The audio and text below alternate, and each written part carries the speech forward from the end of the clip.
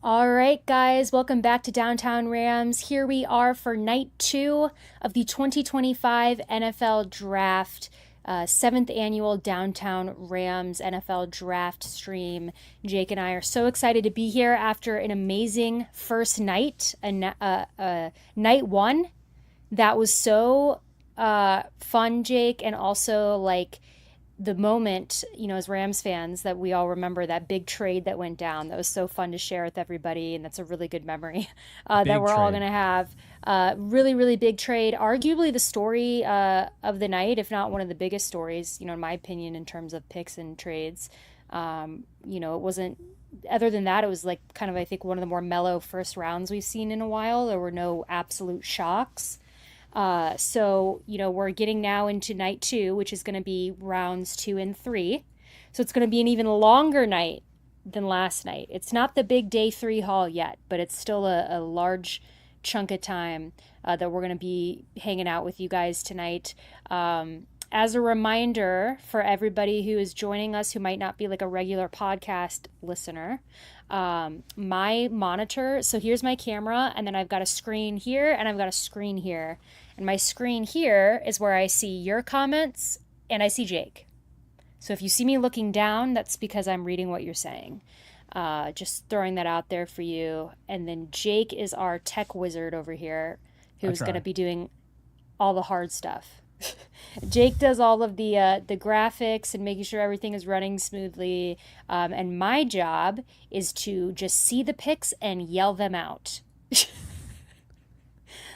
Those are our rules. Would you say that's fair, Jake? A fair description of you're kind of like masterminding the graphics and the audio and the streaming service, and while simultaneously having up all of your notes and your evaluations and everything. Yeah. And have mine up, but am just screaming the picks as they come in, especially on day 3 when it's like you can't get your head on straight.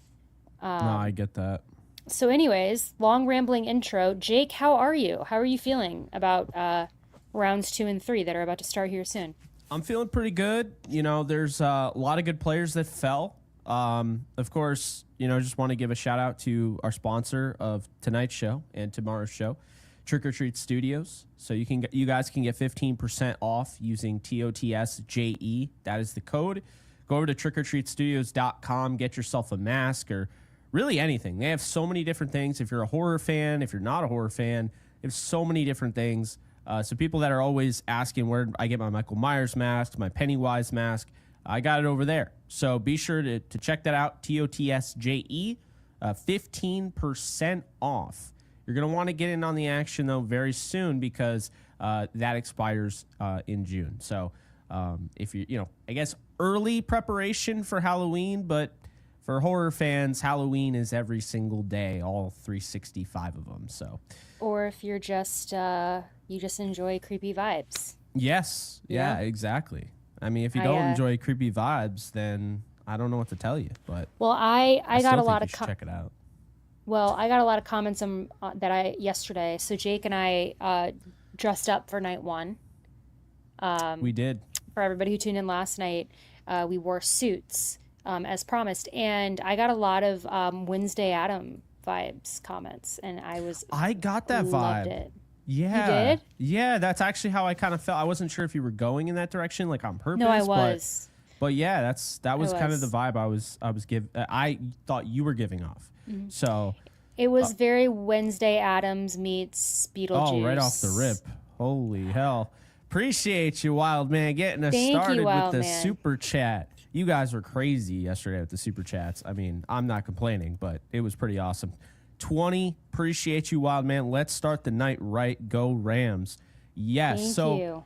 So the Browns pick is in. I believe this is Travion Henderson, and I think the Browns are going to have like the craziest RPO game with him and Jalen Milroe, because I think Milroe will be their next pick. And I think it's soon. Too. It's not back to back, but it's like real soon. I think it's going to be Henderson as well, because I think that there's a bigger risk of him going within the next few picks than Milroe. And the Browns pick like here, and then yeah, like as you said, I think they pick in like 4 or 5 picks. So I think Yeah. they could take Henderson here and then get Jalen Milroe. But also wouldn't be surprised if it's like Luther Burden, because they also I think need another receiver in my opinion. Yeah, I mean Luther Burden's like a running back wide receiver, so I could see either there. For But people in the chat asking me what the new dream is, because my Campbell dream died yesterday. it's Carson Schlesinger. Yeah. All right. I like this for 2 reasons. One, I think he's good enough to be drafted this high. I would not have drafted him this high, but I think he's good enough. He's an absolute baller, tackling machine, really good in coverage. I was really impressed with his tape. But I think he could be utilized like on a different level as a blitzer. So, using him up the gut, I think is really going to help out. He adds some juice to this defense. I like the pick. And then I also like it because, while he's really good in coverage and all that, I also think this is the direction that goes in the Rams' favor, because I don't think the Rams are going to take a linebacker this early. So for me, seeing him go here, well, that pushes down another offensive player to them at 46, which I'll be honest with you, I think that they should probably trade back and, maybe a few spots and try and recoup that 3rd round pick. But it's really interesting, Alexis. Another thing this pick does is there's no quarterback here, so the quarterbacks fall. And if the Rams don't have to take a quarterback in their eyes, that is where you could get more value in a trade up from a team, because now it's like, oh, well, I need to get that quarterback. Quarterbacks are always more valuable. Those trades are always going to be way more valuable. And that is why specifically last night with the Rams, was such a shock to me, and probably a shock to you and so many other people, because it wasn't a quarterback trade. But Schlesinger, I can never say his name correctly, really good football player. It's a good pick. You're muted. The Texans took Jaden Higgins out of Iowa State. And that is the first one. I think that hurts the most of any draft selection today. Because I think the Rams, yes, draft selection so far in the draft. That hurts the Rams so much, in my opinion. I think they absolutely would have taken Jaden Higgins. Well, I also think, a lot of people were saying that they expected an offensive run early in the second. So what this could mean is, now Jaden Higgins is on the board, and he's so good. Or off the board, I mean. And so we could now see a run on, these other receivers like Burden or Royals, Trey Harris. We could start to see a run on receivers. So we'll see now. That was the Giants trade. So Texans were picking in the Giants spot, and they go with Jaden Higgins. I would have thought a quarterback would have been off the board in these first 2 picks before the draft. So how things change, I just got I got texts right now. People are not happy Higgins is gone. So Tennessee's up, then Cleveland, then Vegas.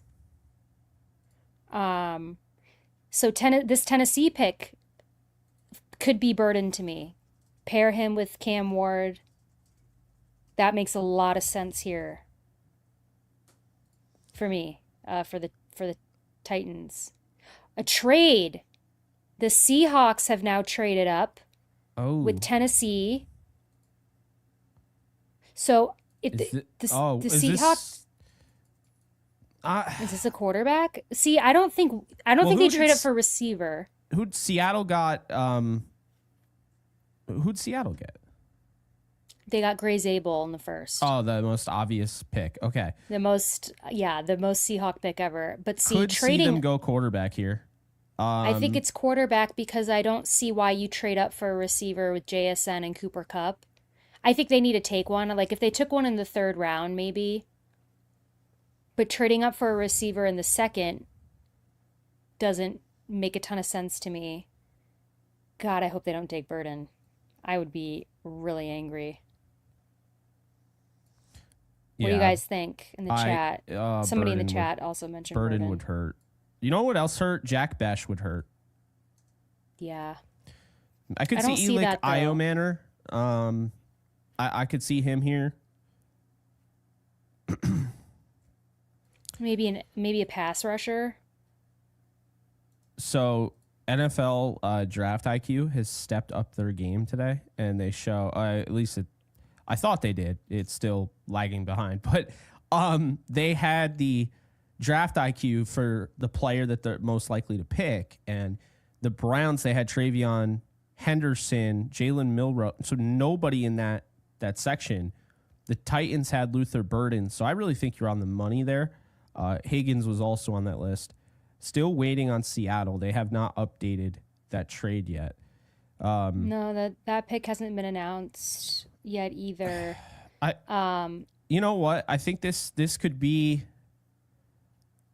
I'm gonna probably say that this is either Mike Green or Donovan Ezeraku. I was thinking Mike Green because I forgot that he was still there, and Yeah. that feels like a Seahawks pick to me. So I think Mike Green makes a lot of sense here. I don't see them trading up again, for a receiver. Oh, it's a Manuori. Is that what people say in the chat? Eamon I mean, Manuori. he's a good player. That bodes well for the Rams. I don't think they would have picked him. I agree. And I know he's a good player, though. Pretty hefty, like Ram-centric coverage, but we also have a pretty hefty Ram-centric audience, so.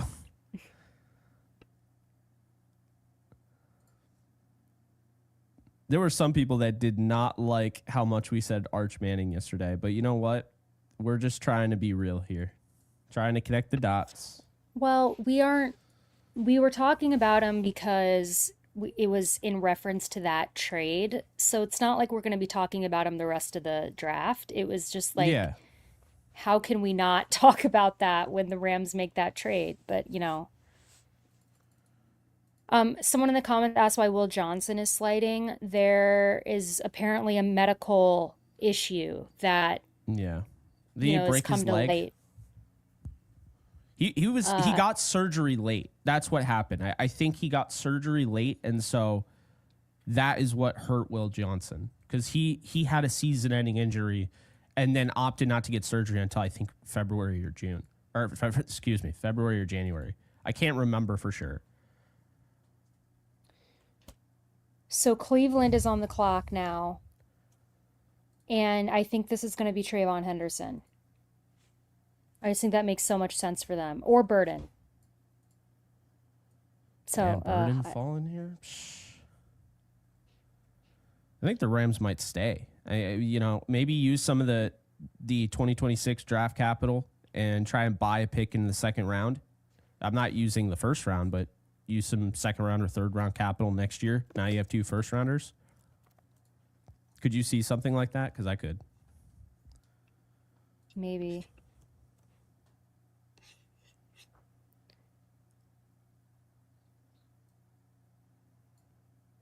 Well, Cleveland's up, guys, as of right now, and I think that it's going to be Henderson. It could be Milroe. It could be Henderson. Well, didn't you say that? So Cleveland has a coach that also coached Milroe, right? Yes, Tommy Rees. That's to me the dot connecting. So somebody. Oh, it's Judkins. He's the offensive coordinator for Cleveland, by the way. By the way, the Browns took Ohio State running back Quinshon Judkins. That hurts. He's a really good player. I would have liked to have just options, I would typically like to see like defenders go here, except for guys like, say, Trey Amos. But that's a really good pick. Judkins kind of has a full-on do-it-all running back build. He's the guy that I really like. I mean, Nick Chubb is still a free agent. No idea if they bring him back or not. But, I think when you look at Judkins, this is a guy that has, pretty decent game-breaking speed, but he's built more than Travion Henderson. It's a different flavor back. Henderson is more of like a home run hitter, can help you in the pass game. Judkins is he's going to try and run through you type deal. The contact balance isn't there with Henderson. He has everything except for contact balance. Judkins has everything. I wouldn't say he's as explosive as Henderson, but yeah. I like the pick. I do. I had both Henderson and Judkins as second round grades. So, I mean, I did kind of assume that Henderson would go before Judkins, but I think they're both going to be very good players.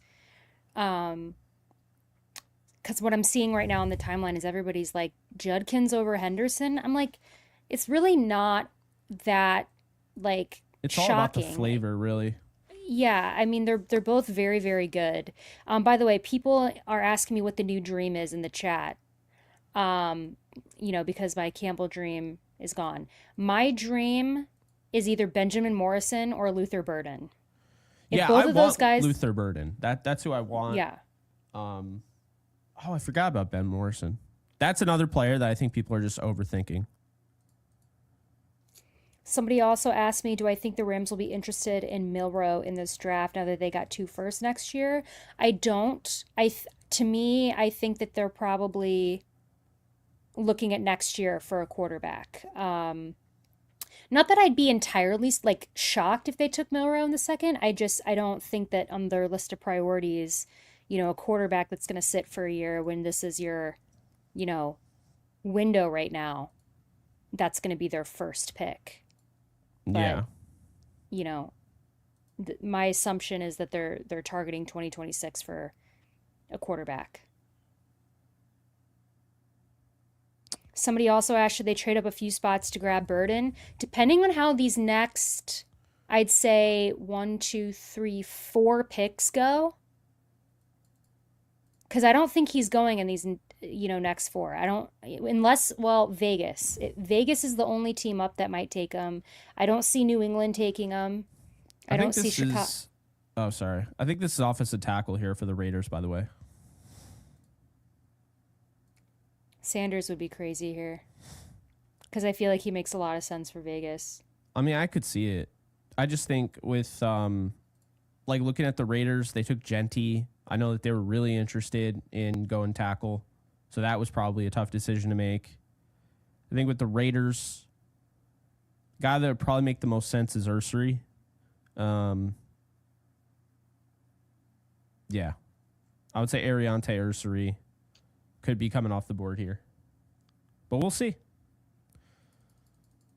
We will see. I mean, they got Genty in the first round. I think that, Vegas is trying to make a splash. And, you get Genty, that certainly does that. You pair Genty with Sanders. Yeah. I mean, that's a show. And I wouldn't be shocked at all. But also getting Burden, adding both Genty and Burden to that offense would be interesting. I'm scrolling to see. I still don't see that Vegas has announced the pick. We got a super chat from Hank Woodmore. Milroe at 46. Thoughts? I wouldn't be against it. I think you could look at it one of two ways. You could look at it either the first way is that there's quarterback is completely off the table next year. And that was entirely to get a quarterback, or that was just because what happened. They just ended up with 2 2026 first-round picks, and they like Milroe enough to take him, and they look at him as the quarterback. And what that does is it allows you to go best player available on both of those picks, or trade up, or trade away Milroe, because quarterbacks are currency at the end of the day. So I wouldn't rule it out. I wouldn't. Yeah. No, give your thoughts real quick. No, I don't see it happening personally because I think that I think it's 2026 is their quarterback goal, and that right now I think spending your first round pick on a guy to sit, or sorry, not first round pick, your first pick of the draft on a guy that's going to have to sit when you're in a Super Bowl window is probably not. I don't think it's the favorite anymore. You know what I mean? I think it's still possible, albeit unlikely. I think, did you see the news that they tried to trade up for Ibuka as well as McMillan? Mm-hmm. There you go. Yeah. So I think that's telling us they want to get a good route runner. That's what they want. They want a good route runner, natural hands, probably rules out Eli Manor. But Luther Burden isn't quite the route runner that they look for. He still is a little raw in that area. I think he's still a lot better than giving credit for. But to me, I think it's Besh or Burden at 46 if they're sticking with wide receiver. I could still see them going Io Manor. He has hand issues catching the football. Really has a lot of drops. But so the Raiders have traded with the Dolphins. So the Dolphins are now Dolphins pick a quarterback here. That'd be hilarious. Could the Dolphins take Sanders? That was my thought too, because Tua has had some health problems. I know the Dolphins are double dipping on Michigan. I think they're going to go with Will Johnson. That's right, because we know that Ramsey is out. So yeah, that could. I would go sense. Amos here personally if I'm going corner. But I think corner makes sense, and to trade up.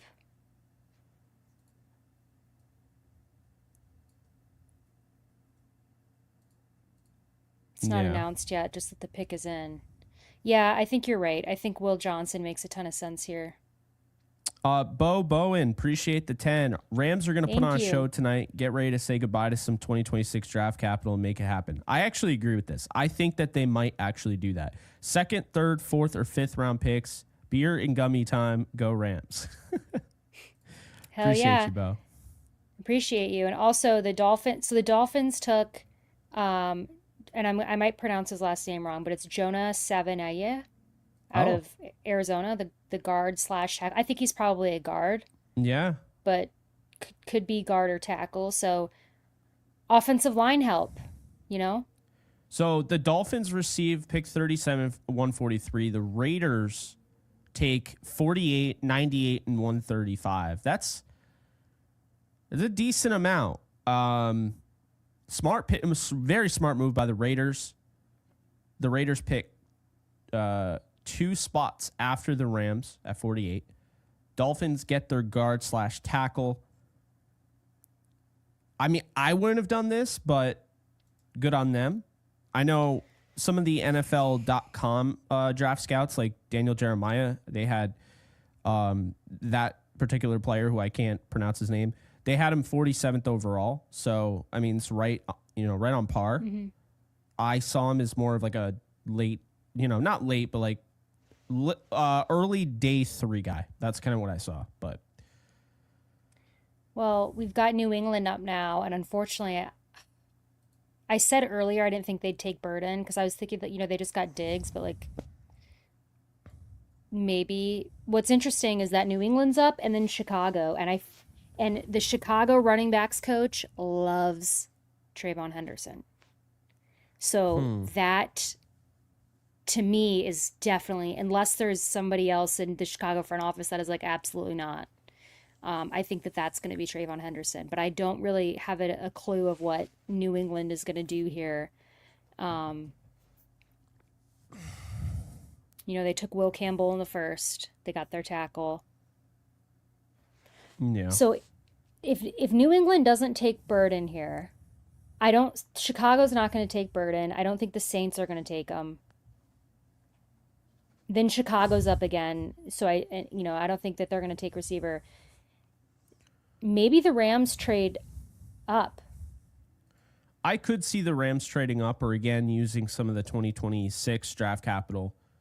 Not first round, but moving up, using maybe a third or second. I could see it.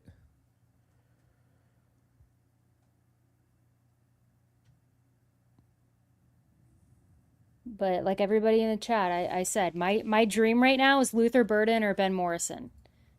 So I would love a choice. I would love for them both to be there for the Rams to pick. And I would love for them to take one. So I don't want either one of those guys to go so that they're available. But, we'll see. I don't know if everyone in the chat wants to drop who they want for the Rams while we're waiting. Also, I wouldn't hate a trade back, if I'm being honest. Depending on how things happen between now and 46. I really don't feel like the board fell poorly at all for the Rams so far. I mean, wouldn't want to see Higgins off the board yet, but aside from that, I don't have any complaints. So in the chat, I see a couple people want Will Johnson. I see Burden, Amos, Henderson, some more Will Johnson. I would be very shocked. Chicago picks after New England, then it's the Saints, then it's Chicago again. One of those picks is definitely going to be Trayvon Henderson. So I really don't foresee that him being available for the Rams. And I don't know how much they like Ramondre Stevenson in New England. Like, that's the thing. I could easily see New England going running back here. Could see them going wide receiver. Burden makes sense there. I could see them going. Yeah, I don't think they'll go corner. Just looking at it, I don't think they'll go corner. I think based on their depth chart.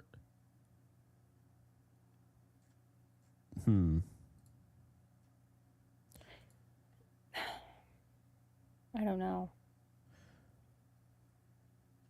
I could see a linebacker here, personally. Feels like something they would do. Thanks, Paul. Let's read some super chats. Let's do it. Christopher loved Brandon's reaction to the Rams-Falcons trade. My new dream is Mason Taylor or Burden. Let's go. Hey, I like both of them, so I would not be against that. Obviously, Burden. But Mason Taylor is somebody I really like. I would prefer Fannin, but if Fannin goes before him, I like Mason Taylor. And Brandon's reaction, for those of you who don't know, the NFC West Roundtable, he's one of my cohorts. He actually covers the Seahawks. Alexis, I don't know if you saw, but I posted the duality of man tweet. Did you see it? I did not. The same time the trade went down, my jaw was dropped and his jaw was dropped, but completely different reasons. Valid. He was not happy about that. It was funny. Craig, thank you for the 20. Appreciate you guys doing this. I'm hoping one of these guys are there. Will Johnson, Trey Amos, or Mason Taylor. Yeah, you're talking about 3 guys there, and there's how many picks until they pick right now? We're looking at 9. So yeah. Your odds are decent that one of them will make it there. Appreciate that. And then Jeff Lacoste is back at it. Burden at number 46. If gone, Besh. I like that. They might not trade out because you're going to get a really good player. This is devastating for Chicago because the Patriots took Trayvon Henderson. See, that's a genius move. And I was just thinking, I like Ramondre Stevenson a lot. I don't know how much the Patriots like him, but Trayvon Henderson is a top 15 player in this draft. And in my opinion, where I have him on my board, he's the 7th overall player in this draft. He is fantastic. Best pass protector in this draft. Maybe the best pass catcher. You know what my comp for him was?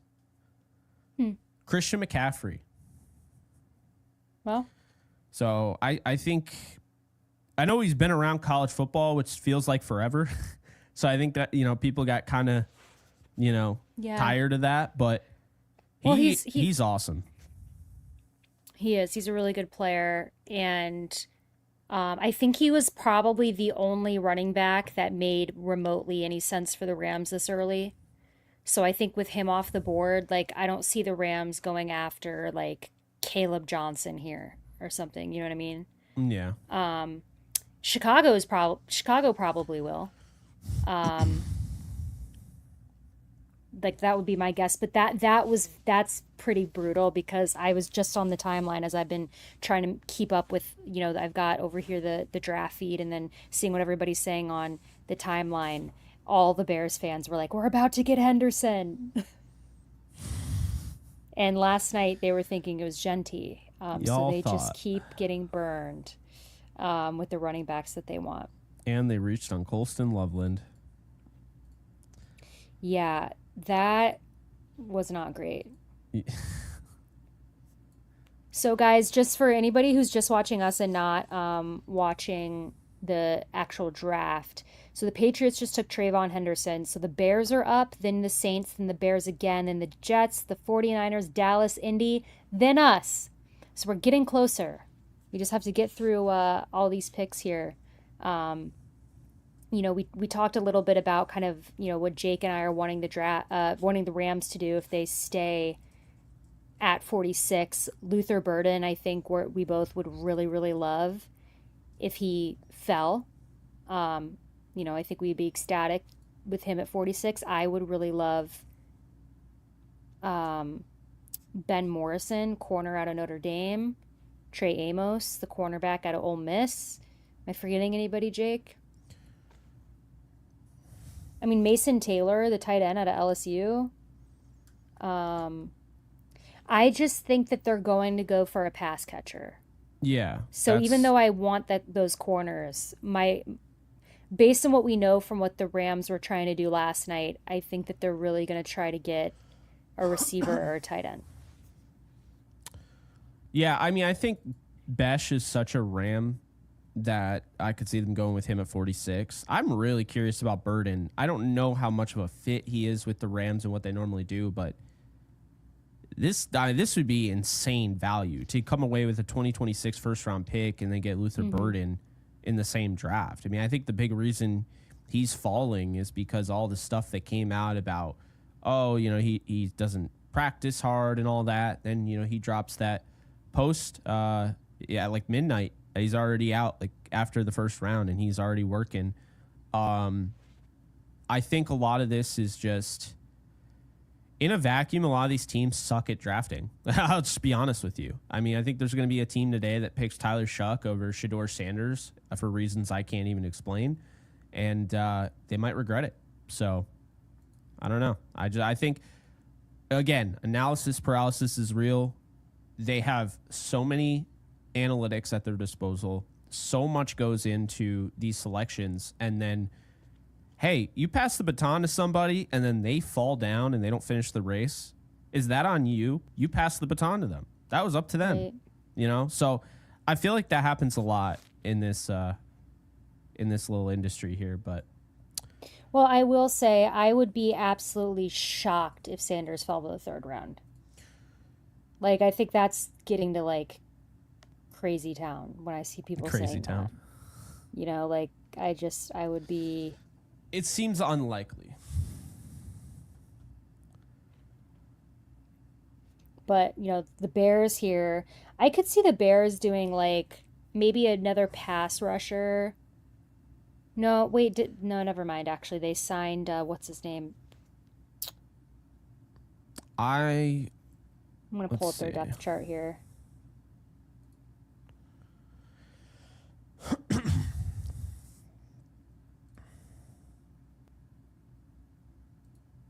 Maybe an interior defensive lineman because I could see running back. I think Caleb Johnson kind of makes sense. I mean, we know that This is pretty early, but they wanted Henderson. We know that. I think it's crazy that the Bears got Burden. Are you kidding me? Sorry, I tried to open X to get the updates. Yep. Crushing. The dream is dead. The Luther Burden dream is dead. Oh my God, the Bears. I just don't know that, like, so here's the thing with that. Like, I guess, are they not bringing Keenan Allen back? Look at the Bears celebrating in their draft room. Like, they should be. They just got Luther Burden this low. Oh, my God. Oh. And it's haunting because he's coming to my city. But not, he's coming to Papa Chicago. Don should be happy about that. Yeah, no, That's I'm happy a better for my pick than the grandpa. first round. I would have taken Luther Burden over Loveland. I think he's a better player. Well, guys, the Luther Burden dream is gone. He is a Chicago Bear. He's joining Rome Odunze and Caleb Williams and DeAndre Swift and Colson Loveland and Cole Kmet. Well. That's annoying. He is, I'll tell you right now, This guy has the highest upside in the entire draft at wide receiver. I understand he's not the generational talent that, Travis Hunter is, but you talk about elite yards after the catch guy, running back like physicality, underrated route runner, like I mentioned. He's really good at improvisation. So I think he fits perfectly with Caleb Williams, who's also just an improviser, right? He is going to redirect himself through traffic and adapt on the fly and open up for a scrambling quarterback. So I think he's got top tier football IQ and effort. He's an explosive playmaker. He's a contested catch guy that just got better and better and better. He's actually a better contested catch guy than the 6'6" Colston Loveland, who they drafted. So that's kind of funny. The ball skills are there. He has a versatile toolbox. I think this is somebody that has great body control. He's an underrated blocker. He can work inside, outside. He should have gone the first round. I think a lot of these teams just totally messed this up and they overdid this. I think the ceiling is DJ Moore and what he is. So getting DJ Moore with DJ Moore is kind of funny. I'm not going to lie. But I think he can be really good, like top 15 wide receiver in the league good. Yeah, they're showing his highlights right now, and I'm just like crushed. Yeah, I mean, the Bears are doing what they didn't do for Justin Fields, and they are basically giving Caleb Williams like every weapon at their disposal. I mean, this is a very good offense. And listen, they are up again in 2 picks. So the Saints are on the clock now. And I'm seeing a lot of chatter, by the way, that the Saints are eyeing Tyler Show. That's how you pronounce it, right? Shuck. Yeah, there's no way. I'm not going to blame you for not knowing that. No, because I listened to it a couple times when I was watching film on him, and then I heard, it's a long story, but Oh, something really weird? I just noticed with our thumbnails. The player on the left, the closest to the title, or like the text on our thumbnail, has both of them now have gone to the Bears. Colston Loveland yesterday, and now Luther Burden. Chicago energy. You're subconsciously willing people to the Chicago Bears. What the hell, man? So wait, who was the other one? Oh, so Trey Amos will go to the Packers then, if we're doing this. Because Matthew Golden went to the... Oh, no. It was Jahdae Barron. Where'd Jahdae Barron go? Broncos. So the Broncos will get Trey Amos. Oh, my God. Please no. So Tyler Shuck, I think, just went to the Saints. No way. Yeah. No. So here's the thing, guys, and people can disagree with me all that they want about the Sanders thing. I wasn't in these drafts. I don't know. Okay. So we have to go off what has been said is that it went very, very poorly in these interviews with him. So and listen, I like Tyler. I think I like him. I actually think the Rams were quite interested in him, not this early. He's a good quarterback. But, this Sanders thing is going beyond talent. And I am not here to say that it's valid or that it's not valid. Just going off of what's been said, it was people in the NFL really had an issue with some attitude stuff.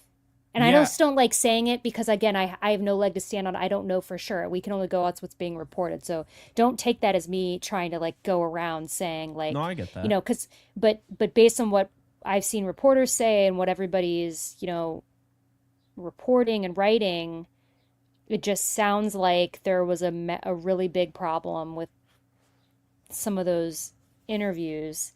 And the fact that we're now seeing another quarterback go before him kind of, I mean, I get it, right? I understand why you wouldn't take him and maybe go in a different direction at another position, but I think this is a horrendous pick. I'd probably say it's the worst pick in the entire draft. I don't think Tyler Shuck is a bad player, but you're getting a guy with injury history, alarming durability concerns. I mean, in my scouting report here, he missed 20-plus games from 2020 to 2023. Collarbone, shoulder, fibula. He's going to be 25 as a rookie. I really don't like the decision making. Everyone's talking about how, he's the most NFL ready. I mean, to me, he's Mason Rudolph right now, and his ceiling is Jake Locker. Make of that what you will. I don't see this. I mean, yeah, he can throw different arm angles, and he had one play that looked kind of like Matthew Stafford, but and honestly, let me be real here. Like, not trying to knock the guy. Like, good for him that he got drafted, but I'm talking about the Saints. I think this is a bad move by the Saints. I think this is a stupid move. I really believe that, and I just think when it's all said and done, Shador Sanders is gonna make the Saints look ridiculous with this pick, because to me, this is an older player, and we've seen how this goes, but he's got the durability issues, and I do think the durability issues are just way too concerning. Way too concerning. I get he has he's got a strong arm, all that. I get he also has to play right away. So if the Saints are going to start him right away, okay. But he's already 25, Alexis. And again, like, I understand going through the whole thing, like, Sanders, he has some attitude concerns, all that. And you have to vet these guys before you ultimately make a decision. But I'm more concerned about the durability concerns of Tyler Shuck. And the NFL, I don't know. It is what it is. But I'm not a fan of this. It's good for the Rams, though. They were not going to take him, and it gets another team to. Oh, so the Bills just traded up. Yeah, with Chicago. And if the Bills hadn't traded with Chicago, my assumption was Chicago probably would have taken like the only running back that I have left with a second round grade is Caleb Johnson. So that probably would have been who I think the Bears would have taken, but they probably, since they just traded it, might not be interested in him. We know they wanted Henderson. So now the Bills trade up. Jake, who do you think this will be? Because we know they've had some drama with James Cook. Do they now go out and take a running back?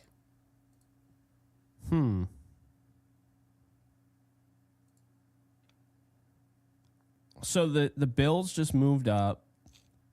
Who 41. Could this be? That's a really good question.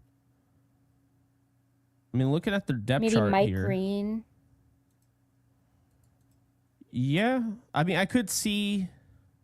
You think they maybe take a corner? They just took one.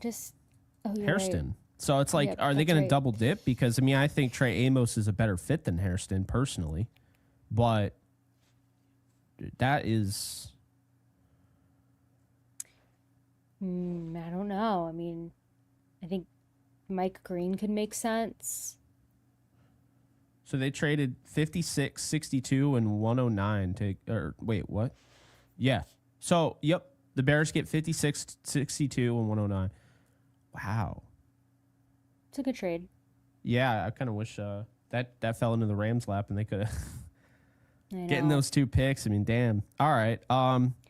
Well, the Rams are up in 1, 2, 3, 4, 5, 6 picks. Maybe they take like Xavier Watts.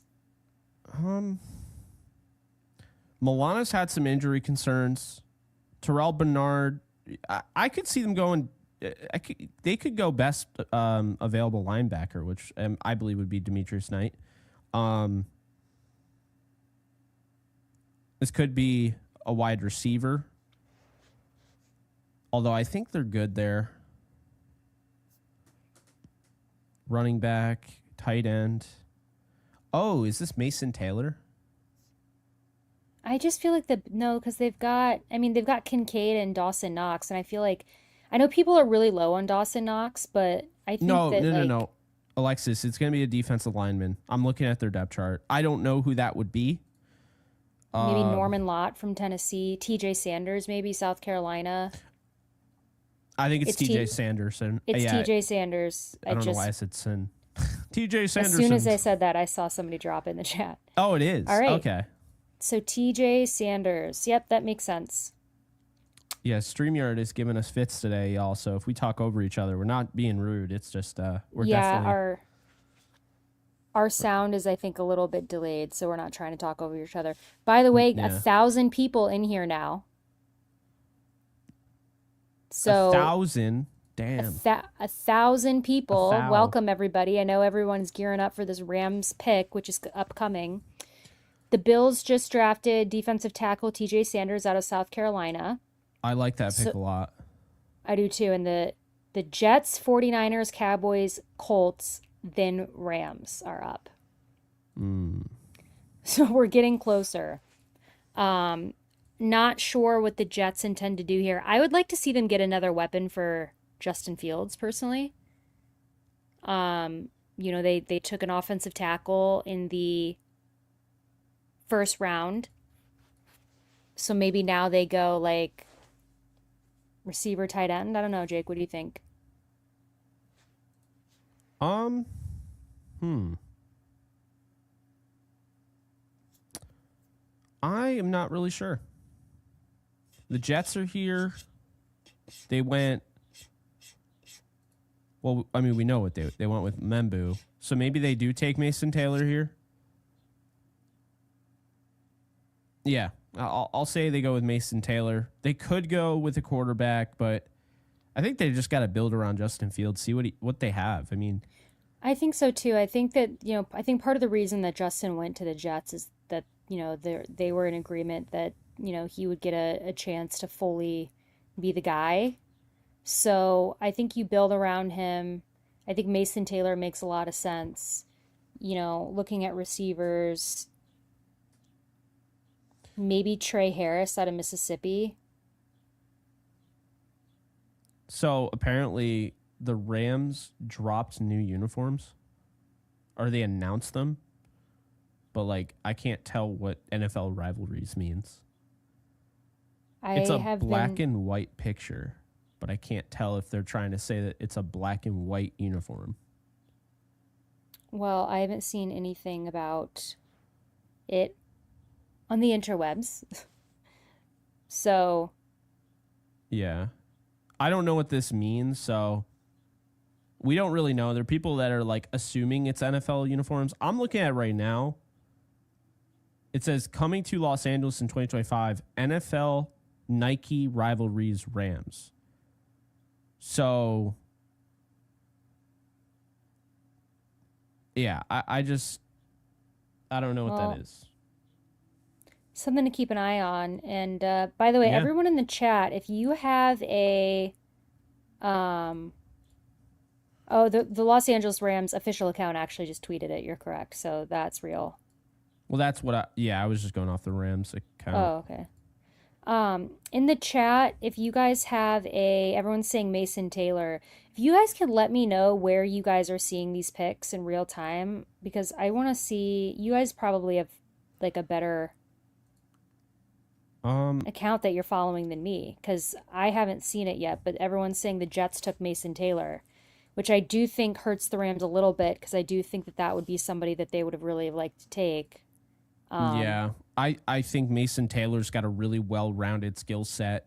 It makes sense because they drafted Ruckert, but that was the previous regime, so it's not like this new regime actually cares about Jeremy Ruckert in that way. He would be the starter. Then they have Stone Smart. Then they have Zach Kuntz, Neil Johnson. So this is kind of a no-brainer for the Jets. I like this move. This is why, by the way, Jets get an A+ from me on both picks. This is why yeah. you don't fall for essentially like this reach on a tight end. Because make no mistake about it, if they took Tyler Warren, like everyone was saying, at 7, that would have been a reach. And now they come away with 2 really good players. One that was obviously going to go top 15 in Membu, but the other one in Mason Taylor that was rumored to potentially go even as early as the the end of the first round. So good on the Jets. This is a different organization, Good you can pick. tell. Yeah. Good pick by the Jets. So that means the 49ers are up, Jake. Oh man, if they went Shador Sanders here. I don't think so. I think that they're I pretty think it would be committed to bad for the Purdy. Rams. I think it'd be the best thing they could do. Trade away Purdy, get Shador Sanders on a rookie deal. But I don't think they'll do that. No, I think this is going to be either Will Johnson or Trey Amos, and I'm not going to like it. I think so too, because I thought that they were going to go corner in the first round. They Unfortunately, could it go might tackle. Yeah. be. We'll Yeah, but see. who? Let's look at who's there Ursary though. will be.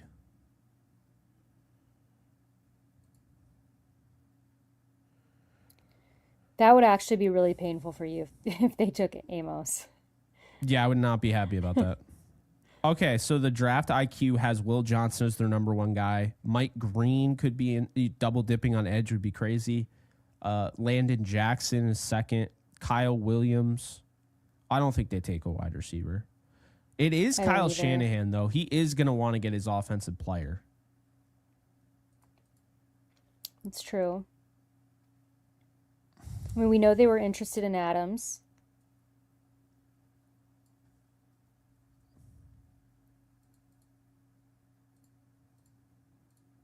I don't know. I think that we're correct. I do think that they're going to go corner. I don't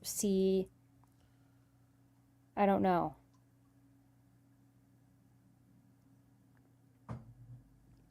I did see some of the names that people were dropping to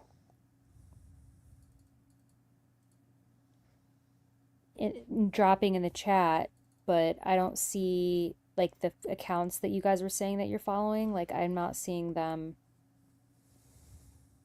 announce anything before I see them. So, yeah, to echo Ryan's question, who are you guys following on releasing the picks?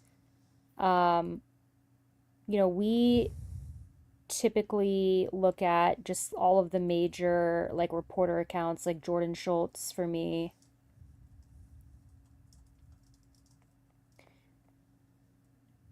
Also, the 49ers took Johnson. Is that legit, guys? Also, Smooth Operator, Ari is another one that I'm looking at. We got 1,100 people in here right now, guys, as the Rams are slowly but surely approaching 46. So the 49ers are up. I think that they're going to go corner. Dallas, I generally have no idea because, like, they just seem to always do the opposite of what I say they're going to do. Man, the Rams pick is not far off at this point. And guys, I have not seen any legitimate report on who the 49ers took, so I cannot confirm or deny anything. I feel like Will Johnson makes a ton of sense for them, though, Jake. I really do. And for your sake, I hope they take Johnson. Yeah, look, Johnson, the issues with the injury freaked me out. I did not like his tackling effort at all. So I had him as a late second, but I'm not as high on him as everyone else. I don't find this to be a steal. I think he'd be going where he probably should. So if they get him here, well, we'll see. The 49ers are either taking a long time or it's a very long time for it to get reported because I don't see anything still about people are asking me to update my top 5 because, like, everybody's gone now. It's not fair. Yeah, I guess I'll do that. I mean, my dream for the Rams guys right now, because it was Burden or Benjamin Morrison. Burden's gone, so I'm right in the Benjamin Morrison dream for the Rams at 46. Although I don't think, I think they're targeting a pass catcher, so or I could genuinely see them trading back. So the pick is in for the 49ers. It appears that the draft and all the reporters are now in sync. So the hammer came down. It always does. Eventually the hammer comes down and they like nip that in the bud, but Down comes the guillotine. Jalen Noel. I think Jalen Noel is also another one to keep an eye on. the 49ers took Alfred Collins, By all defensive means. tackle out of Texas. I'm Now, okay with that. ID89, where are you getting your info? Because you've been very accurate. He Well, always so the is. 49ers are beefing up the trenches, it appears. They've seen the Rams. I like Alfred Collins, though. This is where I think this is a very fair spot for him to go. Benjamin Morrison has officially entered the short list for me. Please, Rams. Honorable Let's mention. do it. I'm going to say my honorable mention is going to go to edge defender Donovan Ezeraku. I like him a lot. I just don't want the Rams to take edge this high. It would be like a best player available type, and you'd probably trade down. But if he's there, like he should have gone first round. He's really good. Dallas's pick is in, and it would be such a Jerry Jones thing, I feel like, to just go ahead and take Sanders. I don't know if that's like crazy delusional of me, but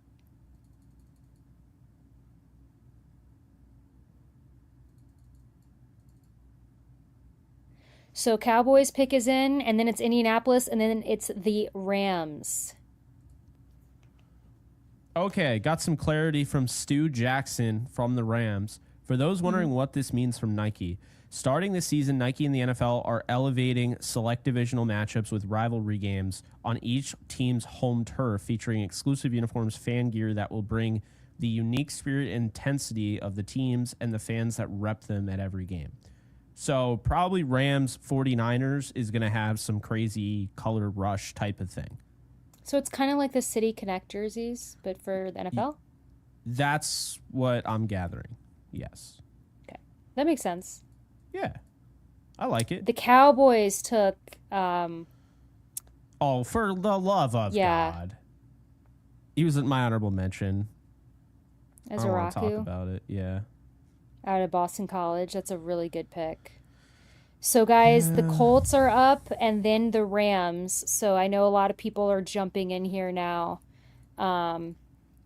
as we await this Rams pick. I mean, my dream, the guy that's left for me of all the guys that I wanted the Rams to take at this pick, would be Benjamin Morrison, the cornerback out of Notre Dame. I'd be happy with Trey Amos, the cornerback out of Mississippi as well. I don't know how I'd feel about Will Johnson. I think the injury concern is very real for me. Mm-hmm. You know, I think, I don't know. I also will say, based on what we know the Rams have been trying to do this draft so far, I think they're probably targeting a pass catcher. So even though I'm saying that's who I want, I think realistically, Jake, I mean, I don't know what your thoughts are, but looking at the board, like maybe a Jalen Noel out of Iowa State, Well, that's Jack what I was Besh out of thinking. TCU. Yeah. Honorable mention's going to go to Kyle Williams. So that's what I'm going to do there. Elijah Ario out of Miami, tight end. That might be fun. He can't block, though. That's my issue. I also just think that they would go receiver before tight end here now that Mason Taylor is gone. I also, for everybody in the chat, I do not think that the Rams will be taking Sanders at 46. Because I think if they were going to take anybody, they'd take Milroe. They actually did work on Milroe, like they did the top 30 visit. Now, I want to point something out. You remember, it was like 2-3 years ago or whatever, they said, and we thought Cole Strange would be there at 101 or whatever. So they've done this before, you know, and they might have done that with Milroe, where they look at him as like a cool, if he's there in the 4th round or 3rd round, and maybe we just, you know, and I think that with other players. So we'll see. I mean, I don't think we saw, what was it, Tyler Booker went 12 yesterday? It just, wow. Yeah, that was kind of crazy to me. nothing could have prepared us for that. Like, I mean, I had a first round. I thought he was a first round pick, but Yeah. that just 12. Like, all right. But that's such a Cowboys thing to do, though. Like, They just wanted Tyler that bad, I guess. But my thing Right. is, you couldn't have traded down and gotten Tyler Booker. Like, I Well, feel right. like you could have. I know. That's why I'm like, that's a waste. Because obviously, again, not the player, but yeah, I don't know. So ID89 is saying TJ, and I don't know how to pronounce. Bushmanzada. No. Out of Ohio State, the pass rusher. Oh, okay. Tuamaleo, right? I get Yeah. that wrong. all the Where'd he time. go? To Indy, right? Yeah, I wasn't high on him, so that's cool for me. I had him as my last edge defender. Did you have him or did you have Jack Sawyer higher? Ooh, that's like splitting hairs. I didn't like either of them. I thought that they were pretty close. I had like- Jack Sawyer higher. Yeah. JT, I had a 5th round grade on, and Jack Sawyer had a 4th round grade. Well, guys, the Rams are up. Rams are up.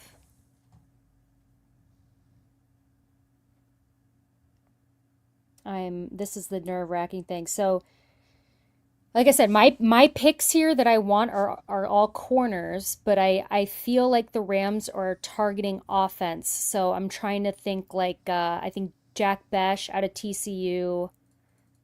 So the Rams are now on the clock? Correct. Yeah. Okay. And Jalen Noel out of Iowa State. Yeah. I'll tell you right now, if they stay, I think this pick is Jack Besh. I think he is the Cooper Kupp replacement on this team. I heard that they really liked him. I think this is Jack Besh. But I could see them trading down. That is a very, very much Rams pick. So if they go receiver, I think it's him. I mean, I would like to see them go corner based on who's there, but I also could see them trading down. I don't know.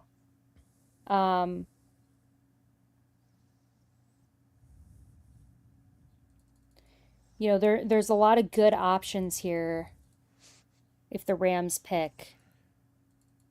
I mean, But I stick by my top 5, Alexis. Jack Besh, Trey Amos, Harold Fan Jr., Jalen Knoll, Benjamin Morrison, Ariane Taylor-Suri, as honorable mention.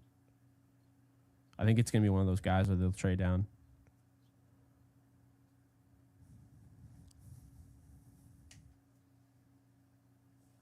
I kind of am thinking that, I don't know, the Rams just tweeted that they're on the clock. They are on the clock. Kind of makes me feel like they won't trade back. We shall see. I don't know, guys.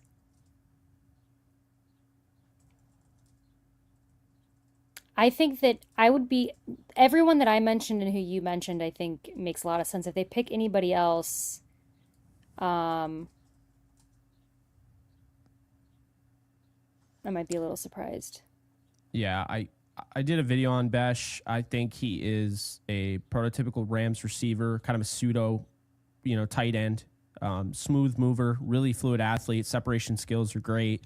Yak ability, blocker, can go up and high point the football. I could also see Io Manor, by the way, even though I do have issues with some drops with his, but really smart, conscientious football player, inside-outside versatility. I think with Besh, you're getting like a Juju Smith-Schuster type. And I think if they go this direction, this just feels like a Rams pick, but also... So it's in. It's in. The Rams took tight end Terrence Ferguson out of Oregon. Okay. Yeah. I would rather trade it down.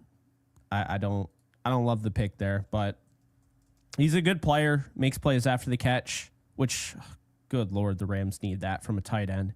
If you're throwing a bootleg to a tight end, it's not just for show. Like, I don't want you getting 2 yards out of it. I think like with Ferguson, I feel like this is a bit of a reach, and I think they could have traded down, but they clearly like the player a lot. But yeah, I think I don't know. I really don't love this pick, if I'm being honest. What are your thoughts, Alexis? I think this is early for him. This I is think it's very early. I think it's very early. I had him as like a late third, early fourth round pick. Um, and if and you know, I was wanting a tight end in that range, but I was wanting Mitchell Evans. I thought made more sense and is a better prospect in my opinion. Mm-hmm. Um, pulling up some notes. I'm gonna go pull up some notes on Terrence Ferguson. Player comp. So I think it's fair to say he's probably like a slot receiving tight end. Which I think that was Um, the direction that they were looking in. So I think yeah, that makes so sense. the fit kind of makes sense. I think, he's got good size. I think that he's a relatively good route runner. Mm-hmm. Um, he's got good hands, and I think, in the red zone, I think he's fairly efficient. So, it's not that it's that it's like a total like this makes zero sense. I mean, I think positionally this makes a lot of sense. I just think Yeah. if this was your guy, I think you could have waited till much later probably to take him. And I think based on all the other tight ends available, I mean Elijah Ario, um, I love, Mitchell Evans, I love Harold Fannin Jr. I would have, taken. One thing I Um, will say, by the way, with Terrence Ferguson is he is a crazy good athlete. I think you do have a starter here. So I want to make that very clear. I don't love the pick based on who I would have gone with. My shadow selection would have been Jack Besh. But yeah. what I will say is this guy, I had a third round grade on. So it's not like it's early, but it's not like the worst thing ever. And this is somebody that was pretty much the most athletic tight end at the combine. He actually had a 39-inch vertical jump. He had a 1.55 10-yard split, a 4.63 40-yard dash. So there are some things to like here. It's not just the measurables, Alexis. I mean, you are getting somebody. I know they did a lot of work on Bo Nix, so I'm sure that this is a guy that caught their eye last year. But, this is a guy that really steps up in the clutch. He made some big time plays. He's a smart route runner, can manipulate coverage, does a nice job with the route pacing, really good after the catch. He's versatile. You could use him as an H-back. You could use him as a slot. You can flex him out wide. I just feel like the way they'll probably use him is they'll keep Higbee in line and they'll probably just kind of rotate him between maybe getting him involved as an H-back, using him as a flex, using him in the slot, maybe putting him out wide. I think he's got a pretty big catch radius. He's going to help a red zone team that was 22nd in red zone efficiency last year. Really good receiver, though. So the issue with him, you don't see the quick twitch maybe of some of the other tight ends. The blocking technique has to be better. He is not the best blocker. From a route running perspective, there are some nuanced things that he needs to work on. The route tree isn't fully developed, but I think this is a good player. Is he going to be a guy that goes up and high points the football and be a contested catch guy? No, I think he's in a similar vein as, he's a lot, he's maybe not considered as good as him, but he's in a similar vein to Colston Loveland, a guy who, he's big and he's athletic, but he's not a guy that's going to go up and win that 50-50 ball. He's more of a tight end that's going to win, creating space and creating separation. And, I think with Matthew Stafford's improvisational ability, it makes sense. It does. So I give this pick a B. I would have gone with Harold Fannin Jr. at tight end over him. But again, this is their guy. And so while initially, kind of a disappointment, in that I had a different player in mind and you had a different player in mind, I owe it to everybody watching to give some actual analysis. And, hopefully I did that for you. Yeah, and real quick, I have more on that, but the Cardinals took Will Johnson with the next pick, by the Gotcha. way.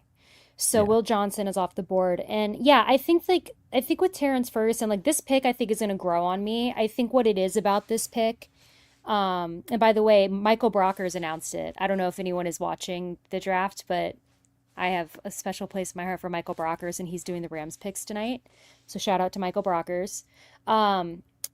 Is this I think what Jake said is correct. This was clearly a guy that the Rams really wanted. This is early for him, but if this is your guy, and listen, I think that the Rams also, we know that they really like Mason Taylor, and Mason Taylor went early, so you know you're not going to get him. So I think the Rams then made a choice and said, you know what, we're going to go get the other tight end that we really like, regardless if we're taking him higher, than he's projected or not. I think that he would have been there later, but it doesn't, I don't think it matters to a team if it's a guy that they really, really like. And something about Terrence Ferguson is the athletic ability is just so like insane with him that all of this other stuff that I think that, he's really raw on, and maybe the blocking, kind of like you mentioned, and maybe some route running stuff, he can work on that.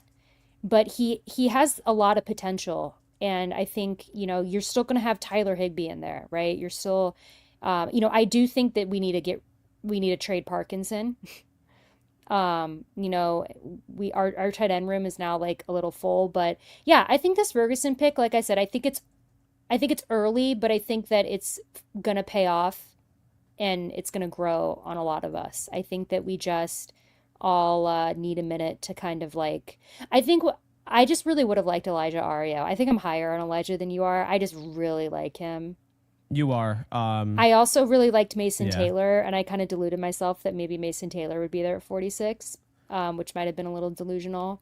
I had Harold Um, Fan Jr. as my second tight end, Arroyo as my sixth, Gunnar Helm as my fifth, and I had Terrence Ferguson as my eighth tight end, Mitchell Evans at 9. So, yeah, I mean, like personally for me, when I came, but then again, they do so much work as well. And I think the big thing here is, and this is actually the point I'll make before I end this clip, because I know I actually remembered to record this. Um, wow. I know, right? We're stepping up, and the audio's working, unlike last time. The A big dream. thing here, the big takeaway I want you guys to remember, and we're going to read super chats and all that soon, but the big thing I want you to remember here is that back when the Rams were in St. Louis, I'm not talking about the Gray Show on turf, I'm talking about the Sosar Rams. These type of picks would not pan out. They would not. But I trust this organization. So while I have a guy that I prefer more, the margin for error I don't think is as slim. See, I felt like the Rams in the Sosar era had to draft really good football players that would transcend a system that they were in.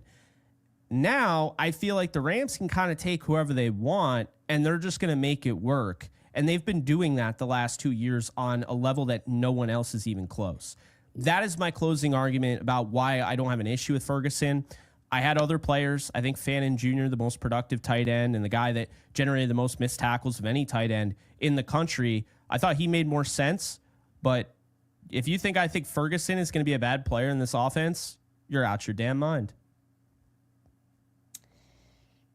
Yeah, I think, and by the way, Houston just traded up. So I'm sorry I kind of fell behind on like all the picks coming in, and the chat reminded me about Will Johnson. Um, because I know that we're also reading picks for a lot of people watching, but yeah, listen, I think at the end of the day, I'm seeing a lot of the same thing from other Rams content creators and other people, on the timeline is that, I think he was a third, fourth round grade for a lot of people. So obviously going in the second, I think might take a minute for people to kind of process, but this appears to be, the Rams guy, and the other tight ends that we know that the Rams were eyeing this draft are gone.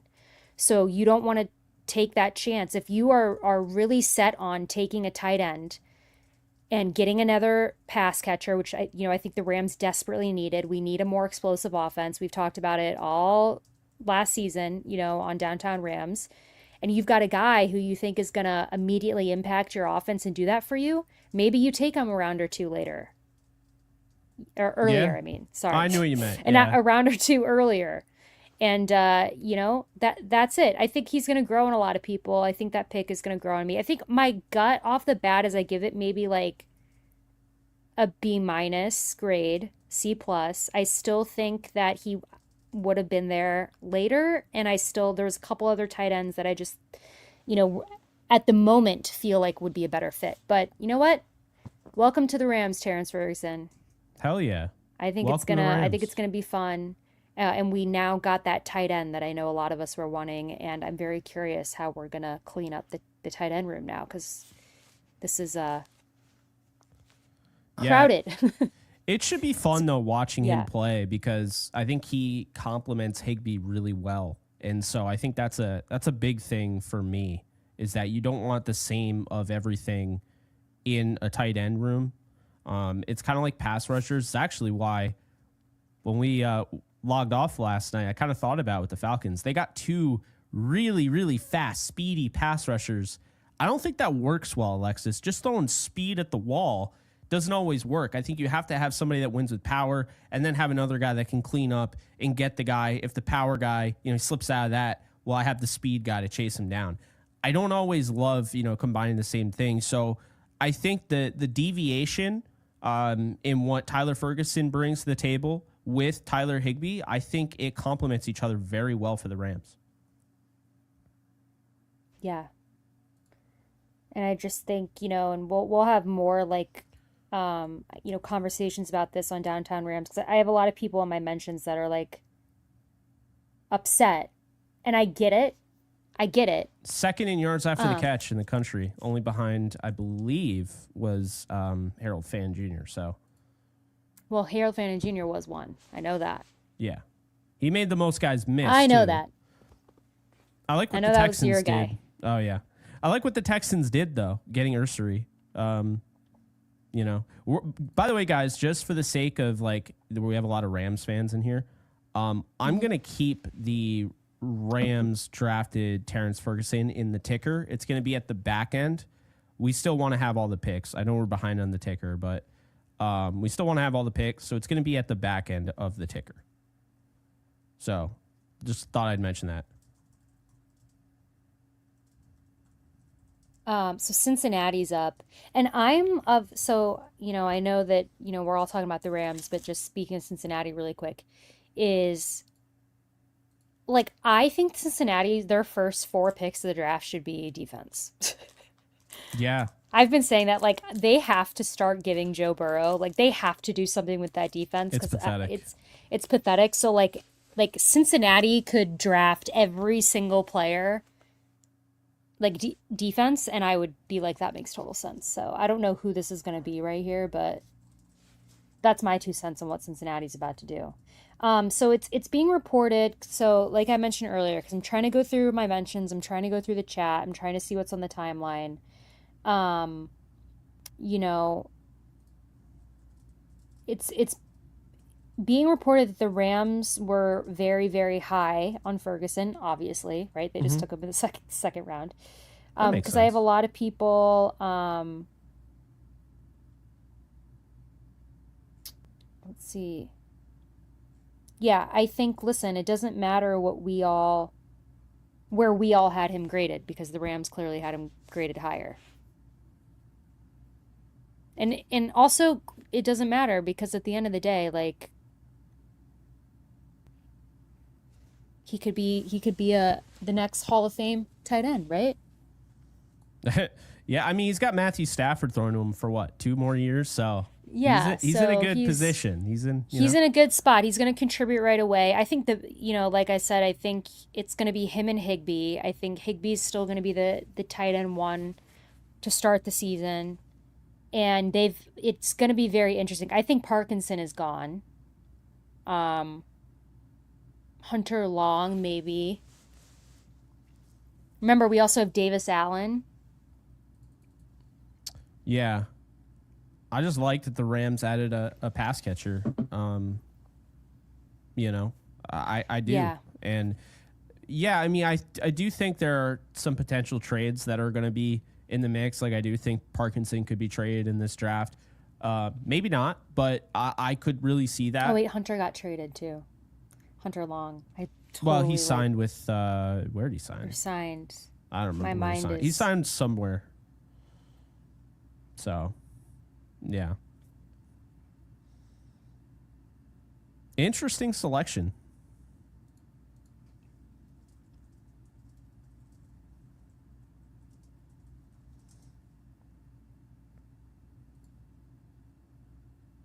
I'll tell you right now, I think that pretty much balances. I would rather have Ferguson at 46 than pick Loveland at 10. You really didn't like Loveland. I liked him. I just thought that was way too early. I did too. I get That what the was Bears were trying to crazy. do, but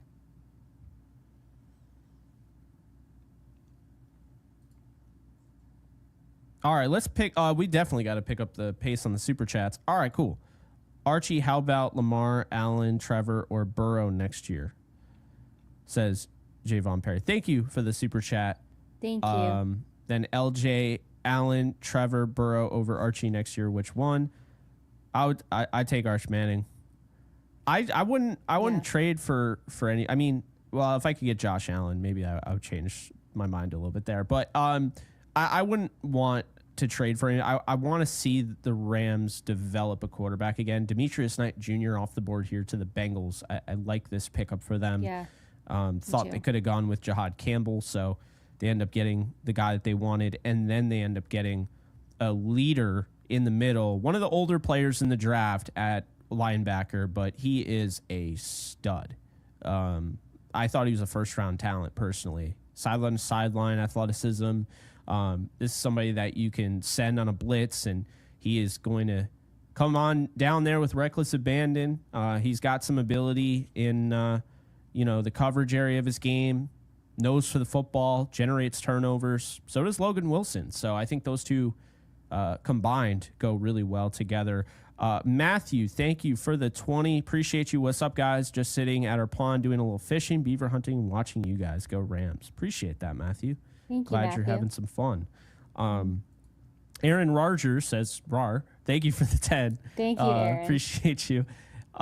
Dream Child, thank you for the 2. Excited to join. What do you think our needs are? Well, now tight end is beyond taken care of. I don't want to hear another soul say they need another tight end. Yeah. Please, that would be Matrix. That would be Twilight Zone. Yeah, I think they're done with pass catchers for the time being. I think right now, as far as needs, I don't think they have too many. You look at cornerback, there's going to be a lot of guys that are hitting free agency after the season, or at least, expected to. So I think cornerback here, I could see tackle to take over for Rob Havenstein. I think those are the 2 biggest ones. You look at linebacker, of course, but we know they don't love linebackers. They don't love drafting them. So those would be my 3. I still wouldn't rule out a wide receiver, but I think they'll go day 3 on wide receiver. Could be wrong. They could just keep adding more weapons for Stafford. I wouldn't be against it, but I could see that. AZZA, thank you for the 3. Did Blaine Grisak do his Sneed snacks this year? He did. Yes. It's on turfshowtimes.com.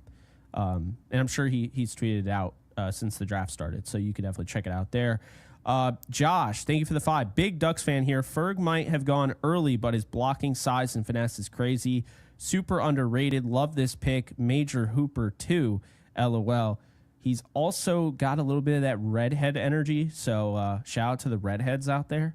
I don't know if you knew that, but love that. ID89, thank you for the 46. Thank you, ID89. Of course, for the number 46 pick.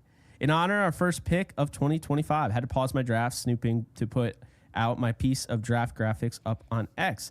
I'm glad to get a tight end. Need to look at Terrence, but man, Besh. Yeah. I love Besh. I really do.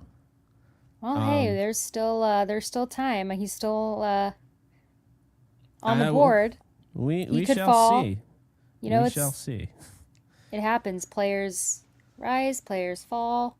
There's another one. Wanted Besh, Jeff Lacoste. Appreciate the 2. I don't hate the pick. I gave it a B. Like I said, I had other guys that I wanted, but I like the player. And I think we said it best yesterday, Alexis. The pick itself is a B, but now that I know that Terrence Ferguson is in this offense, I'm just looking at the Rams got better today, and that's a good thing. And by the way, the Seahawks, it looks like they picked Ario. Yeah, that sucks for you. I wasn't as high on him. He can't really block, and he's not great after the catch for whatever reason. Seam buster threat. I think there's a lot of similarities with him and Noah Fant, so I think that's kind of funny. But cool. Katrick, thank you for the 10. We appreciate you. We finished all our super chats. There were 10 of them. You guys are excellent as always. Yes, thank you, guys. Thank you so much for those. It's really, really kind. We appreciate it. Of course. And they're still really good. And I agreed with, I don't know if you saw their presser last night. Sean McVay said there's a lot of really good football players.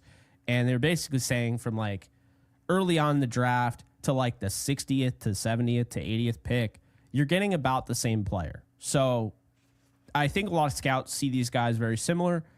And we tend to have a little bit more of an, affiliation to certain players and what, but yeah, I agree. There's plenty of players left. And also there was a trade. Denver just traded up with Carolina like 1, 2, 3, 4, 5, 6 spots. Oh my God. If they get Amos, that I am never making a freaking graphic ever again. Bears and Broncos get both. Can you imagine that?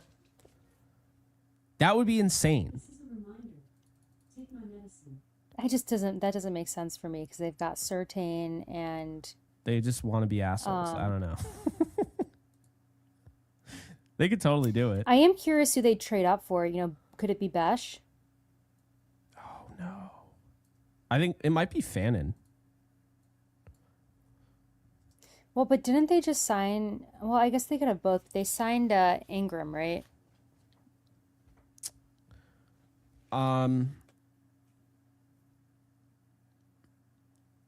They did. Evan Ingram, yeah. So I don't know if it'd be tight end. Well, I can't say that though because I also kind of thought Loveland might go to them in the first. This is honestly hilarious. Quinshawn Judkins wasn't in the room when they called, so his mom answered the phone.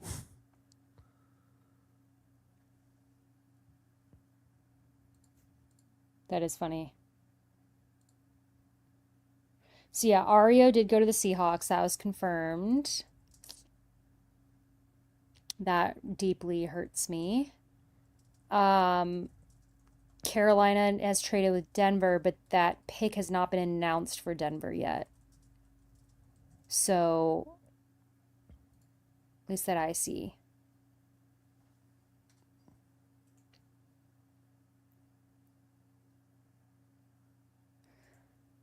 Well, guys, how we feeling?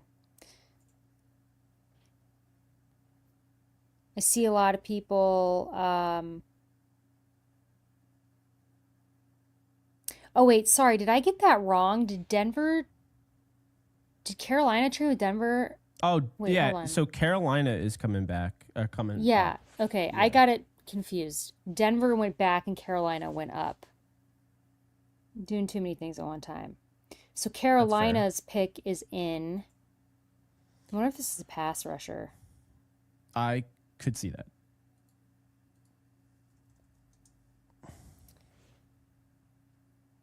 It's Nick Scourton. Oh, Nick Scourton. Good player. Scourton. Young. One of the youngest Texas players A&M. in this league, in this draft. And yeah, he's built more like a defensive end, like a 4-3 defensive end. They had him playing pretty big, as far as the weight is concerned. But I like the player. And as far as Carolina goes, I think it does make sense. They trade up for a guy that probably could have gone in the first round, if I'm being honest with you. And I think when you look, Jadeveon Clowney's old, right? So you might not have him very long. Then you got DJ Wonham, Patrick Jones, the second who they added, and DJ Johnson, a third rounder from 2023. But they needed some edge help, and I think they definitely got that in scoring. They'll probably, Alexis, want him to play with some weight, but I wouldn't expect him to play like 280. I'd probably say around 265 to 270. 265. But yeah. Sorry, I'm responding to some people on X. People are just giving it to me. So Tennessee, Tampa Bay, Green Bay, Chargers. That's what we've got coming up. Sanders still on the board. I think probably that's the story right now. I have no idea. I think Tennessee should go ahead and get a weapon for Cam Ward. Tampa Bay, they've already addressed receiver. They took Ibuka in the first.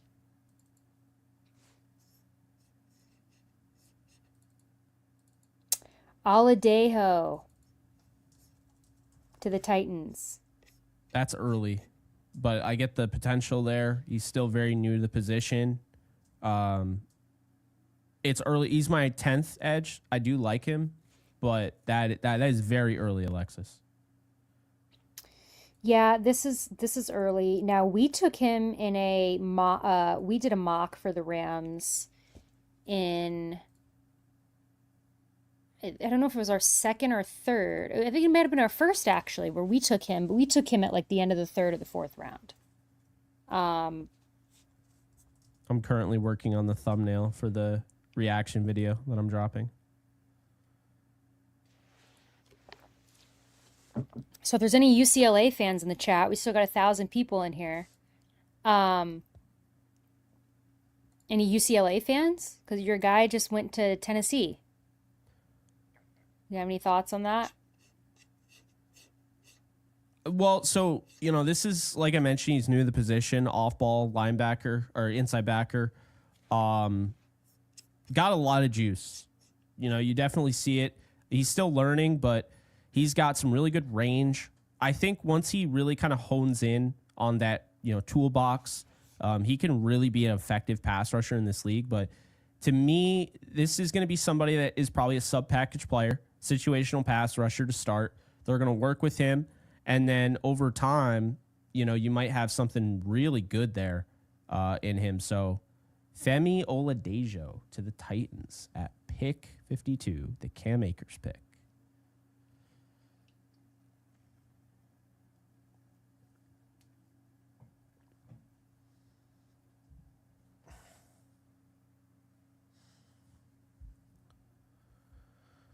So Tampa Bay is up next. And yeah, I see a lot of UCLA fans in the chat. Mark's daughter graduated from there. Some USC fans. We got 2. We got Noah Coops. Thank you for the 5. Hey, guys, watching since 2020. Never forget your reaction to Tutu Atwell being picked in 21. Hard to match that. Yeah. I love Tutu as well. But, yeah, I couldn't believe it. I was blown away. SoCal, thank you for the 2. Pick at 46 was a hard reach, but no one is left. Well, I would say no one is left. Well, I think if that was that's my thing is if Ferguson was one of the Rams guys, like Mason Taylor, right? And they see Mason Taylor go, I think it's justifiable for them to make that, reach. I just, my thing was that I think he would have been available later, but what do I know? Right? It's obviously all speculation. We don't know. But I really liked Ario, and I really thought picking up Mitchell Evans in like the third or like the fourth would have been a great value pick. So it does hurt me that then next the Seahawks took Ario. That kind of stung a little bit, but it's all right. I'll get over it. I wanted to like him more. I definitely see him as like a deep threat, seam buster over the middle, but yeah, I wasn't as high on him as some other people were. Wait, did Morrison just go to the Bucs? Is that confirmed? Guys, don't hurt me.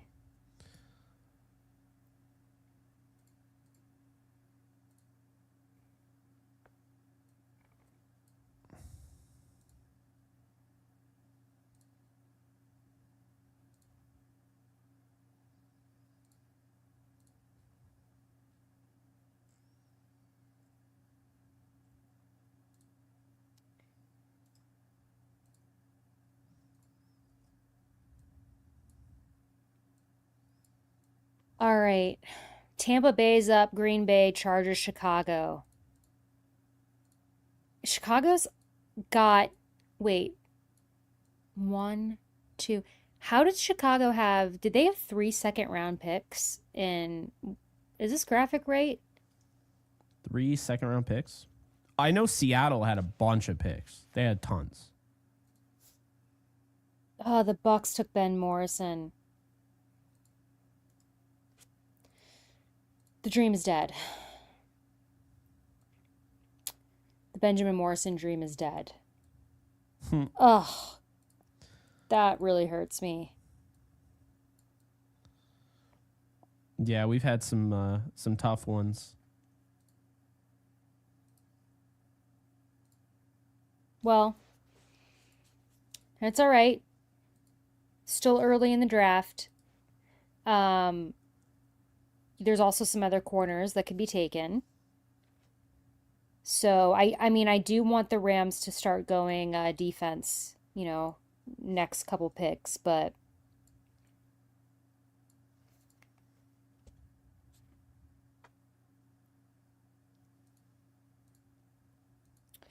see comment about the Rams need to get Scatabo in the third. I don't see how that He doesn't really. diversifies Yeah. No, you the were already running back saying it. room. You're already Like, saying it. he's his skill set is essentially what we already have. He is Um, the funniest pass protector I've ever seen.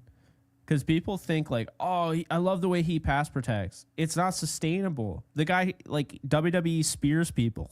Like that's not how you pass protect. It's really funny. It's like I love it because it's so different from anything I've ever seen. But I guess the Rams don't care that much about blocking because, well, Ferguson is not a great Ferguson. blocker. So See, that is a part of the surprise too, as well, with yeah, that pick, is you would think, yeah, you would think that the Rams, they value blocking with their receivers, tight ends included, and um, oh well. Yep, I'm seeing it now on the TV. Benjamin Morrison to the Bucks. Well, good for him. Good for them. sorry, Alexis. Good for them. So the Packers are up. We'll see what the Packers do here. They took Matthew Golden in the first, who I really love. So I think this is going to be Amos because of the graphic, Jake. So I think that's who's going to go to the Green Bay. I think you've I if it is, I swear to God, that would be so ridiculous. It doesn't even make sense. Like, but he's such a good player that all right, I could see it, Alexis. I really could. I mean, I think that they need a corner because Alexander is supposedly on his way out in Green Bay. Yeah. All right. So for anybody that missed it, the Terrence Real Ferguson quick, reaction is now up on the channel.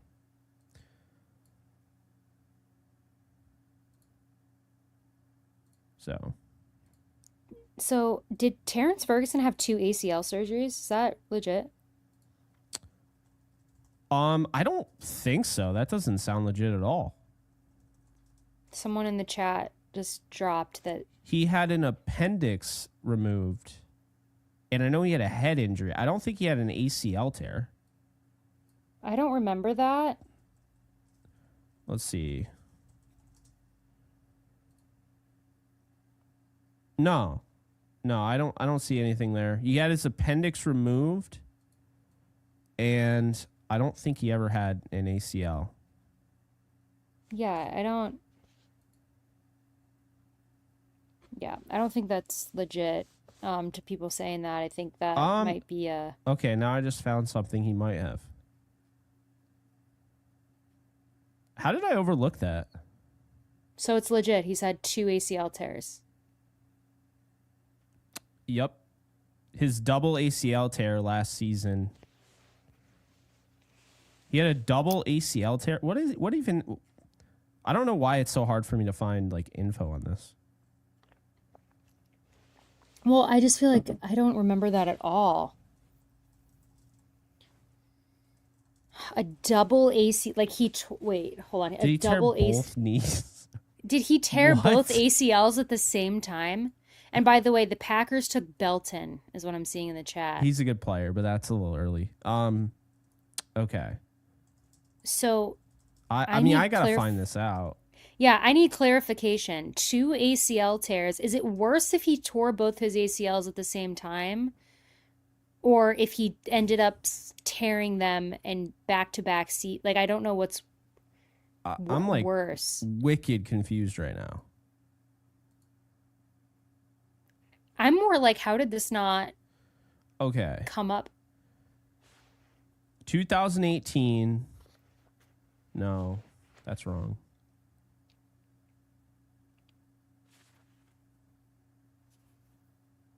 I'm not like super psyched at that news, but I don't.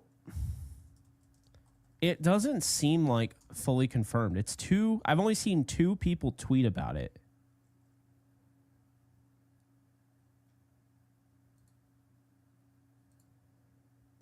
This is kind of cool. There's a tweet from Todd McShay. An example of why stats without okay. tape can mislead. Terrence Ferguson had 4 drops in 2024, putting him in the 44th percentile. Not good, right? However, you watch all 4 here. First one is simple focus drop, trying to get upfield before securing. Other 3 are bang-bang throws behind him. You'd think his ball skills are suspect if you just went off numbers. That is true. That is why you got to watch the tape, folks.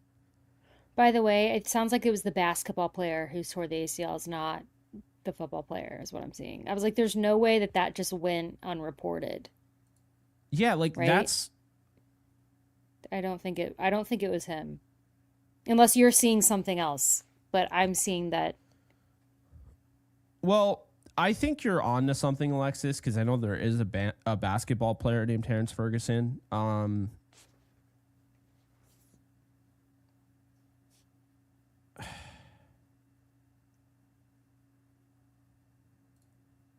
But it's wait, somebody just tweeted me a screenshot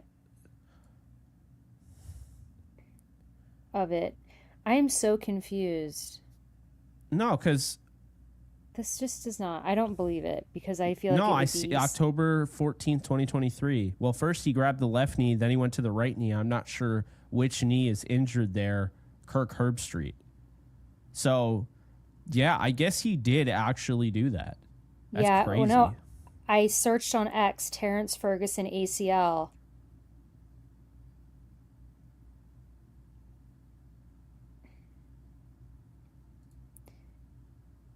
I don't know. This is a really weird situation. It should not be this hard. That's why I don't think he did, because it should not be this hard to find out if a player double tore his ACLs. Like, that should not be. I just don't believe it. I don't think it's real. I refuse. I'm in denial. It's just weird because it feels like that would be something that was talked about more. And Yeah. I didn't hear that once. And when I tried to do research on him, he checked out fine. I mean, yeah, I don't. That's just weird to me. I don't know. And by the way, the Chargers took Trey Harris, the wide receiver from Ole Miss. Um, Okay. Yeah, it gives him a big physical guy that can, definitely give you some verticality. So I think that makes sense when you have, of course, why is his name blank? I'm totally blanking on his name. Justin Herbert. Jesus. 6'3", yeah. 210, contested catch guy. He's got an injury history. That I do have documented in my scouting report here. Knee injury in 2023, groin issue in 2024, sidelined him 7 games. But I didn't have anything on Ferguson. My comparison to Trey Harris is Dwayne Bowe. So, I mean, make of that what you will, but I do like the fit there for the Chargers. I can't believe Best just continued to fall. I'm okay with it, but I mean, I originally had him as like an early third round pick, so I'm not like entirely surprised, but Detroit just traded up with Denver.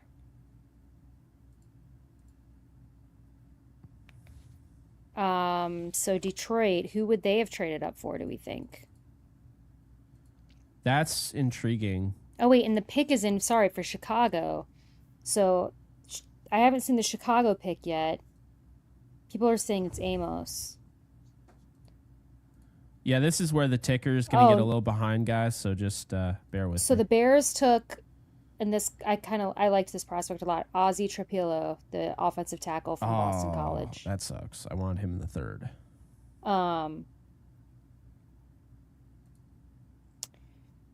That's kind of a bummer. I really liked him as a prospect. This is a little early, a little earlier than I thought he'd go, but it's a good pick for the Bears. Now Detroit's up because they traded up with Denver. I'm trying to think of who I think that Detroit would trade up for.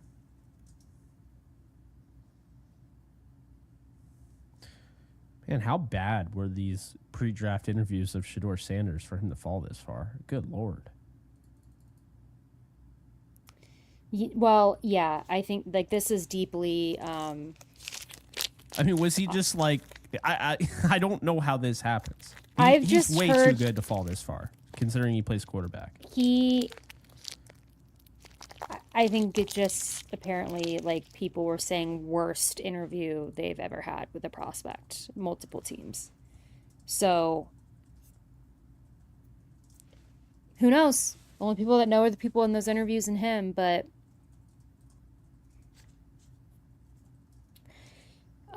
Tate Rutledge to the Lions. That's what I'm seeing. Is this confirmed? It's a good pick. You know, now with by the way, the Bears have had a decent draft. I mean, I don't love where they got Loveland, but as far as, you know, who they drafted, they've had some good players.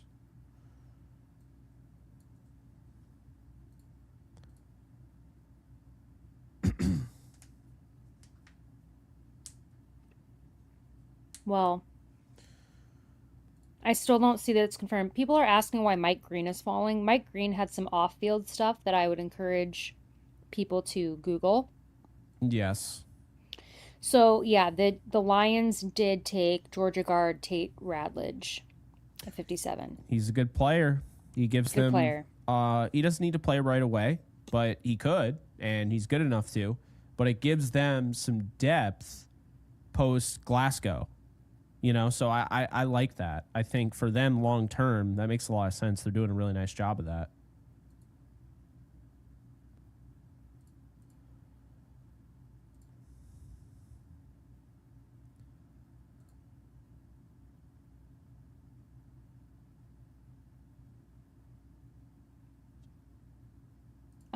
People asking if we think the Rams would trade up with Byron Young and Tate Green. I do not. I have it figured out. Okay, this is why you can't just look at Twitter. Shout out to Falcon Rainwater. Shout out to Falcon Rainwater right now. Just DM'd me.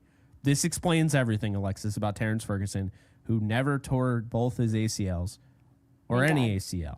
Ready? Mm-hmm. I'm watching your stream right now. Terrence Ferguson never tore his ACL, LOL. Last year in a game against Washington, he faked an injury to get a timeout in a close game, and he grabbed both of his legs. So UW fans make fun of his double ACL injury, and that explains why two people have tweeted that out. Like decently big accounts tweeted that out, and some people thought that. And Alexis, I know this will come as a shock to you, but misinformation. That should have been Color me shocked. Community. That should have been community noted. I have bad news though. The Jack Best dream is dead. Where'd he go? Because the Raiders have drafted him. Of course he went there. Raiders have drafted him. Tom Brady was like, the Jack Best dream is dead. I'm gonna cry. No, I'm just kidding. I want to choke. I'm not happy about it. Well, bummer. I would have rather had Jack Best than Terrence Ferguson, but that's just me. I am kind of excited to see how they use Terrence Ferguson, though. What kind of role he'll play, how big of a role he'll play. That's the first pick of the 2025 draft, so Baltimore, Denver, Washington, Chicago. Chicago has just had so many picks, man.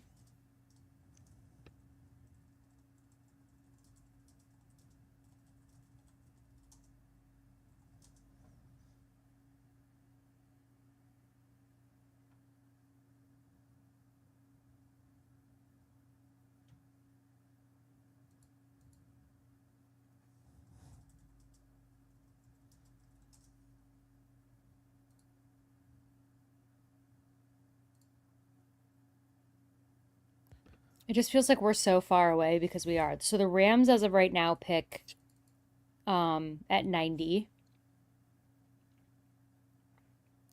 We are currently at pick 59. Yeah. For context, Baltimore is on the clock, then Denver, then Washington, then Chicago.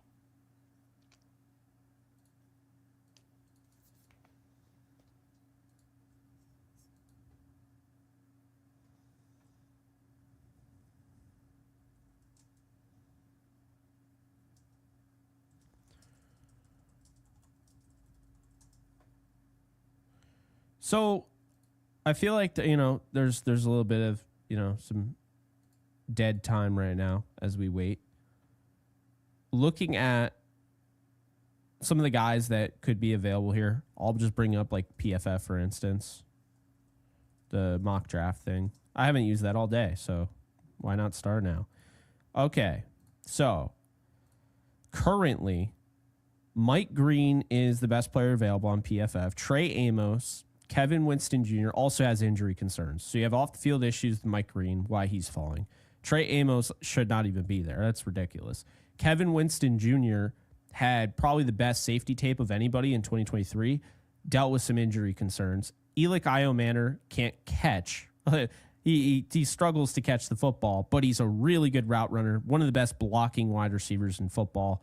Omar Norman Lott, big issue with him, Alexis. They barely used him at Tennessee. He was a situational guy. That's how good that of a prospect he is that we were talking about potentially going in the second round. Xavier Watts from Notre Dame, who I like. Landon Jackson, not really high on Landon Jackson. Savon Revel Jr., that's another guy, really good player, but season-ending injury, so he falls out of the first round and maybe out of the second round. Shador Sanders, I guess just the interviews and his father, Yeah. like we talked about, you're drafting Dion as well. Braden Swinson, I'll tell you right now, the Rams wanted a really good edge to have, in that cheetah package. Braden Swinson's a really good player. Darius Alexander, Cam Scadaboo, Dylan Sampson, Caleb Johnson, Princely Umanmielen. I wasn't as high on his tape. Jalen Royals is still there. Jared Ivey, Andrew Makuba, Kyle Williams, Darian Porter, the wide receiver turned corner. Azariah Thomas from Florida State. RJ Harvey, CJ West. There's a lot of really good players. Shamar Turner, Jalen Knoll, Chris Paul Jr. By the way, now that they got Ferguson, they got some size, right? 6'3", 6'4". We'll call him 6'4". I think they go with Knoll if he makes it to 90. I don't think he'll make it to 90, but if he does make it to 90, I think Jalen Knoll is a Ram. He makes a lot of sense for the Rams. And there's that connection there with Iowa State, so I wouldn't be surprised at all.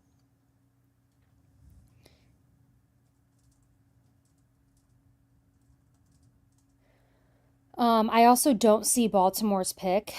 I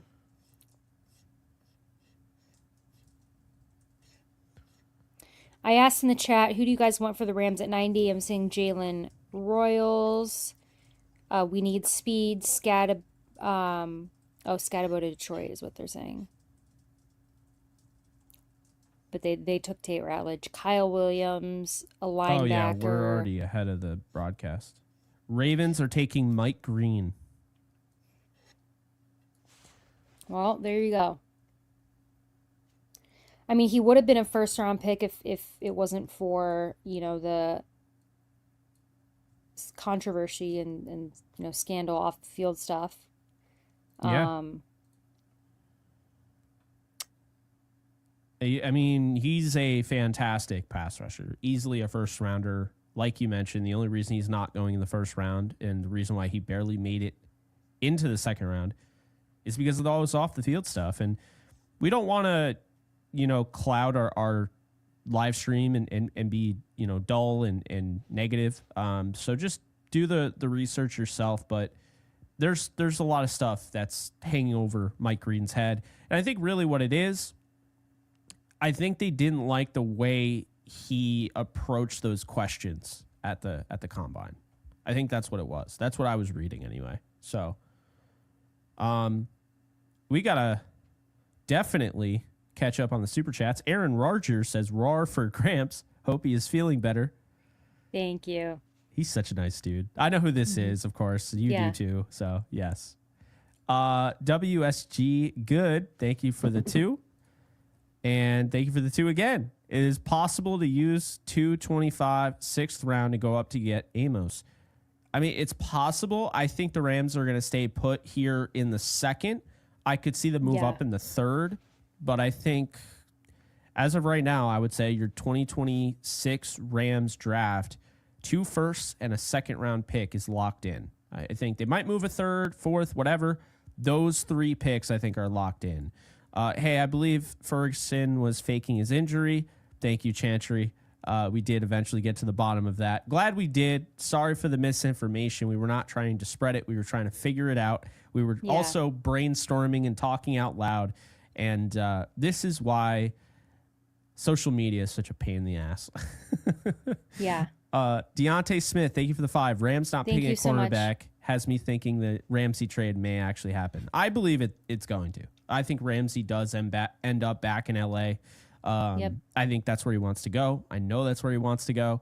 And the Rams have always loved him. Even when they were trading him, they traded him because they had to trade him cap-wise.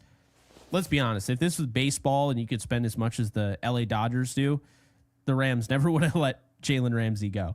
Long list. Thank you for the 20. The Catholic Pope passed, but the Ram Pope didn't. So I believe, but to question the canon, it seems there were players there to make a splash. There were definitely players to make a splash. I don't know what else the hell you're saying right now. Appreciate the super chat. I'm not really sure what's going on. Thank you so much. But but as far as making a splash, there were definitely players to make a bigger splash than Terrence Ferguson. They wanted to go with their board. And Ferguson, I bet you, probably has a really high grade in that Rams war room. And I have no reason to. This is what happens. When you nail the last 2 drafts on the level they did, you find a Puka Nacua in the 5th round, you find Kobe Turner, you get the benefit of the doubt from me. I don't want to speak for Alexis, but that's how I feel.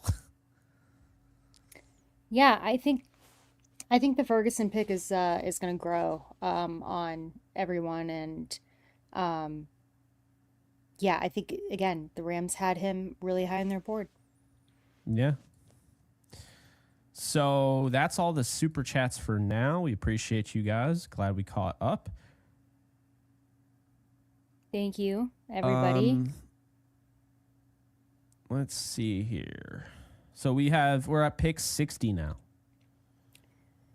We are. So we're only 30 picks away. Denver is on the clock. I'm going to go back and try to start keeping up with the picks as they come in. A lot of people on the timeline are very upset that the Rams didn't end up with Jack Besh.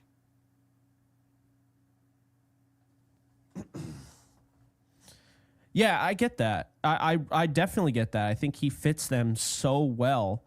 When push came to shove, they went a different direction. They ended up going. Jack Besh had an incredible story, by the way. Mm-hmm. I don't know if you knew that. I think you did. Yeah. Unfortunately, he lost his brother in that awful New Orleans shooting. He scored the game-winning touchdown at the Senior Bowl and kind of pointed to the heavens for him and everything. And yeah, just really feel for Besh, and I'm sure his brother's looking down and proud. But that was sad. I remember when that came out. I think it was in January or February, and it was the college football championship. Yep. Weekend. That was awful. It was so really happy for Jack. He has this kind of incredible moment tonight, and good for him. And he was a player I know a lot of us wanted, on the Rams. And likable dude. Yeah.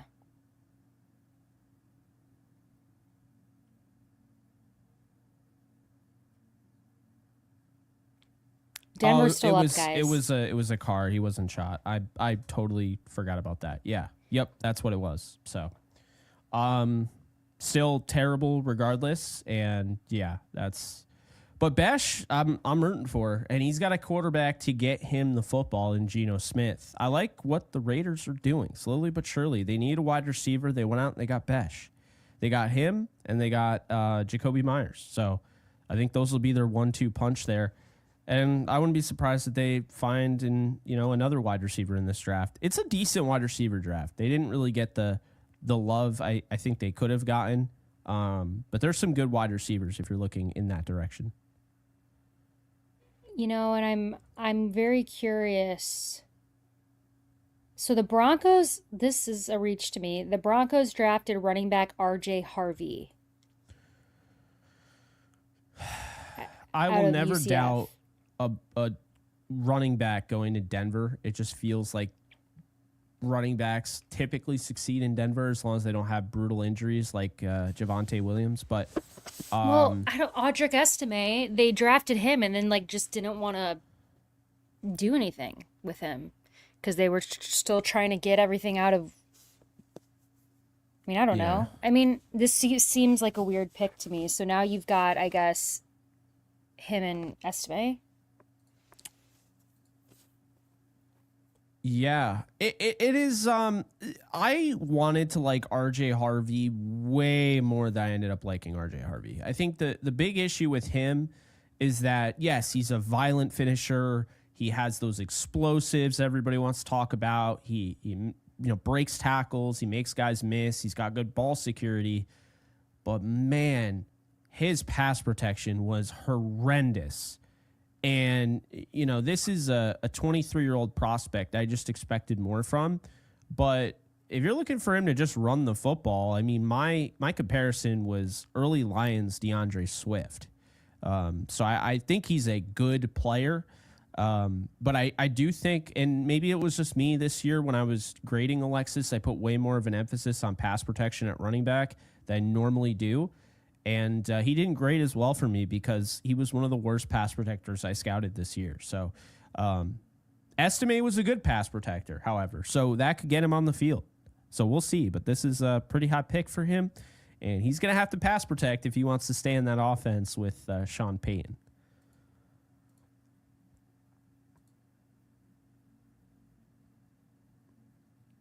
Well, now you've got the Commanders, Chicago, Kansas City, and Philadelphia, and then we're into the third So that's round. RJ Harvey at pick 60. So let's see. What do the Commanders do here, Jake? I'm blanking on who they picked in the first.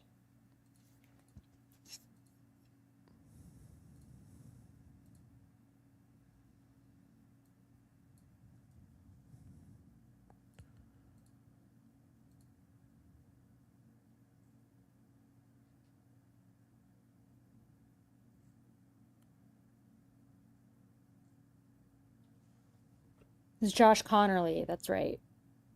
So they go Yeah, offensive tackle in the first. Let's see. Remember Debo Samuel's on the Commanders now. I keep forgetting that. Connerly was a good pick. They needed help on the offensive line. I think based on who's still there, I could see them going edge or like a safety. This could be Kevin Winston Jr. territory. It makes sense.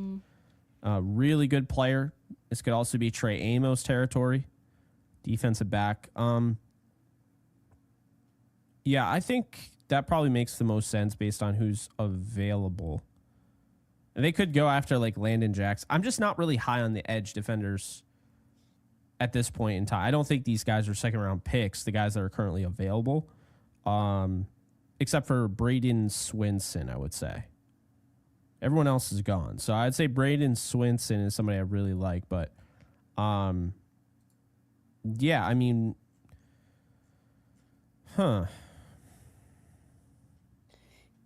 Yeah, I don't know that I have an intense opinion on what the Commanders should do here. I think corner kind of makes sense. They could go running back. Safety. This could be the start of the running back run. Like the next tier of running back run.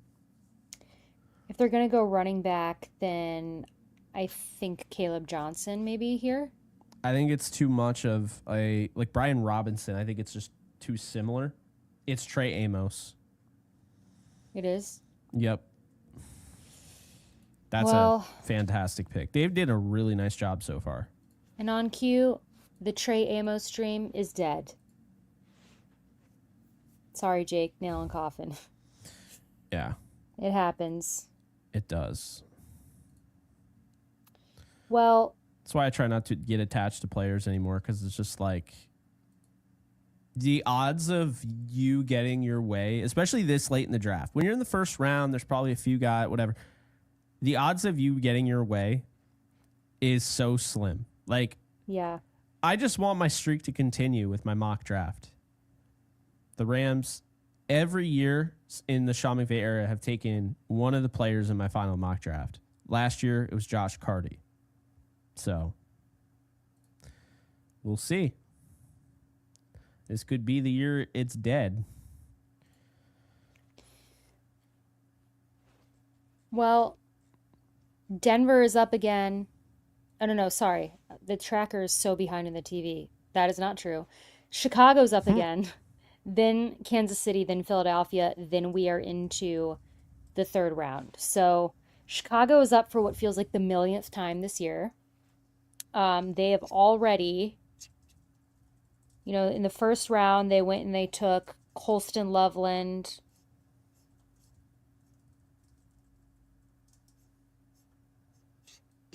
Then in the second, they've got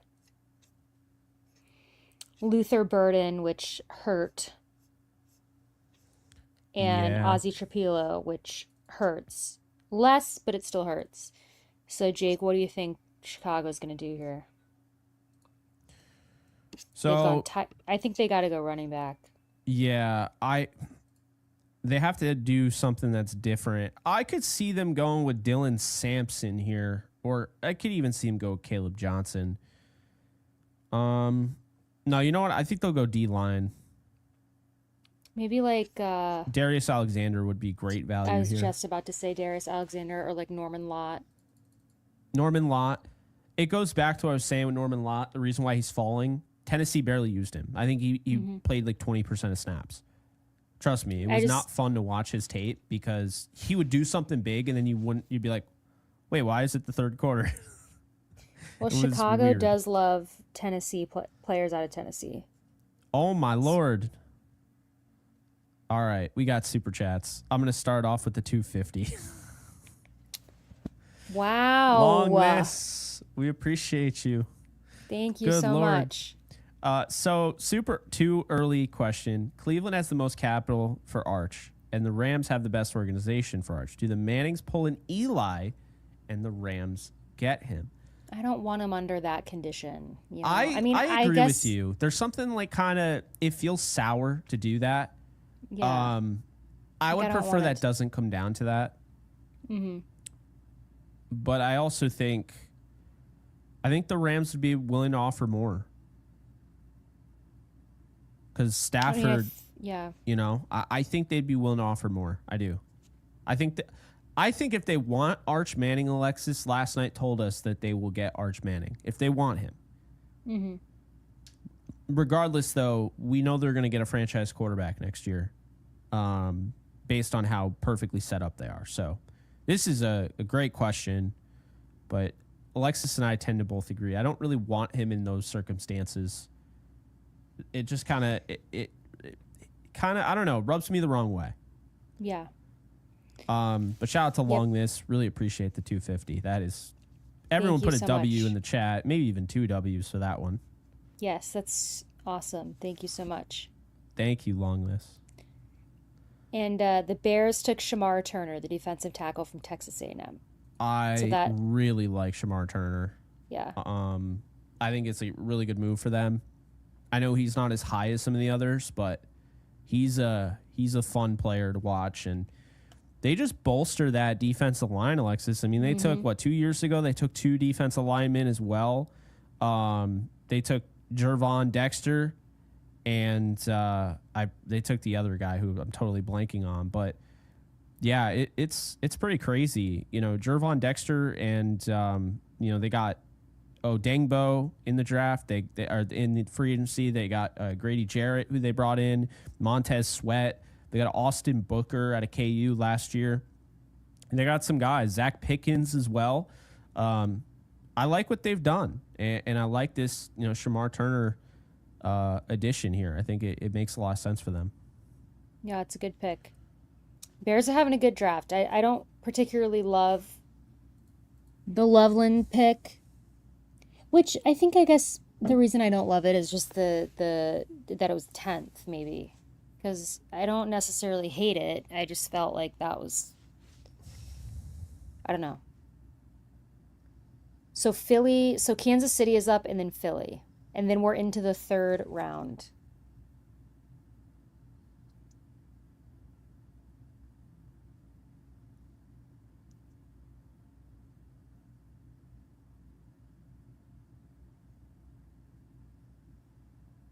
And I haven't seen those picks come in yet, guys. So we're at pick 63 with Kansas City. The Rams are at 90. So we're still we're a ways away. But we got 777 people watching in here now. So that's awesome. Yes. So thank you all. Long list wasn't done. Forgive me, Father. I will never doubt the canon. Again, I will accept my punishment from Sister Alexis. Thank you, long list. Thank you.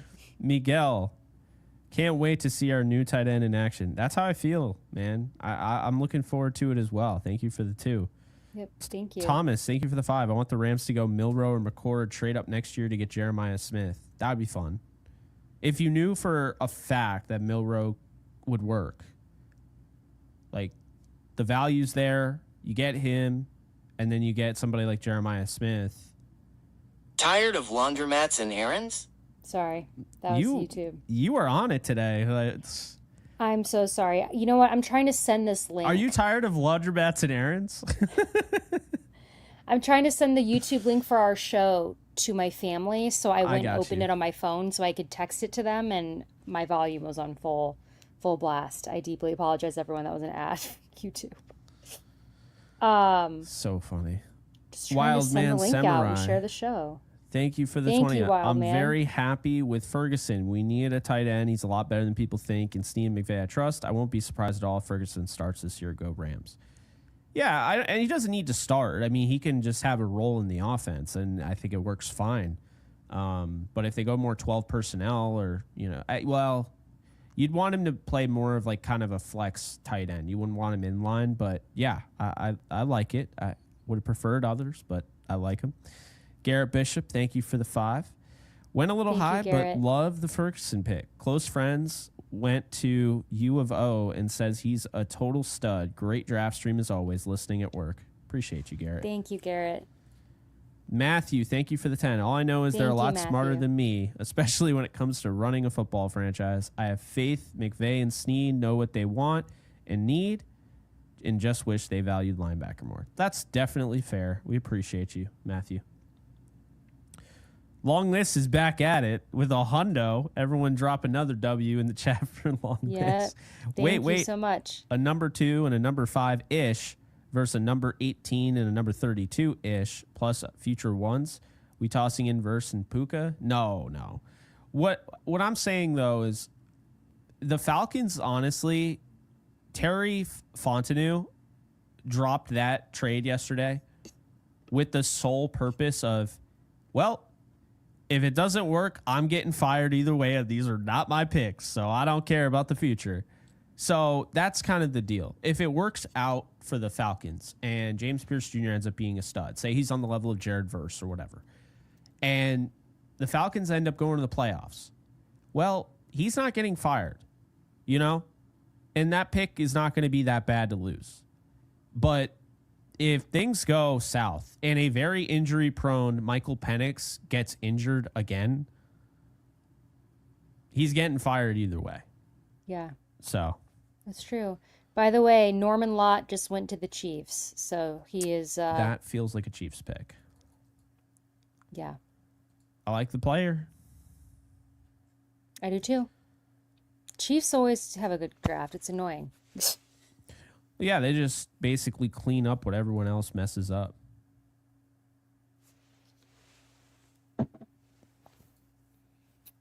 Well, The Ravens do the same thing. They're just one of those teams that just lets the draft come to them. They don't over pursue. Occasionally they'll go out and look at their guy, but well, the Eagles are on the clock, guys, and then we're into the third round. the last pick of the second round. Who do we think it is? They got Campbell in the first.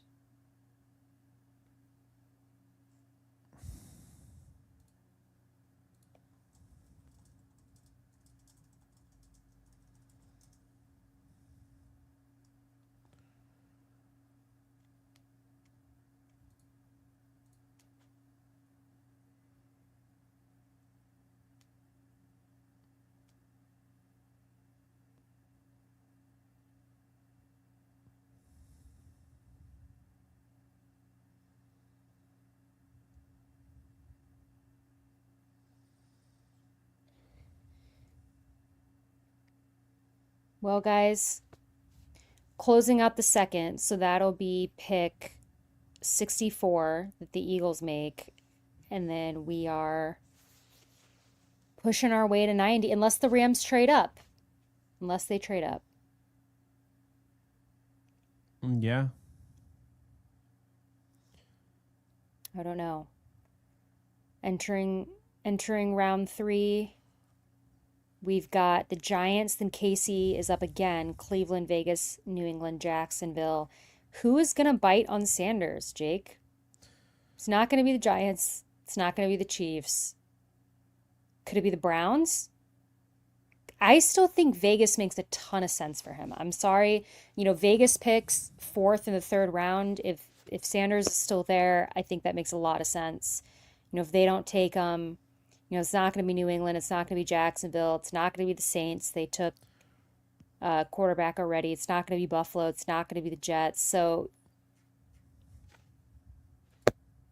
yeah, I mean, he's just going to keep falling unless somebody trades up for him. it sure would be interesting. I would not rule anything out. I mean, if he falls far enough, any team has an interest to trade up and get him. Because, I mean, just look, the Patriots got a pick for a guy they got at the end of the draft in Joe Milton because he started one game and people went crazy for him. They literally traded him for a pick that they will use to make their team better this year. So, yeah, quarterbacks are currency. So just because Shador gets drafted, let's say he gets drafted by the Chiefs, doesn't mean he's ever going to take over for Patrick Mahomes, but they're currency. So if he looks really good in preseason or Patrick Mahomes doesn't play the last game of the year and he gets an opportunity, has a really good game, you could trade him away. I'm not just saying the Chiefs are the only team, but I'm saying this is why, I wouldn't be surprised no matter where he goes because the value is amazing at this point. It's amazing value for this player. I mean, I think he's ready to play, already. At some point or another, the character concerns kind of go out the window in the first 2 rounds. When you get to round 3, now you can start being okay, the stakes aren't totally on the table. So it looks like Andrew Mukaba, the Texas safety, to the Eagles. I'm trying to confirm that. Yep. Him before Xavier Watts. That's interesting to me. I like him, though.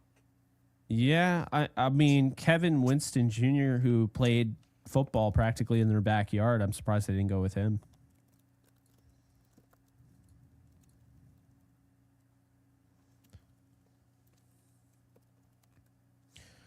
So Shador Sanders has officially fallen to the 3rd round, which now he is, I had him as my 44th overall prospect. So now he's past my, draft grade. And he's a quarterback, so I would have totally understood him going in the 1st round. So the Giants are up, then the Chiefs and the Browns in Vegas, the New England. You know, the Browns in Las Vegas makes sense for Sanders. I think Vegas maybe a little bit more, but then after that, there's not a team that picks for a while that needs a quarterback. So I think my best player available right now, my best player available is Kevin Winston Jr., who was my 28th overall player. Then Chris Paul Jr., who I would love to see in a Rams uniform. Darius Alexander's still there, 31st overall player. And Xavier Watts, 39th. Savon Revel Jr., 40th. And Smile Mondin Jr., 41st. So there are still some really good players at the top of my board and then just like the consensus board as well. yeah.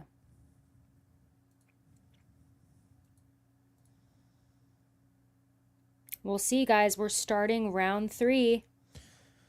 Last round of the night. This is terrible, though, for Jalen Milroe. He went to the draft. He hasn't even been drafted in the first 2 rounds. If he doesn't go on day 2, I think that looks really bad on the NFL for even inviting him.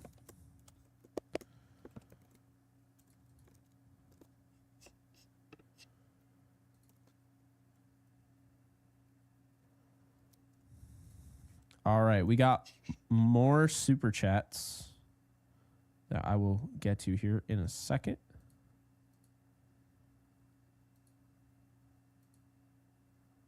So the Eagles picked Andrew, I think it's pronounced Mukaba, from the safety out of Texas.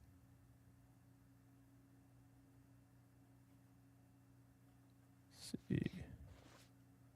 And it sounds like Darius Alexander just went to the Giants. And he is the defensive lineman out of Toledo. So this is actually a little bit late for him. I had him as a second rounder, so Same. Good pick by the Giants.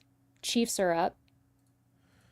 Ben says, not your guy's dream, but my dream of Milroe still lives. Still my dream. I'd take Milroe in a heartbeat. Hey, he's still available. And thanks, Ben, for the super chat. So long this. Not being sexist or trying to pry, so feel free to ignore. Oh no, Alexis. Is your love of the Rams from having brothers or dad to connect to, or should I shut up? My wife loves the Dodgers now more than me. No, it just was my entire family. My mom, dad, and grandpa had PSLs when the Rams were in St. Louis. So I grew up going to all the games, and we were a big Rams household. So that was how I got into the Rams. And yeah. Thank you for the 50 long list. Thank you for the 50. Drop another W in the chat, y'all. Yep. Good Lord. All right, man. Lots of super chats. Night 1, night 2. We're over 1,000 views, by the way, or 10,000 views. 1,000. We're over 10,000 views total. What? Yep. We're actually closing in on 11,000 on day 2, which does beat our numbers from last year. And we haven't even started round 3 yet. Oh, no, we did, technically. But we just started round 3. So that's insane. You guys have absolutely killed it. You guys are awesome. We really appreciate it. And we thank you for sticking around. We got 790 people right now watching across all platforms. And the Chiefs are up with the second pick in the 3rd. So we'll see who that is. You see now why you trade down when you pick 26 and you don't have another pick until 90? Can you imagine? It'd feel like forever.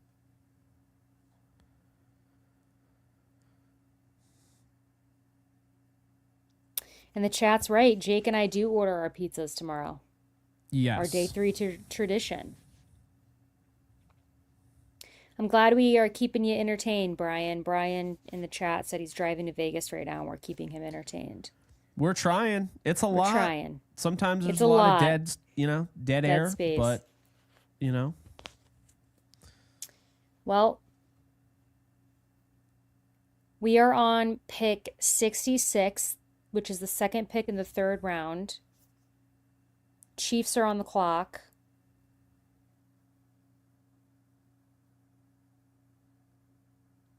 I don't see that the pick has come in yet. So after the Chiefs, we've got Cleveland, Vegas, New England, Jacksonville, Saints. I think we're all kind of wondering where Sanders is going to fall. And I think, Cleveland and Vegas, as I've said, makes sense. After that, there's not a pick in the near future that I think makes sense for him. So we'll see.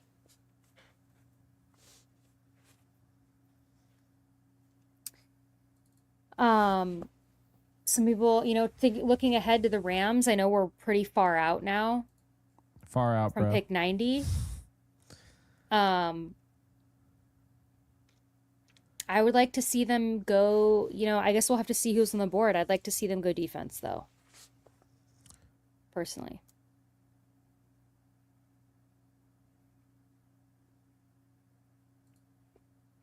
This is really interesting. Man, the Rams don't pick for a while. I could see them trading up, but I could also see them just staying. I don't think they'll trade back.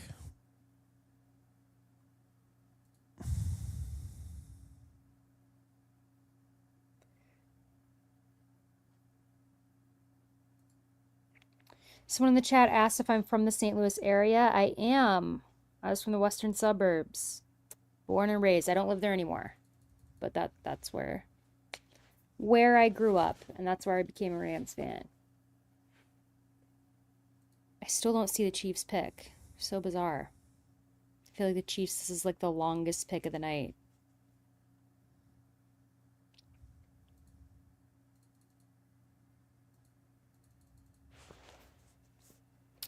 Someone asked who would the Rams trade up for. That's the thing. I don't particularly see them trading up.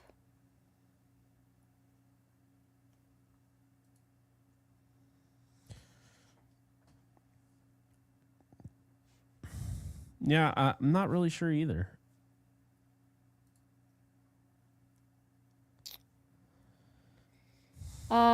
Joseph, I do think that Revel Jr. is a good pick if he's still in the third. I forgot that he was still on the board. Yeah. He had a season ending. I think it was an ACL tear. So that does explain why.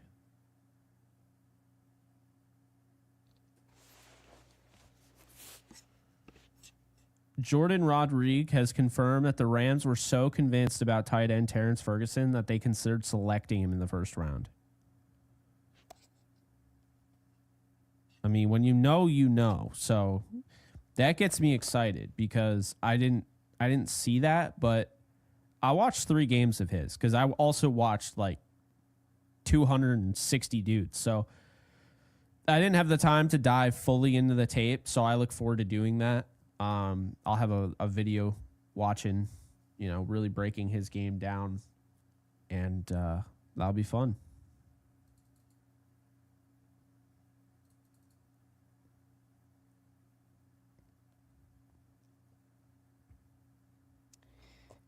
Okay, so Ashton Gelati to the Chiefs.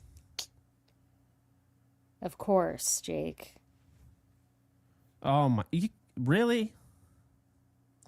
He's a stud. Hard worker. I mean, that he would have worked really well in combination with Brennan Jackson on the Rams. So, but also stock up to Brennan Jackson because they haven't taken an edge. They didn't sign an edge. I still think. Do you remember? What's his name? The guy who played for the Giants. He went to the Patriots. Xavier something. What position? Edge defender. He was drafted by the Giants. Had kind of a cool name. His first name was Xavier. It started with an X.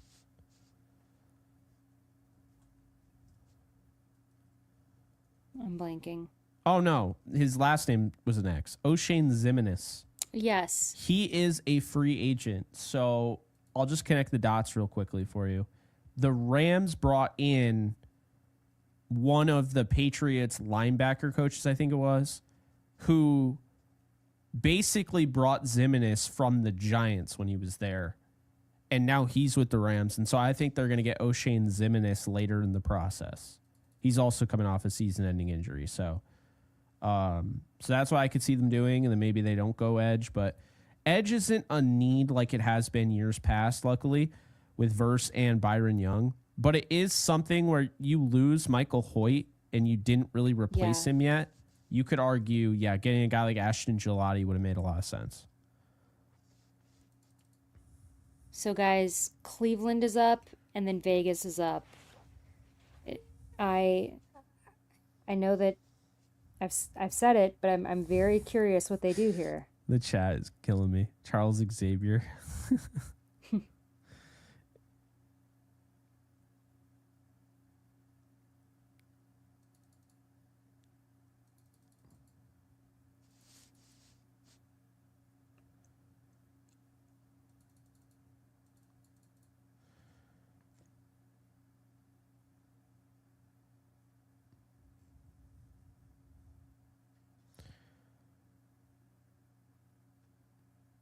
The fact they like Ferguson that much does make me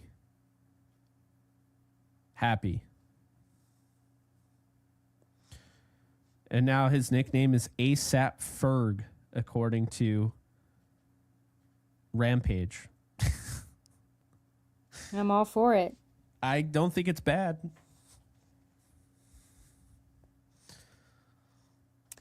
Well, guys, if you guys see these picks coming before me, a lot of the reporters that were on it have seemed to have slowed down. So I'm not sure that I've got an early scoop.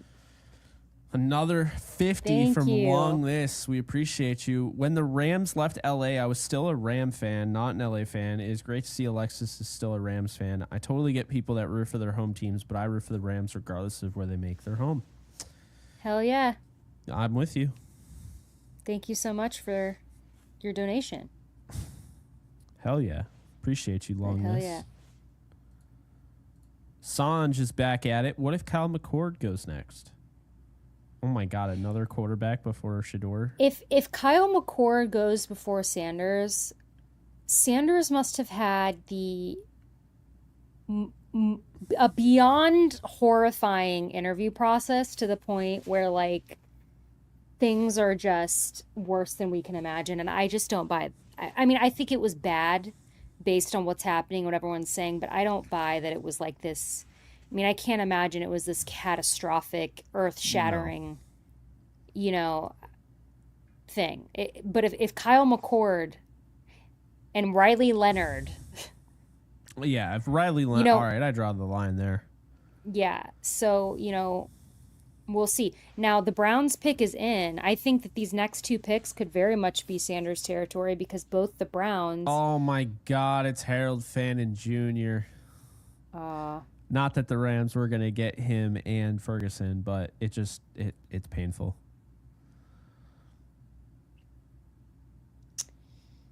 The Harold Fannin Jr. dream is dead. It was dead a while ago. Now Yeah, he gets it was to stay dead when wearing orange, and they Yeah. have the same exact color scheme. That's so weird. Yeah, the Fannin Jr. dream was dead when they took Ferguson because they weren't going to take two tight ends, but now it's like really dead. There's not going to be some crazy situation where the Rams double dip at tight end. The Lions just traded up to 70. With Vegas? Mm-hmm. No, what? Where are we Right. right now? Are we behind? No, I'm seeing that pick 67 was Harold Fannin Jr. Oh, so they just announced the trade early. Oh, okay. Yeah, I hate when they do that. I know it's cool. So- I know, yeah, we like our info, but that really throws me off, Alexis. Yeah. So we're at 68 with the Raiders, and the pick is already in. They didn't even get a clock. Their pick is in. I wonder Oh, if this man. is Sanders. Shador? I've been saying the Vegas made the most sense for him, to me. So what I was told throughout the process with Stafford is that, Tom Brady and company did not view this draft at all like any of these quarterbacks were difference makers enough to pick them in the first round. So I wasn't surprised. And if they do pick Shador here, I think that's really good. I mean, that's insane value. And I like the fit.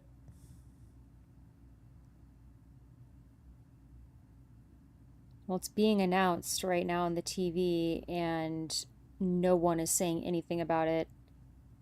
So, oh, it's Darian Porter, Ooh, former wide cornerback. receiver turned cornerback. Yep, Iowa Yeah. State. Really good athletic profile. Mm-hmm. I like him. I like the pick.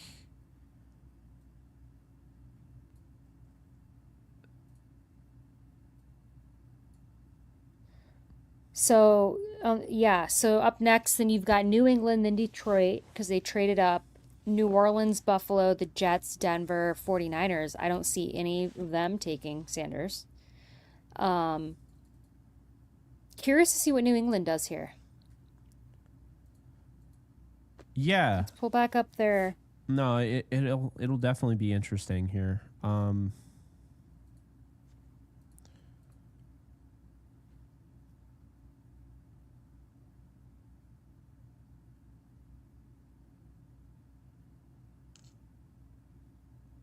Some kind of mixed reviews on Terrence Ferguson in the reaction video.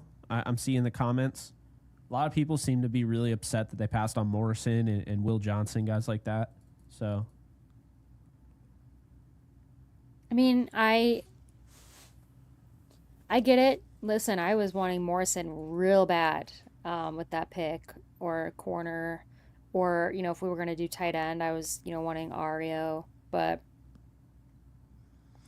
I it was Ferguson. really kind of thought Shador could go there. Now, all right, where do you see him going? I mean, well, not the Patriots. No, he's not going to the Patriots. Detroit traded up, but they're not going to take him. I mean, that would be. I mean, that would make sense.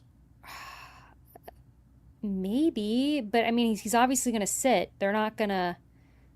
I mean, I don't know. I don't see it. So you got New England, Detroit. It's not going to be the Saints. They took a quarterback already. It won't be Buffalo. Probably not the Jets, because they've kind of made it clear that Yeah, they're building Fields around is their guy. Fields. It's not going to be Denver. It's not going to be the 49ers. Dallas? It could be San Francisco here. I mean, think about it. You get a guy on a rookie contract. You don't get the fifth-year option. But 4 years of him, you could just... Well, I don't know if I would trade Brock Purdy away for a third-round quarterback now, but... Well, by the way, the Patriots took Kyle Williams. That feels like a Patriots pick. The wide receiver out of... Yep. If the Bills did it, because they had a Kyle Williams. Completely different profile. We're talking about an interior defensive lineman. Pats are nailing this draft, guys. They're doing a nice job. They're having a real good draft. I mean, you got Campbell, then you got Travion Henderson, now Kyle Williams. Ooh, Drake May is a lucky guy. They're taking care of him. I'm a little concerned because I want Noel, and I know it's very unlikely he's going to fall to the 90th. This right here makes it very hard because I could see a little mini run on wide receivers. Well, I could see Detroit is Noel. up. Yeah. You got Detroit, then you got New Orleans, Buffalo, Jets, Denver.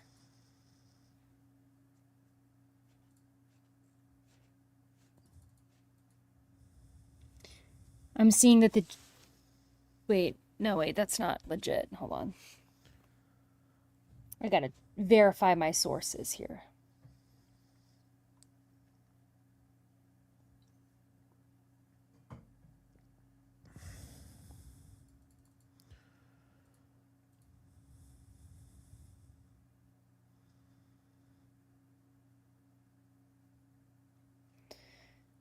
So let's see. There was a trade.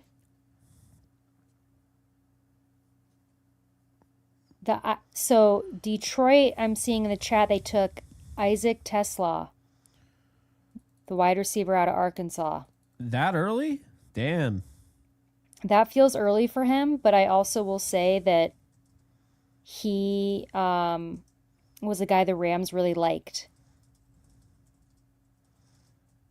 So that's another Rams guy. Reportedly liked. That could have been a smokescreen, but...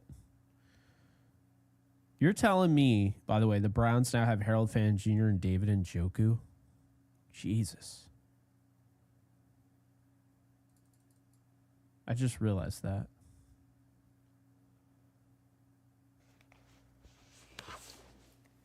So after Detroit, you got Buffalo, Jets, Denver, San Francisco, Dallas.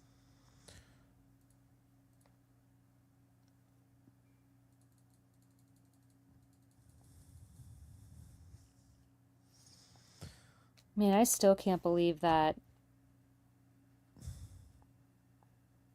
Luther Burden went to the Bears.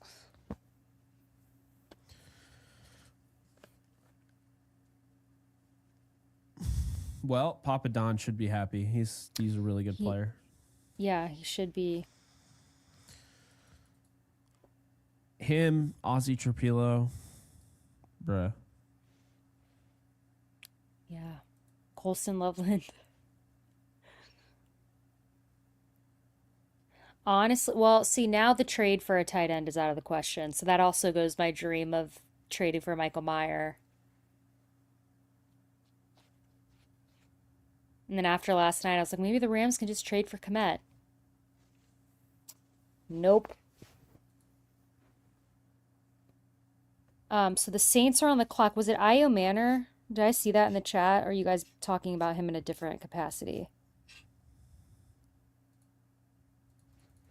Let's see. Let's see what the Saints pick is.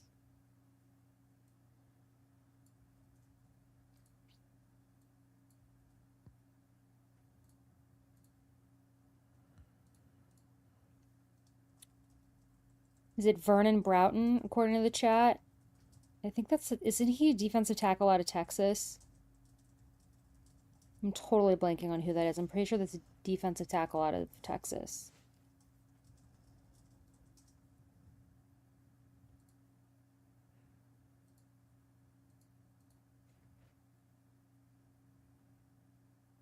Yeah, it's Vernon Broughton, defensive line out of Texas to the Saints. I like the player. I think that's a good pick. I do. I liked him more than Alfred Collins, who went to the 49ers, so earlier. Same Texas, So the Bills are on the clock. I don't want to turn this entire draft into a when is it going to be Sanders thing, but it is.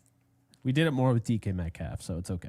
Yeah, it is like something just that I think it is like okay for us to question. Like, this is crazy now. Like, this is a little crazy.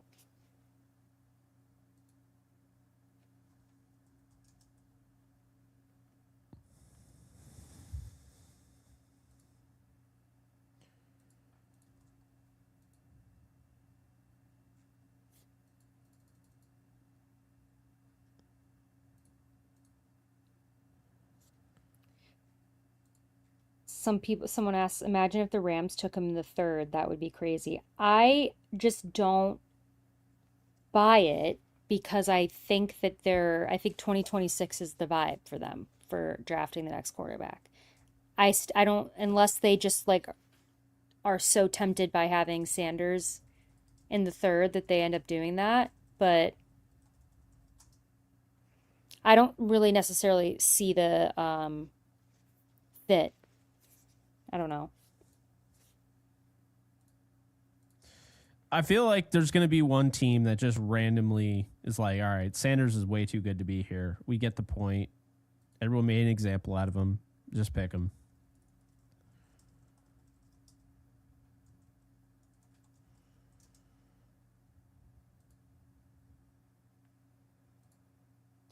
I think if they're going to take a quarterback at 90, it would be Milrow. Because they've actually been invested with him and they did a visit and they've, been in open communication with him. So I think if they're going to take a quarterback that's still available, it would be him. I don't think it would be Sanders. Yeah.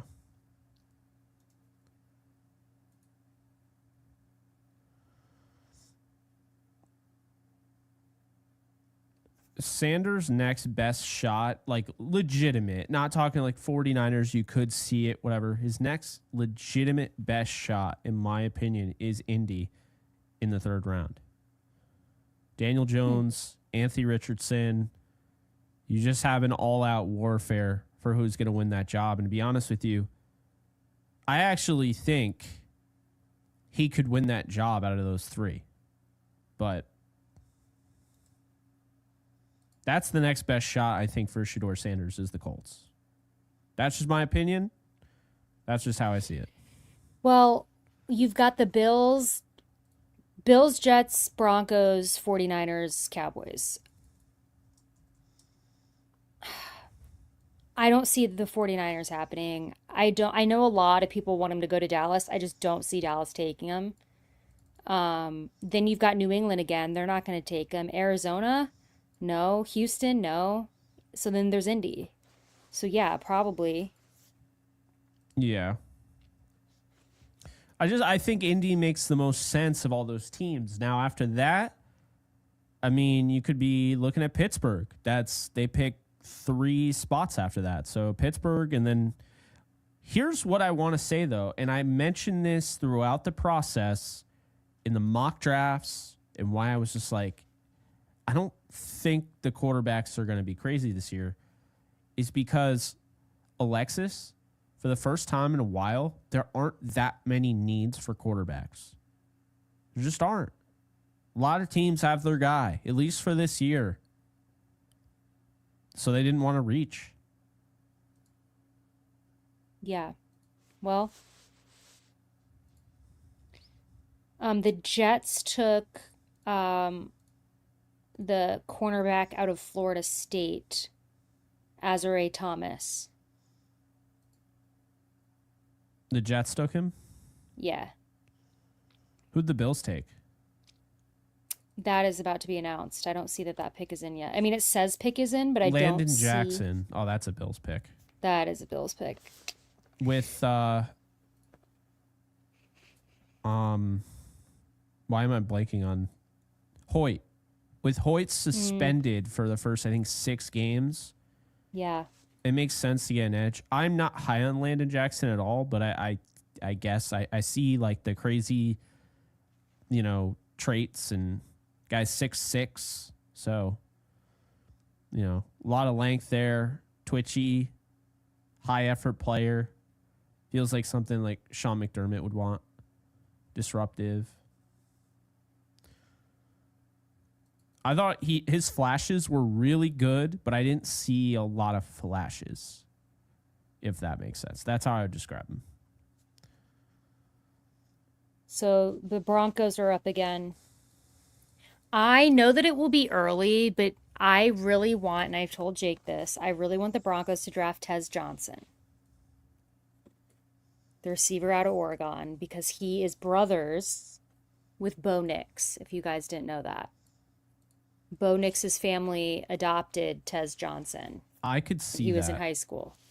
And so I think it would be really, really fun and like cool for them to get to play together in the NFL. So this would be early, I think early for me. So taking, Tez Johnson here would be cool to me, even if it's early.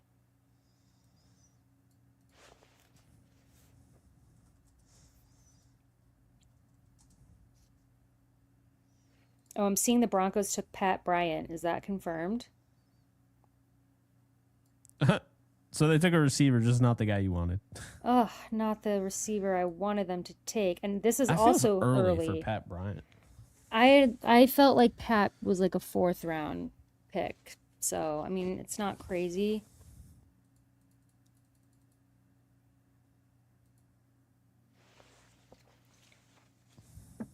Well,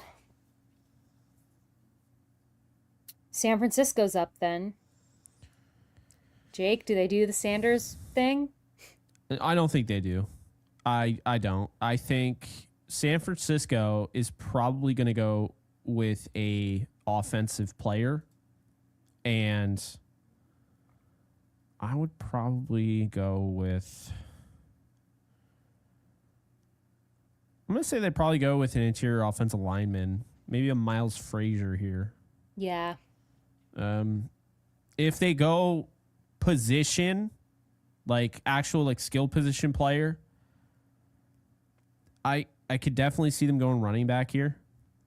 Yeah, they lost Jordan Mason. The chat is saying that they're going to go Jalen Knoll. Please no. I think it's Jalen Knoll, or I think they draft Dylan Sampson here.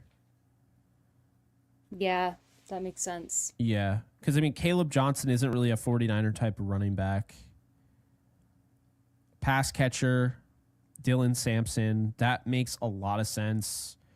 Scadaboo makes a lot of sense for them. Jalen Knoll.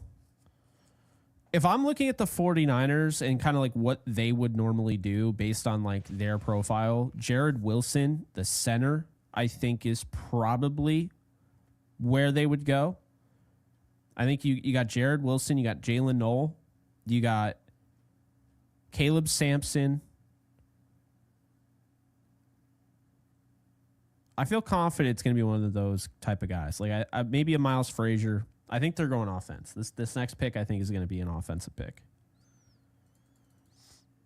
Hopefully it's offensive and not offensive.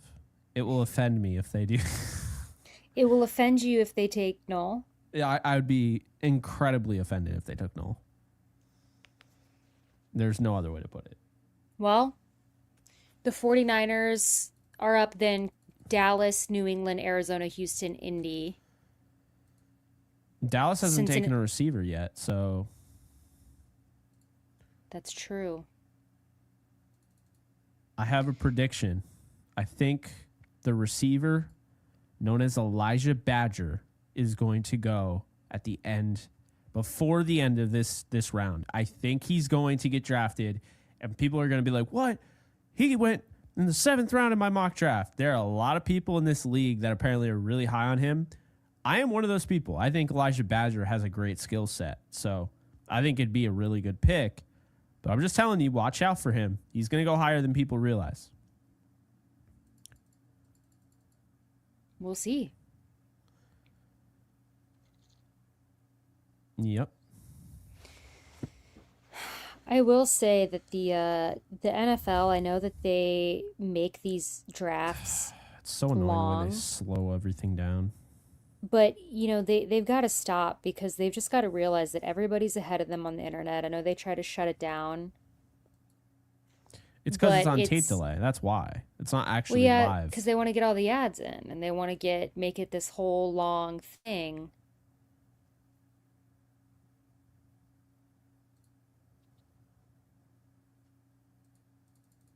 And they also got a Phil.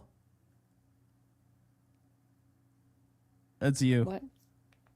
They got, sorry, what? I said, and they also got a Phil.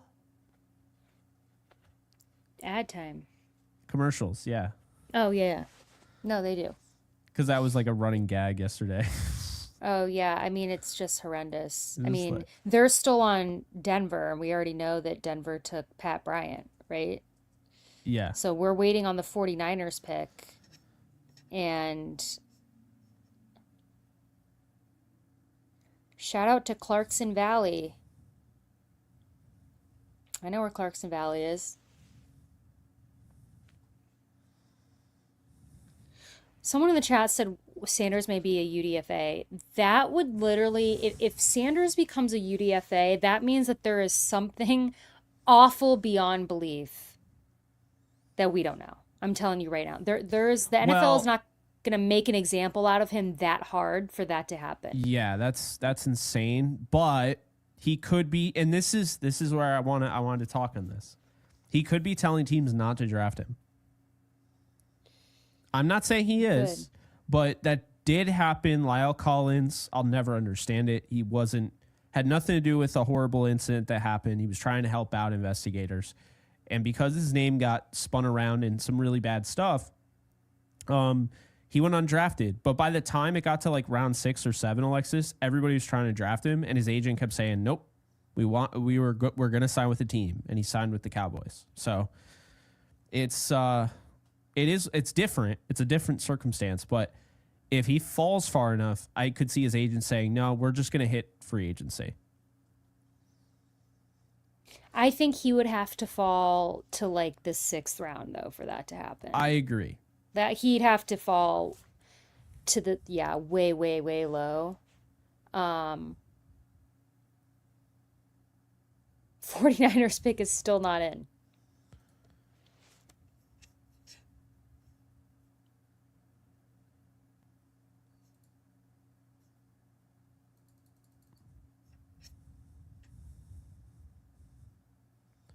ID89 thinks it's Nick Martin. That's that linebacker out of Oklahoma State, I believe. I'll I take don't it. see that confirmed, but that would be extremely high for me because, well, we'll see if this is confirmed. Yep, it is. Nick Martin, linebacker, Oklahoma State. We'll take it. What's kind of funny is Pat Bryant going to the Broncos, by the way, felt like a slower version of a receiver they already have in Troy Franklin. So I was just like, wait a minute. Hold up a sec. I don't know. I that pick was not my favorite. Elick Iomanner's still there, isn't he? Mm-hmm. Huh. So Dallas is up. That Torrey could be a Horton is Dallas still pick. there. If you want a receiver, he's had some injury concerns, but man, he tested really well, and they said he wasn't even like healthy. So we've got Dallas, Carolina, Arizona, Houston, Indy, Cincinnati, Tennessee. So I know a lot of people are like, oh, we want Sanders to go to Dallas. I don't see it, but they're on the clock now. They're up. It's not going to be Carolina. It's not going to be Arizona. It's not going to be Houston. Then there's Indy, which was Jake's pick. Although I did forget about Pittsburgh, which is Yeah, up Pittsburgh relatively soon. is after Indy, which I could see. Nick Martin feels like a reach. Also had some injury concerns. Had the knee injury in 2024. Felt like he was a kind of later day 3 player, but 49ers like him.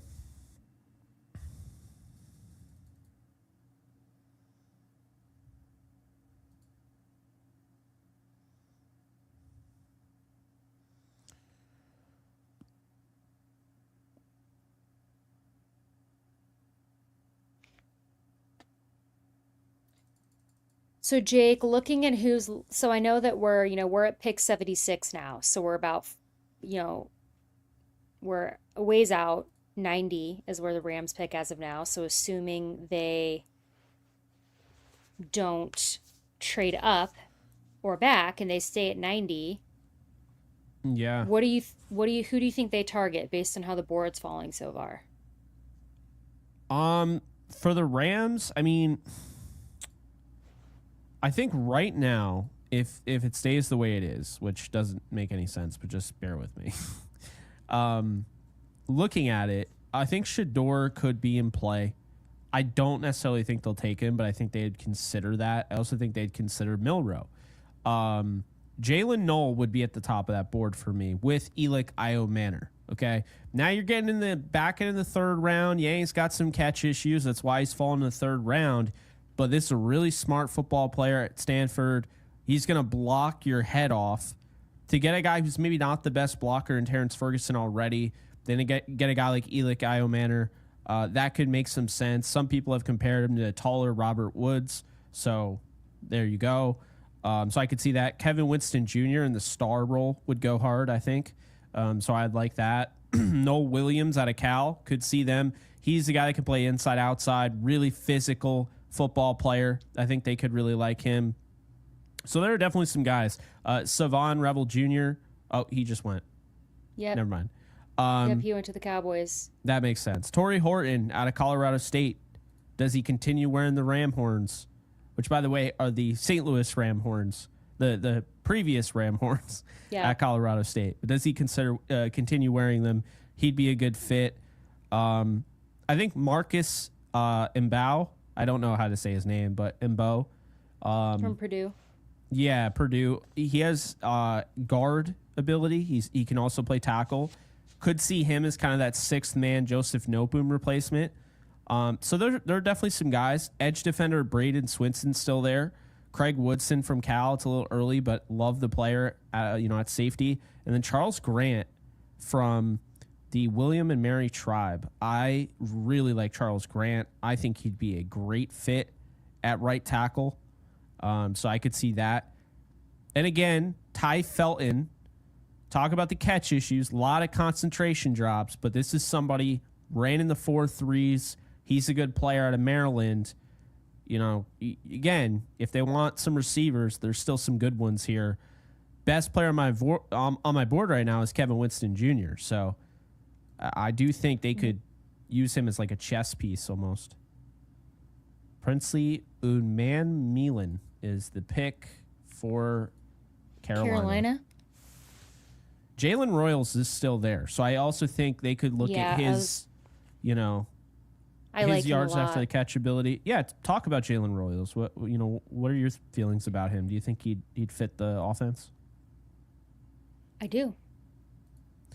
I think he could work over the top and underneath. So. And I do. And before I talk about him real quick, what I wanted to bring up is, what do you think about Xavier Watts? Oh, yeah. I like Xavier Watts as well. So, what I'm trying to do, because I'm trying to do the mental math and look at who's left and everything. And I'm looking at the guys who I did not think Xavier Watts would be here at 90, right?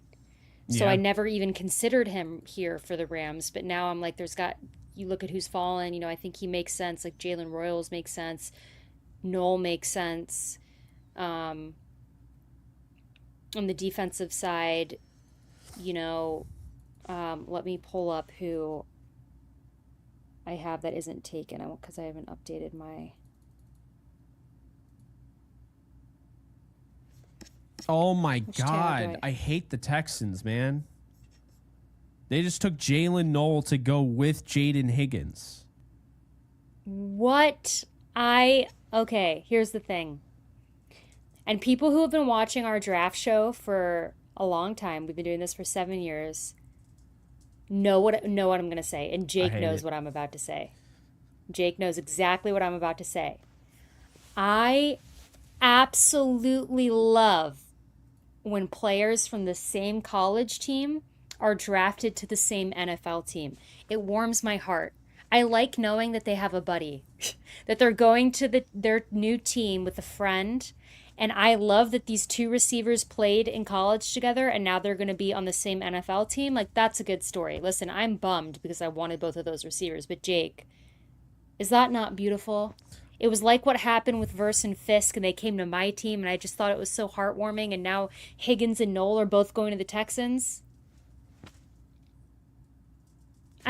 Listen, I liked both those players. I wanted them on the Rams, but if I'm not going to get them together, if the Rams aren't going to take either one of them, then they can go play together somewhere.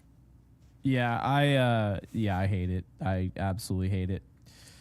I think it's sweet, but I'm angry that we didn't get either one of them. So take everything that we just talked about with Knoll. We take it back.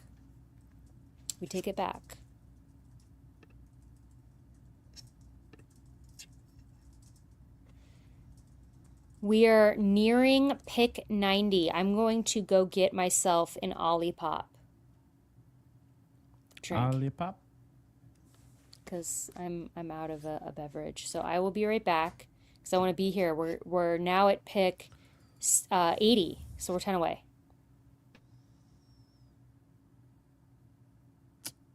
Yeah.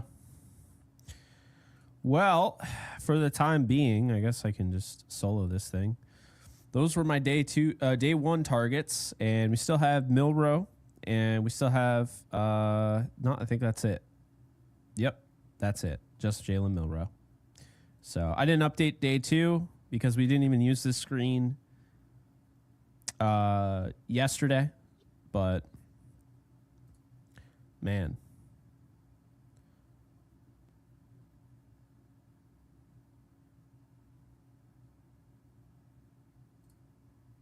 First, America killed the Buffaloes. Now the NFL kills the Buffalo. Okay, I'll stop drinking.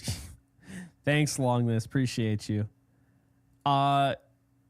Matthew, thank you for the 50. I'm from SC. Became a Rams fan back in 1978 at 13. My dad knew Roman Gabriel and used to pull for him. Shout out to Dad. He had scholarship to NC State, but didn't go. He was the oldest son who had to work farm after his dad had a hunting accident. Man, that is crazy. I actually interviewed Roman Gabriel on this channel.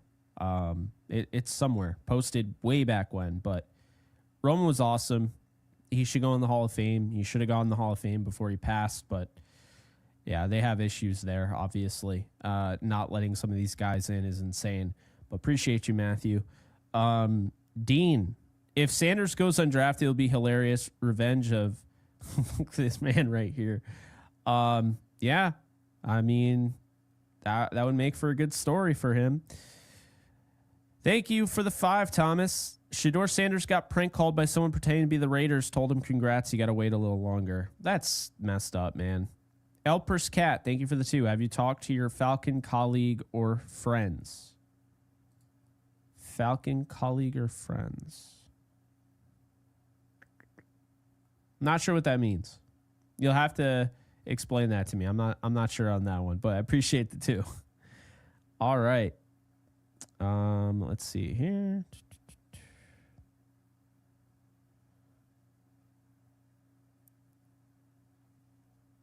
Let's see. We are at pick. Okay, Jordan Birch went to the Cardinals. This is all out of order. I don't know how I know the pick before the Cardinals, but I do. I do know because there's tape delay. What did I miss? Okay. So we're going to put Alexis back on screen. I told you that solo thing would come in handy. The only problem is I didn't update the day 2 stuff, so it was just like useless. But so what picks did I miss, or what did I miss when I was gone? Well, So Jalen Knoll got Knoll. announced before Jordan Birch got announced at 78, so it's all over the place right now. So what pick are we on, I should say, because I don't trust NFL Network.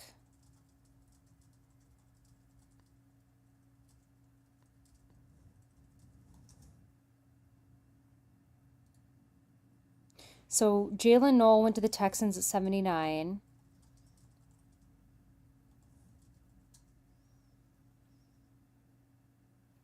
Yeah, we're on 80 now with Indy. If he doesn't go here or the Steelers, it's going to be another decent fall for Shador Sanders until I would say the Rams pick. That would be the next spot where it's like, okay, he could go here. Not likely, but that was what I was saying. There's just not a lot of teams that need quarterbacks.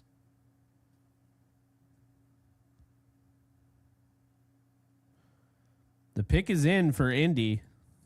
Where do we think they're going with it? I don't think it's going to be Sanders. I would like Torrey Horton at 90, Sean. Thank you for the super here. Thank you, Sean. Horton's awesome. Really good blocker. Really, really good route runner. A smart football player. High football IQ. A guy that makes plays after the catch. The Rams would be in really good shape if they got Torrey Horton. I'll just tell you that right now. That wide receiver room would be crazy.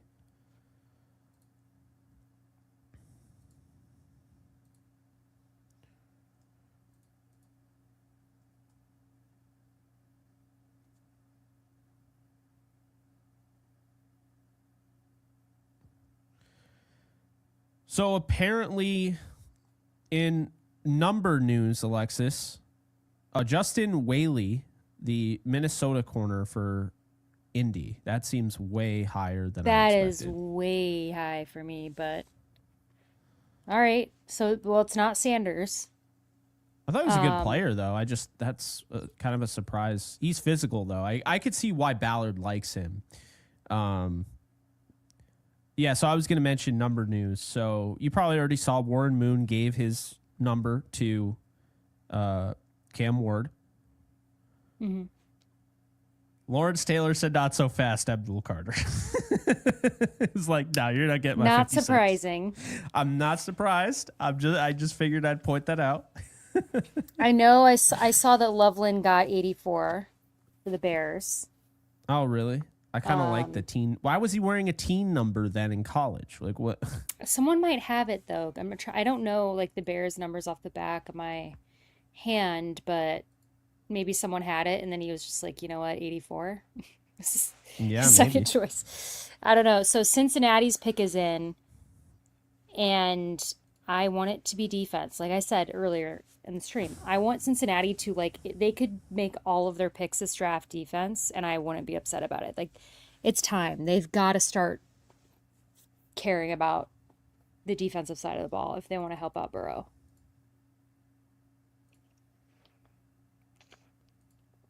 And it's not a defensive player. It's Dylan Fairchild, guard.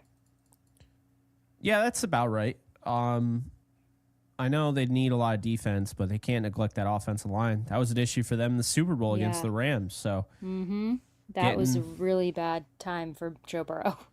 yes, Yeah. really good athlete in Fairchild. Wasn't the best production wise at Georgia, but really good athlete. Tested well. I think projects well. Probably a good left guard option for them. He's good in the run game. Better pass protector than give it credit for, and has a wrestling background. So, yeah, I like the pick for them. I do. So the Titans are up, and I kind of want to get off of ESPN tracker because they don't do a good job of saying who went where.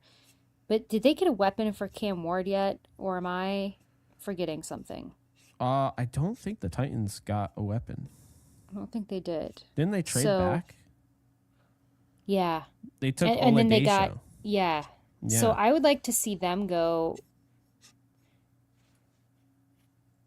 receiver here. So the Rams at 90, by the way, which is coming up soon. We're 8 picks away. They don't have a pick until 127 after that. So, could see them trading out of the third and maybe getting an additional pick, but my gut is telling me that they are going to pick somebody at 90. I think they are going to pick at 90 as well. Unless that they can move down a little bit, but yeah.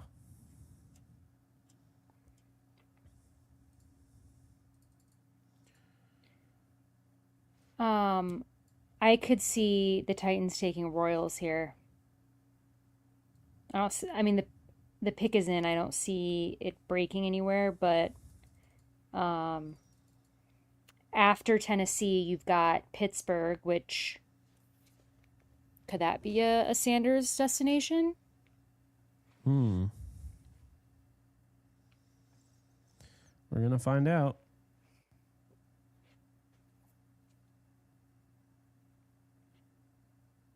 The Titans took Winston. Is that Kevin Winston? I thought he already went. No, Kevin Winston Jr., Yep. Okay, so he went to the Titans. best player available by a mile. So, great pick. I would have gotten a weapon, though, I think, by now for Cam Ward. I think they really like Femi Oladejo's like overall upside, but I definitely would have taken a wide receiver. And the Steelers took Caleb Johnson. Damn. So Caleb Johnson finally off the board to Pittsburgh. So interesting. Somebody asked about the Rams' new uniform this season in the chat. We did hear about that, and what it looks like is that it's kind of like the City Connect thing that the MLB does, Yeah. where when you play a rival team, the teams are going to be wearing like a special, unique city jersey, kind of like they do in Major League Baseball.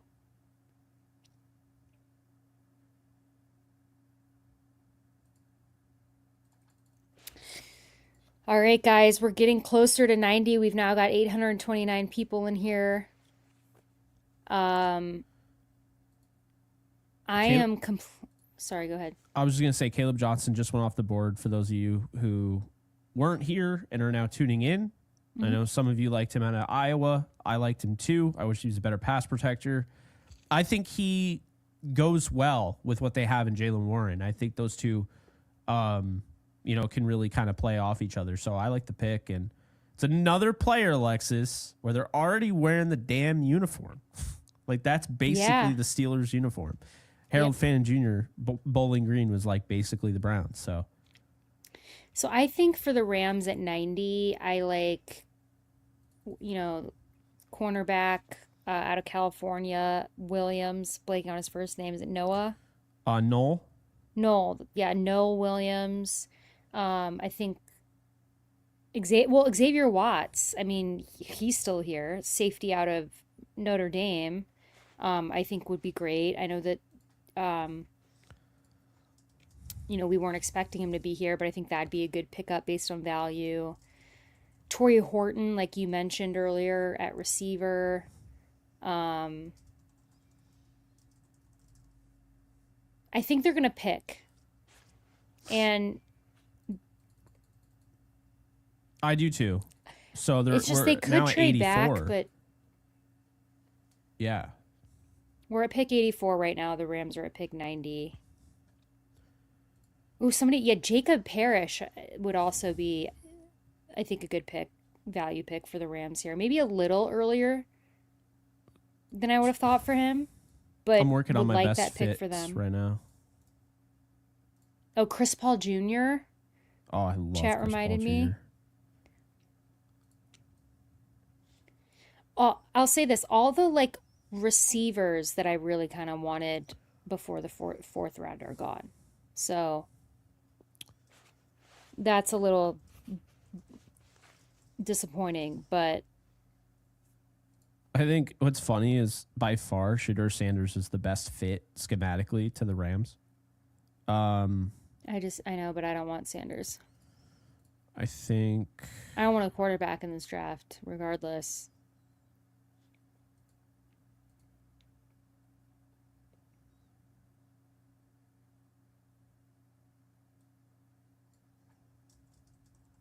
So you've got Tampa Bay, New England, Chargers, Green Bay. Those are the next 4 picks. so. Io Manor really is still there. Like, he wasn't drafted. Mm-hmm. Right. I'm actually surprised by that. I thought he is still there. Damn. I just had to search. Not that I didn't trust you, but I was like, I need to double check here.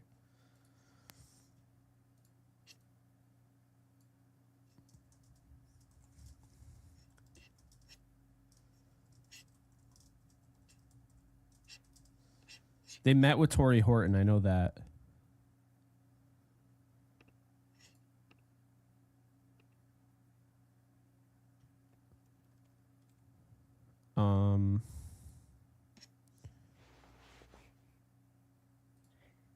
I still don't see that Tampa Bay's pick is in. I think Charles Grant is definitely going to make my list.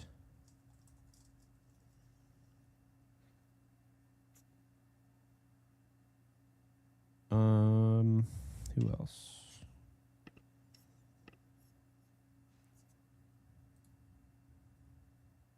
Braden Swinson is still there. Good Lord.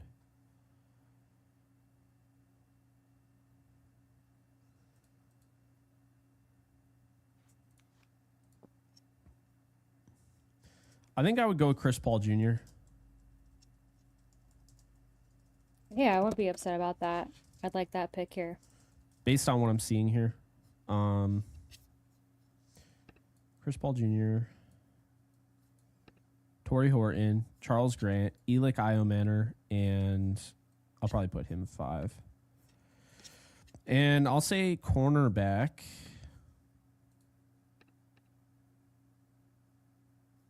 Kobe Bryant from Kansas.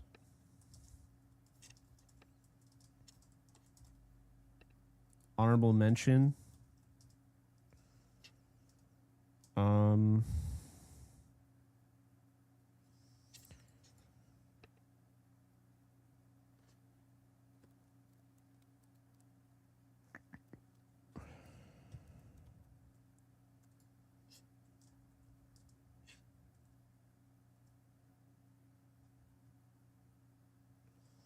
Screw it. I'm going to put honorable mention Shador Sanders. Hopefully that gets him drafted. I want him to get drafted. I don't like what's happening. The Bucks took Jacob Parrish. Oh yeah, I wasn't as high on Jacob Parrish. I know a lot of people liked him. Makes sense though. They get their kind of nickel corner, inside outside guy, but I like him more as a nickel. Physical, scrappy.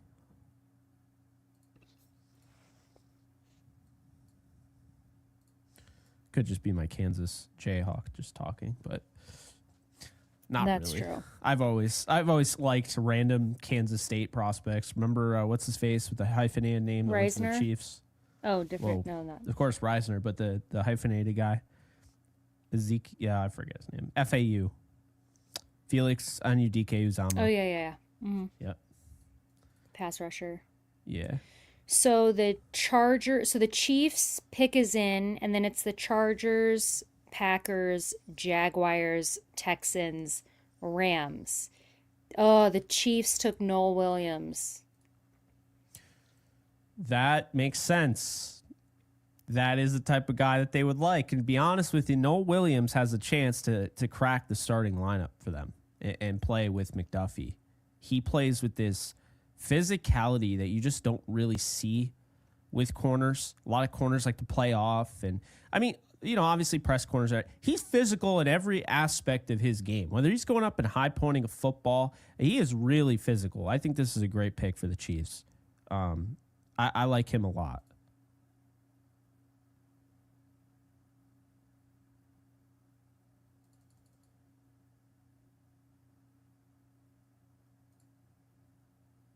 Well, we'll see who the Chargers take.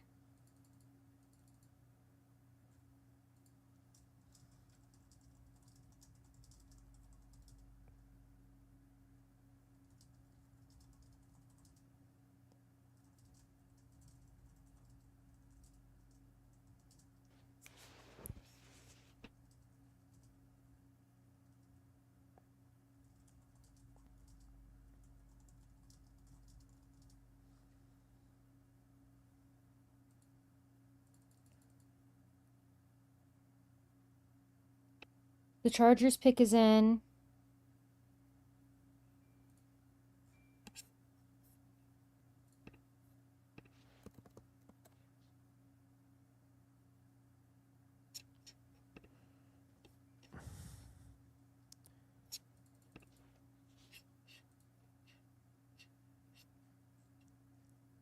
I feel like the feed has been so far about there's something off with Twitter and refreshing. It's just not doing it for me.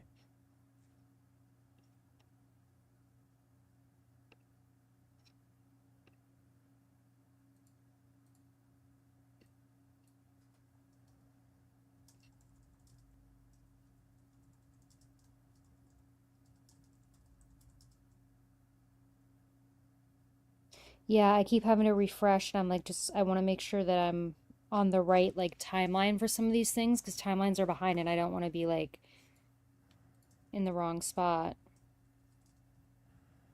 I think I'm just going to start typing out the ticker. I was copying, pasting tweets, but now I'm just screw it.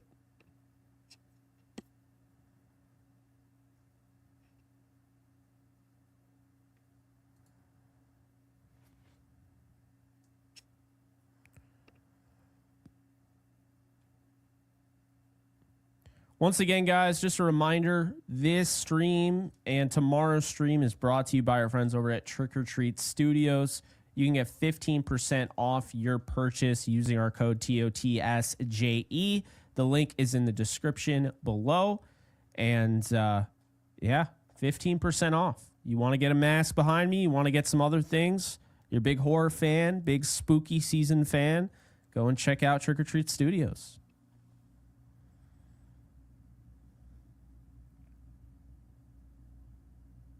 I'm also trying to keep up with the comments. So Yeah. I apologize if I'm behind. I'm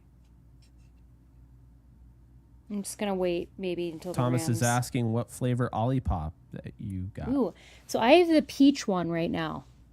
Okay. He likes the grape and lime. Joshua, thank you for the 5. Thank you for the 5 again. I like Lambert Smith Thank for us. you so I much. really like Lambert Smith. Receiver out of Auburn. Yeah, I mean, I gave him an excellent grade for his. I think I actually gave him an elite grade for his blocking. Great blocker. Went to Les Snead's alma mater. That's a name to look out for on day 3. I don't know if he'll go this early, but maybe 127. I also could see running back decently soon. Dorian Strong or Torrey Horton? I'm going to go with Torrey Horton, but I like Strong. I do. Thank you, Sean. And I'm Thank probably you, going to Sean. go with. Yeah, agree. Yeah, I really like Torrey Horton. I have for a year and a half now, so. Let's see. Who do the Chargers take?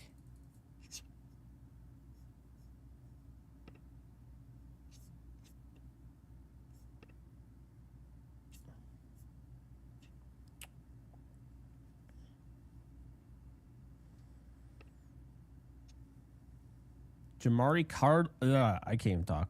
Jamari Caldwell. Caldwell out of Oregon. Hey, if you're not making fun of yourself on, live TV, Yeah. or I know we're on people's TVs, so I say that, then are you really having fun? Yeah, I mess up names all the time when I'm talking too fast, especially. So Yeah, this is the first player, believe it or not, that I do not have a scouting report on. I did not get a chance to watch Me too. Jamari Caldwell. So doesn't have anything to do with the level of play. Guy could have been an absolute gem that I wasn't able to get around to, but I hate to admit it took 86 picks for it to happen, but it's the first player, and I'm a believer in honesty and self-scouting. I will do better next year. And guys, up next we've got Green Bay, Jacksonville back to back, and then the Rams. And the Packers pick is in. So let's see who the Packers are taking here.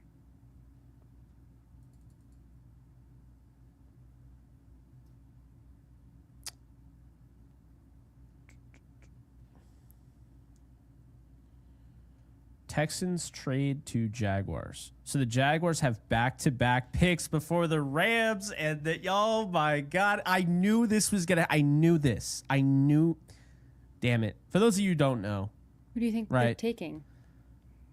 I don't know, but they're going to take 2 guys that the Rams want. They're going to snipe the hell out of them because that is James Gladstone, who came from the Rams front office. He was the mastermind behind a lot of different things that they've done the last few years, and yeah. Jaguars have a type. It's the same type as the Rams in all likelihood. So who do you think it is then, based on their needs? Because I'm trying to think Well, who have they drafted so far? They took Travis Hunter. Mm-hmm. And then second round, they took nobody. No, yes, they did. They took... Not in the second. Oh, wait. Hold on. I thought they picked somebody else. They have not made a pick since Travis Hunter. So they kind of took a all right, let's predict. Wait, did the Rams trade back? I don't see that.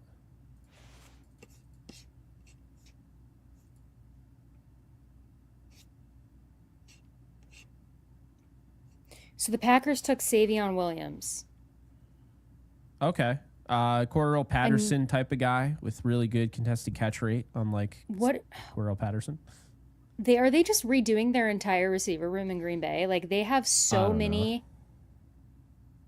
I mean, you take Matthew Golden in the first, now you take Savion Williams, you've got Christian Watson, you've got Romeo Doubs, you've got Jaden Reed, you've got Malik Heath, you've got Dontavian Wicks. I mean, what is going on in Green Bay? Are they going to be the first team to have 10 active receivers on their roster? They signed Mecole Hardman in free agency. Yeah, it's weird. They got to be planning to make some trades or cuts because they can't. Logistically, they can't keep all those guys.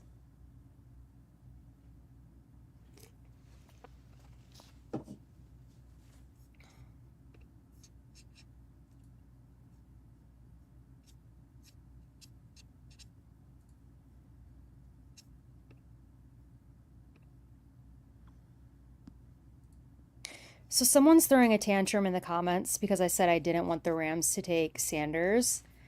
It's the same answer I've given the entire draft, is that I didn't want the Rams to draft a quarterback this year. Yeah, you've Period. been consistent about that the whole time. Yeah, they're trying to make it into this whole, and this is I think, where people start to get annoyed with Sanders fans, is they go absolutely ballistic and start like, no, it's not that deep. I just don't want the Rams. There was no quarterback that I wanted this year the Rams to take. Period. But we'll see. They're up in 2 picks, and I don't think it's going to be a quarterback, but if it is, I think it's going to be Jalen Milroe.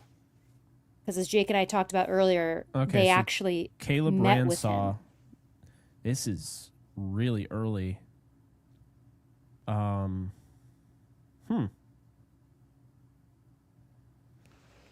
Really This is fluid early. hips, click and close ability.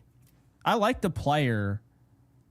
I would say the athletic profile is what got him drafted this high. I don't think the production did, but I liked him on day 3 and like maybe the 5th or 6th round, but this seems like a little bit of a reach. It does feel like a little bit of a reach for me as well.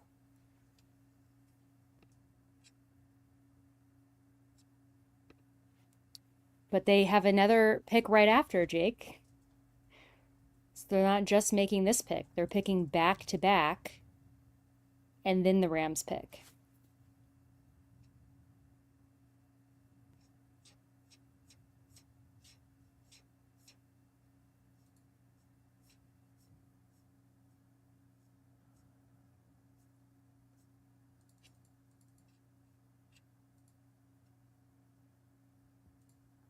So who the Jaguars take the second pick? They haven't said yet. Caleb was their first one.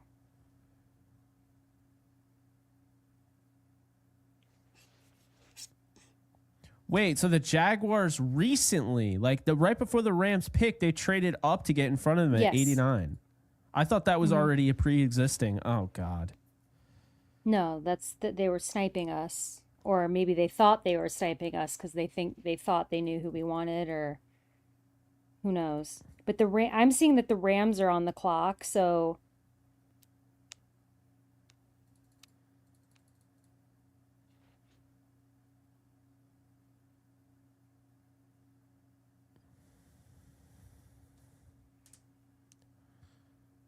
Rams are on the My clock, but we have no idea who the Jags picked last. I would like. I think Chris Paul would be really fun here, linebacker out of Ole Miss. I think Xavier Yeah. Watts would be a fun sleeper pick. I would love Jalen Royals here. If they go offense, I want Horton or Io Manor. If they go defense, or Charles Grant. If they go defense, I want Chris Paul or Kobe Bryant. Wyatt Milam. Okay, I don't think the Rams were going to take him, but I didn't like his tape at all. I know there were a lot of people that were saying he could go in the second. I just thought there were a lot of balance issues with Milam, so. Well, we know what that means, guys. I didn't means like that any the of Ra- those Jaguars picks. Like they didn't really bother me in the slightest. Yeah, I don't think that they were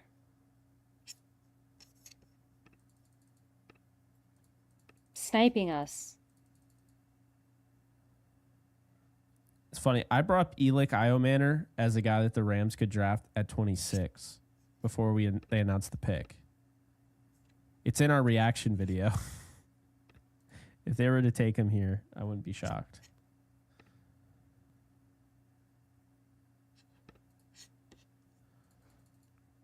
Rams on the clock, guys. We got over 1,000 people in here.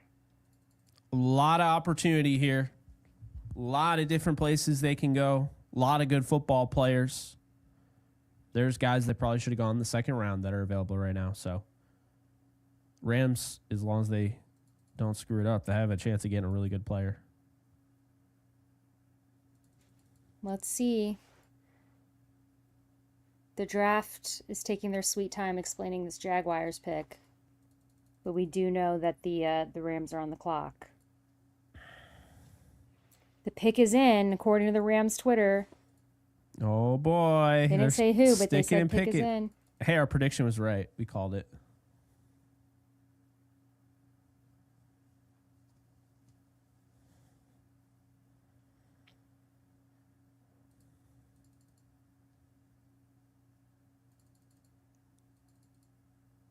The dead silence. Yeah. Oh, I should probably.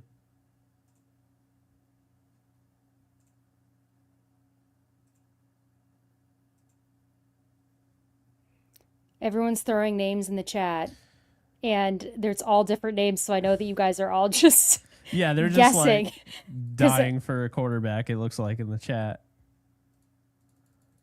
So I think based on them going up to get Milam, I'm going to say this is Charles Grant. Because I think they thought that they wanted an offensive tackle. If it's not Charles Grant, I think it's Io Manor. And if it's a defensive player, I think it's Chris Paul Jr. There's so many guys I'd be totally fine with, though. Yeah, I think there's a lot of options here, so, I don't... Yeah. Everyone's just throwing out random names that aren't even football players now, so I'm not... Yeah, Tom Brady, like, come on. Yeah. Bronny. Greg Bronny Robinson. James. He's not even the same sport. All right. That's where we're at. Right. Trying to refresh, and it's just taking forever.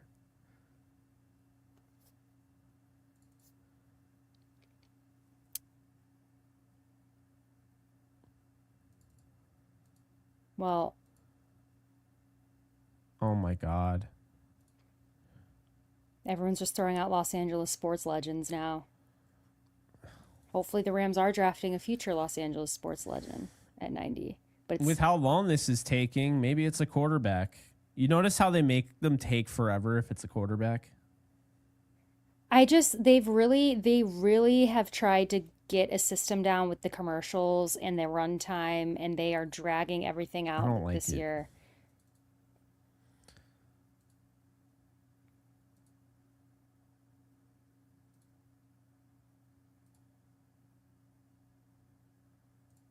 This is taking a very long time. Someone said it's not Sanders. Who's the NFL reporter? Come on, you got to give me more than that. I don't think I wouldn't be surprised though. I could see him go in so many different directions. It's kind of crazy. They're on commercial now, by the way, so this totally makes sense now. People like Jake Ellenbogen, Karl Anthony Towns, Rams drafting Leonard Jake Little. Ellenbogen. We took Goku, Tiger Woods. Oh Lord! This is how I found out I was drafted. Yeah, this is taking to the forever. Rams. Well, they're on commercial break, so we have to hope that a reporter gets the leak out first, because I just refreshed the clip recording because all of that was just ridiculous. No, there's so many. Honestly, there's so many players. At this pick, I had them taking Harold Fan Jr., who's not available. The next pick, I had Smile Mondin Jr. I think this is either going to be Charles Grant, Chris Paul Jr., or Elick Io Manor, but I have other options. Kobe Bryant, Torrey Horton, Shador Sanders, Jalen Milroe. They're going to pick somebody I really like, I think. Or maybe not. Michael Brockers is making his way onto the stage.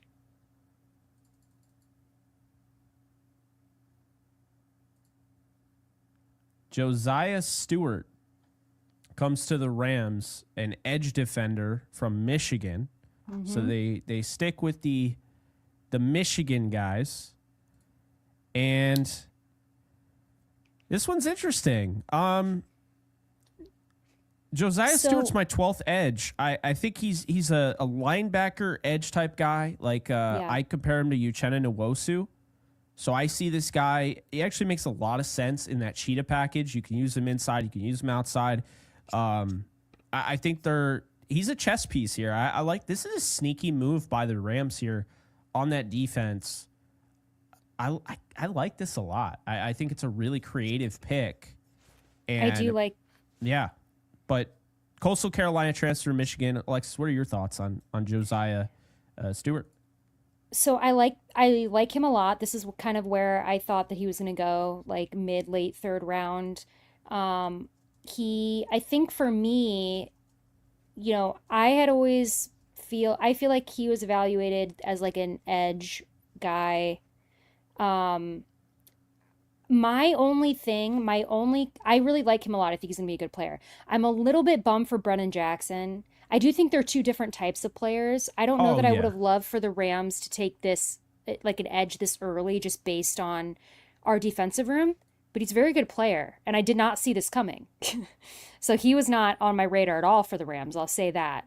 Um, but it's a good pick, and I guess positionally I'm just thrown off a little bit, but it is like you said, it's like a sneaky decision, for the Rams. I think I probably would have preferred had they gone like if they were going to do something sneaky like Xavier Watts, like I said at safety, I thought would have been a really good pickup here.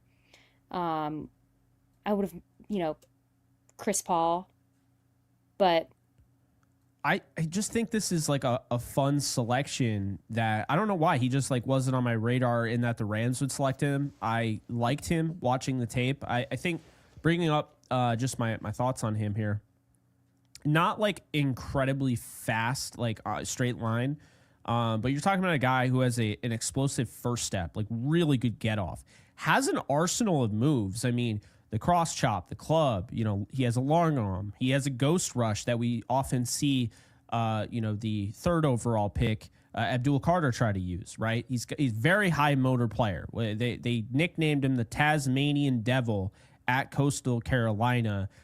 This is a guy who plays with a low center of gravity, pad level. He's really versatile, high football IQ, leader. He was a team captain at Michigan. So it makes a lot of sense. Run defensive guy.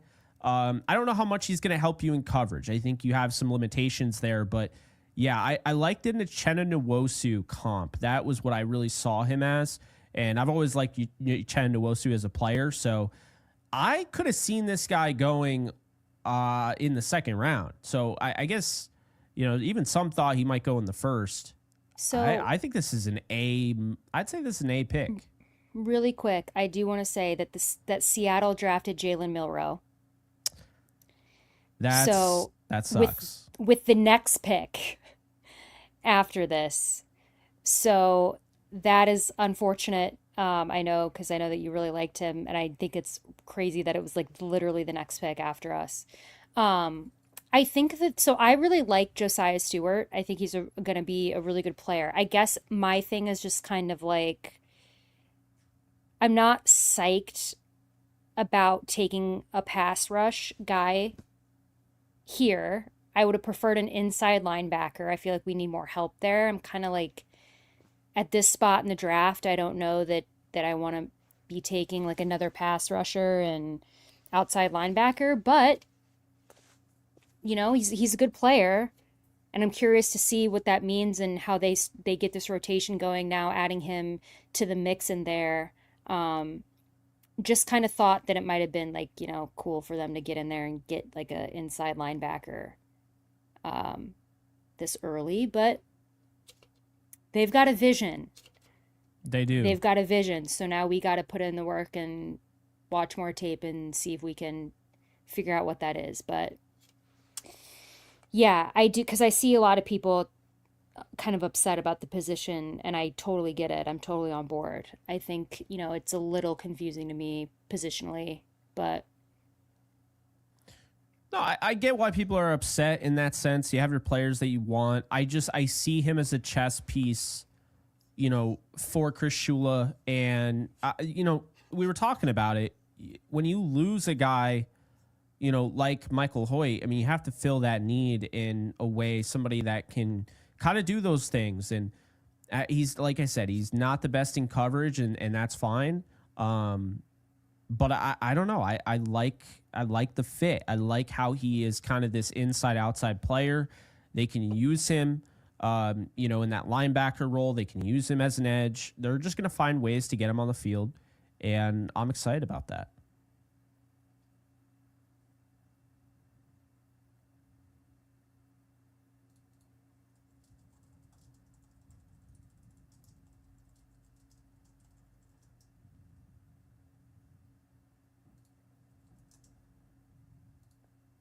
Yeah, Seattle was really smart in getting Jalen Milroe. I think they're going to use him in different ways, by the way. I don't think It is he's a bummer just. that he ended up there. It is. It absolutely is. And you know what? I think it really tells us they're just not going quarterback, and that's fine. Hey, Or they really like McCord, but, you know. I just don't think that I'm interested in taking a quarterback this class at all for the Rams. Yeah, and you've been consistent with that. So, people say Yeah. he's too small, but, Josiah Stewart, by the way, and I'm just like, I don't know. I don't know if I agree with that. I really don't know if I agree with that. The way they can use him, I don't think he's too small. He's about the same. He's not like tall, but I mean, he's about the same 240 pounds as like the Falcons traded their first round pick in 2026 for a guy who was, 240 something pounds.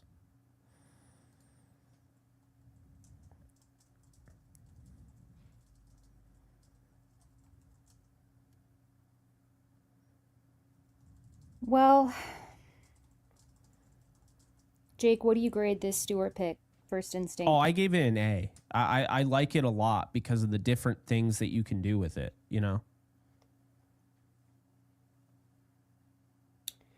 So unfortunately, I think just based on positional value, I'm going to have to do a B minus C plus on Stewart off the bat. That probably will go up.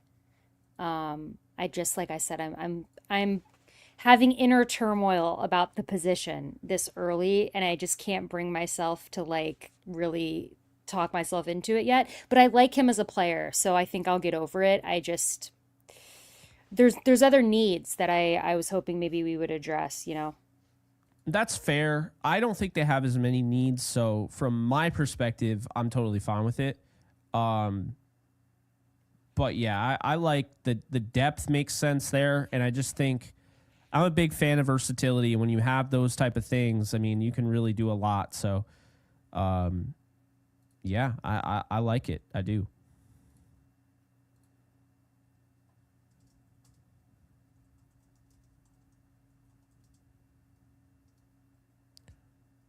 So they did stay at 46 and 90, and they did not trade out.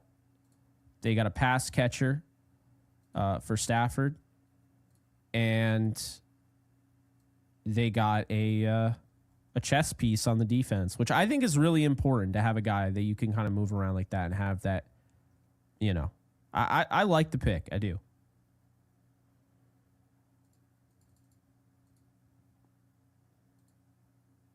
So Jonas Sanker, by the way, went to the Saints. Dude, He's a safety out of Virginia.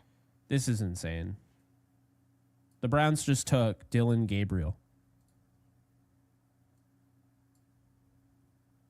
All right. I'm telling guys, there's something that is I'm going to say it. I'm going to say it. I'm going to say the quiet part out loud. They are trying to make an example out of Shador Sanders. This league does not like his confidence, does not like that Deion Sanders is as loud as he is, and they are trying to nip this in the bud. They do not want like LeBron James Bronny situation. They don't want all that. They do not want they don't. This is what's happening, Alexis. There's no way you can tell me you watched tape and said, yeah, Dylan Gabriel. I like Gabriel as a day 3 guy. That is asinine to take Dylan Gabriel over Shador Sanders. I'm sorry. That is where you lose me on that. I mean, that's insane.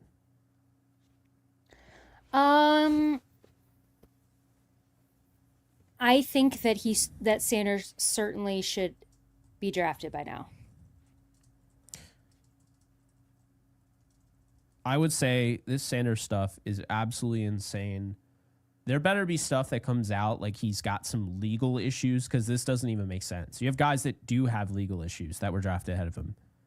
I don't think it's that. No, I know. It's the character, and like I said, I feel like it's just making an example out of him. I think this is absolutely ridiculous. Like, does it just, I mean, maybe not you, but definitely for me, it makes me want to root for this guy tooth and nail. Because I feel like the whole league is against him right now. Truthfully, that's how I feel. I mean, some teams, don't get me wrong, the Rams probably were not taking a quarterback. But the Browns just took Dylan Gabriel over this guy. I just, now you're just trying to make a point.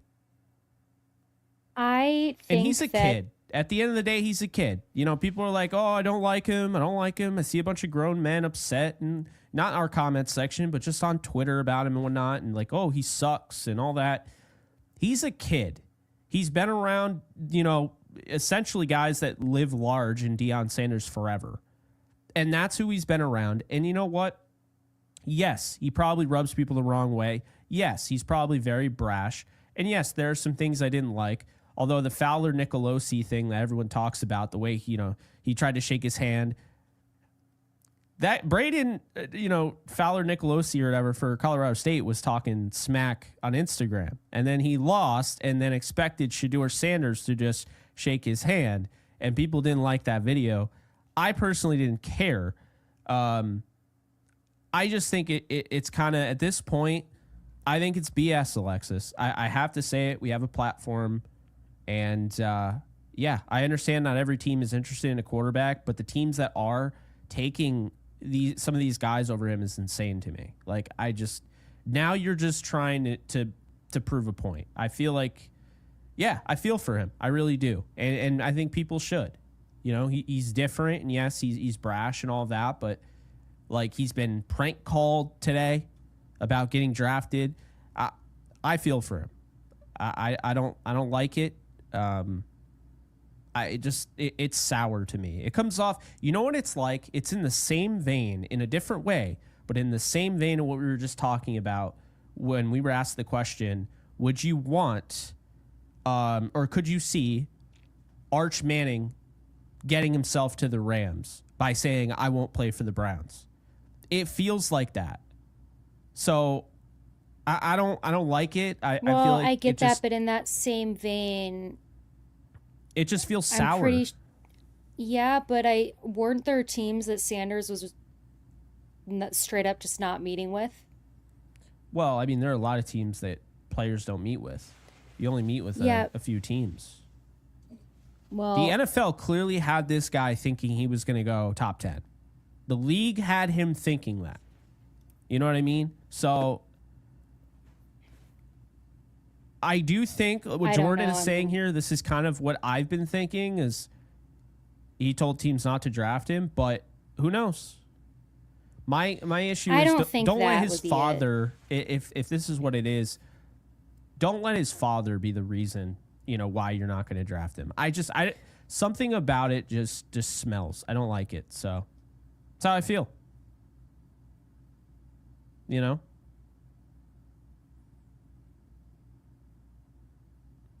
That said, I love the Milroe pick for Seattle, and I love Milroe going on day 2 because I think people are sleeping on him.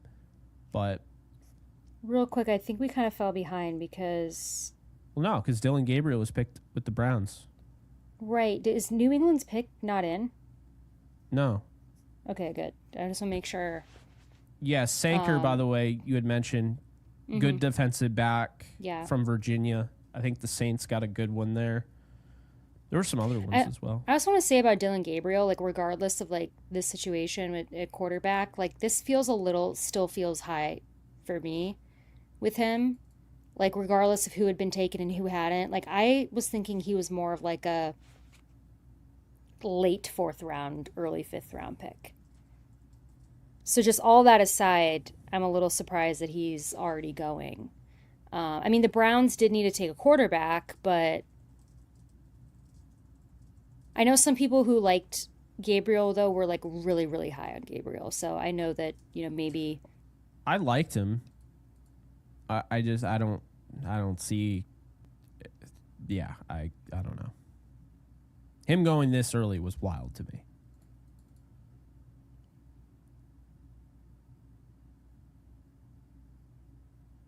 I'm still in shock. I still can't believe he went that early. still can't believe Seattle got Milroe. That really annoys me. That didn't surprise me at all. When the Rams didn't pick him there and Seattle was waiting. Wow, the Patriots are killing the draft. Jared Wilson out of Georgia, best center in the draft. They are get him at protecting 95. they are protecting Drake May.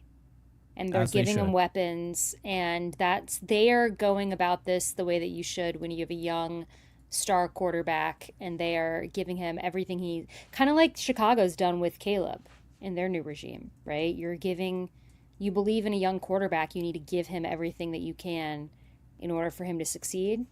Patriots took note. Love the pick.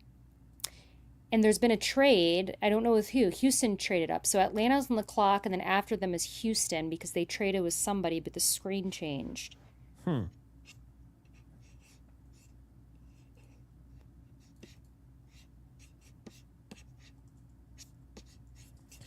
The Josiah Stewart pick is still really cool. I like it a lot. I'm excited to see what they do with him.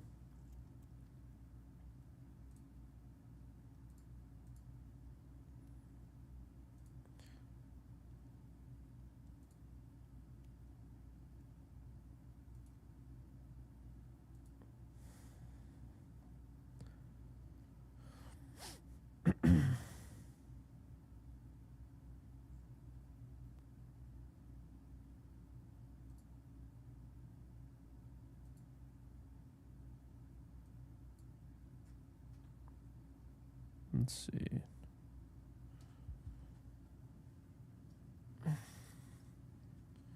Falcons took Xavier Watts. The Xavier Watts dream is dead.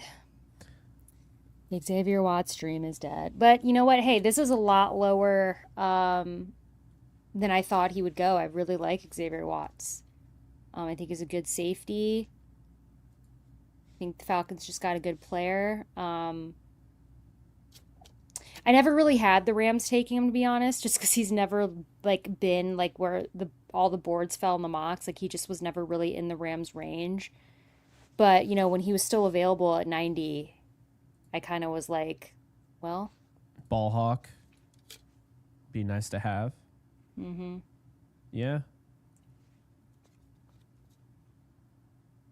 I am curious who Houston traded up for, Jake, because I don't think there's any more Iowa State receivers in this draft.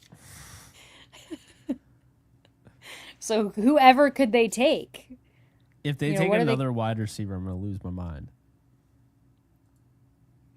Quick, Jake, who's someone you really want the Rams to draft? Because I bet you that's who they're going to take.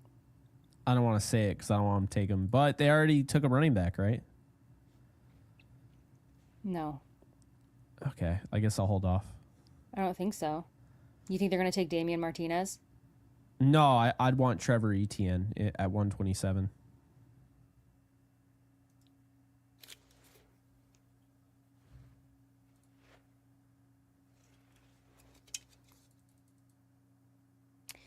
And what's unfortunate about Xavier Watts, because I like him a lot, now that he's going to Atlanta, I got to root against him. Because we need to prey on Atlanta's downfall next season. So that's right. So unfortunately, Xavier, I'm going to have to spend a season rooting against you, which pains me. But so Jalen Smith, it sounds like, to the Texans. Why am I blanking on who that is? Oh, who took... corner from USC. We got any USC fans in the chat? He just went to the Houston Texans.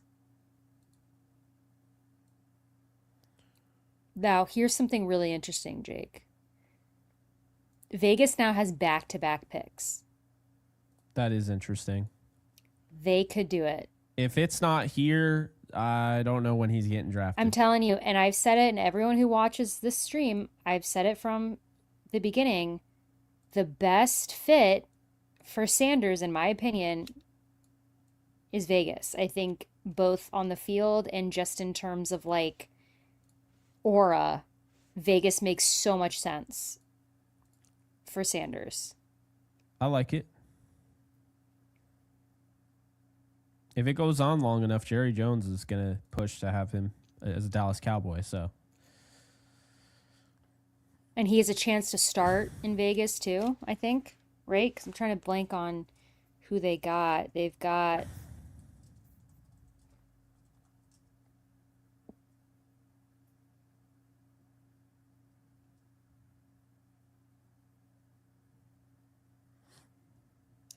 Geno Smith, but that's right.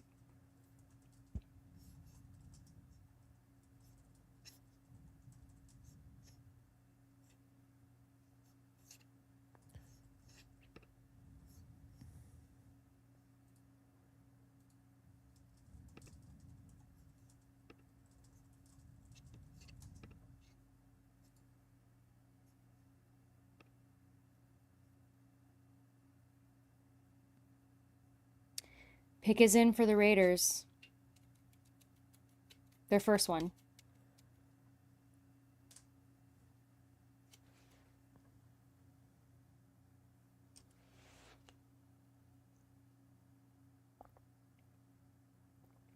And yeah, I forgot that the Raiders had traded for Geno Smith in the moment.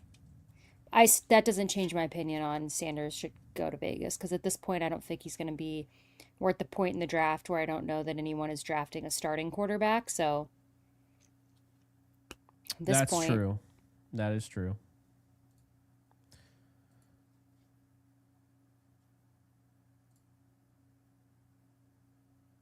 I'm hoping these reaction clips are good. I have no chance of even seeing them, so I'm just posting them.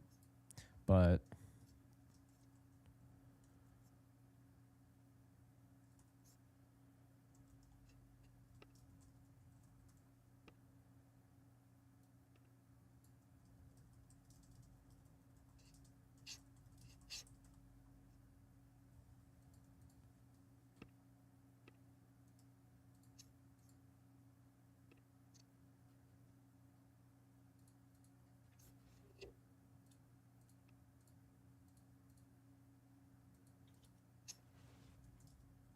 who do you think they're taking? I think Sanders will be the 99th pick. I just feel like they For have the drama? Yeah. Yeah, I think they'll take him. Well, I guess the problem is if you take Sanders now, like you have to feel like he's not going to get drafted anytime soon the way it looks. So it's like maybe you have guys that you want here. Also, the Raiders pick very early on in round 4 too. So That's what I'm thinking. So maybe they don't. I don't know. That money drops off considerably from a day 2 pick to a 4th round pick. So Caleb Rogers is pick 98 for the Raiders. Who's Caleb Rogers? That's what I'm looking up right now. I don't think I've ever heard of him. Offensive No, I've heard tackle, of him. Texas Offensive Tech. tackle, yeah. Yep. Didn't they take an offensive tackle early on? I thought they did. No. Was it Bank? No, that was the Saints. Sorry. Yeah, no, I mocked Banks to go there, but I don't think they did take. Let's see what they do with 99. Pick 99.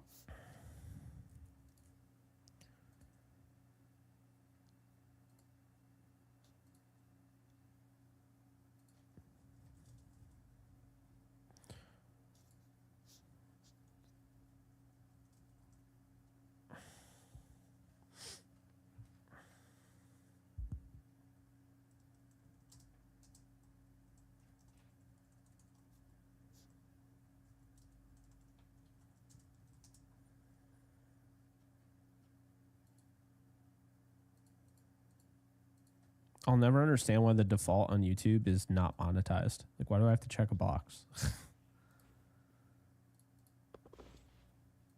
The chat's gonna pick 99 before I do because my peeps where I was getting the picks on X are way behind, so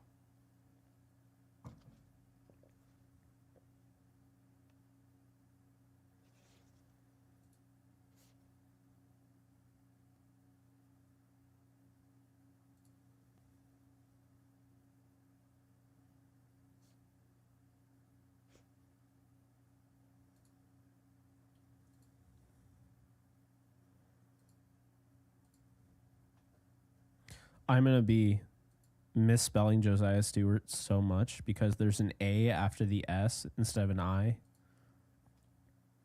I'm cooked. It's over.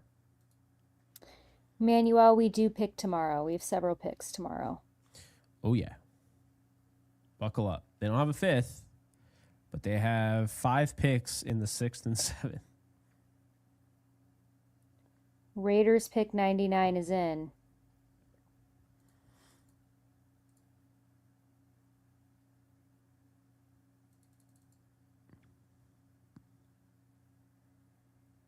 Steven, you're right. We are getting our pizzas tomorrow. Can't wait.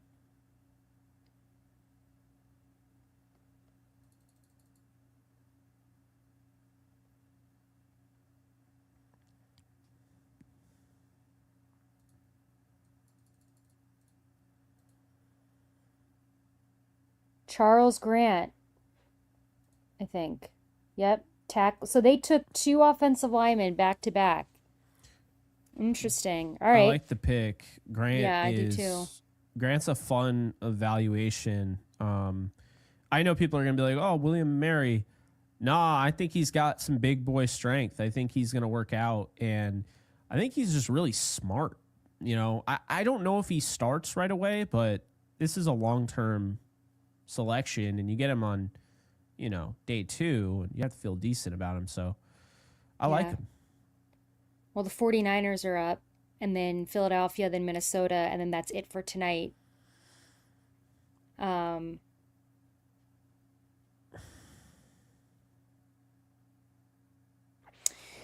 Well, guys, let's hope that the 49ers reach on someone here. Yeah. Let's hope that they don't take anyone we want as well, because that just makes it more bitter when your rival teams take players that you want. Yeah, the Eagles now have the Rams 101 pick that I had previously traded to them a billion times in mock drafts. They traded with the Falcons. The Falcons traded up. The Eagles got a 5th round pick in 2026.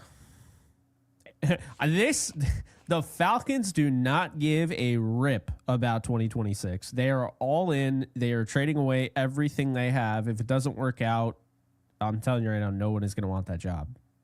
They have no draft capital.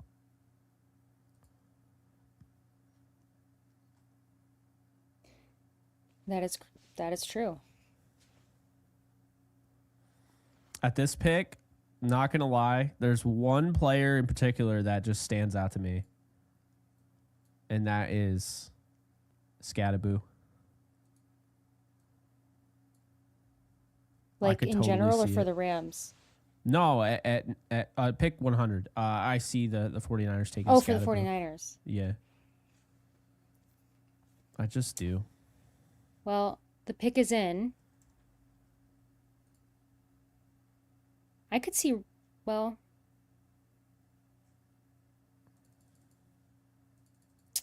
they could go, I mean, Scadaboo makes a lot of sense. They could go receiver.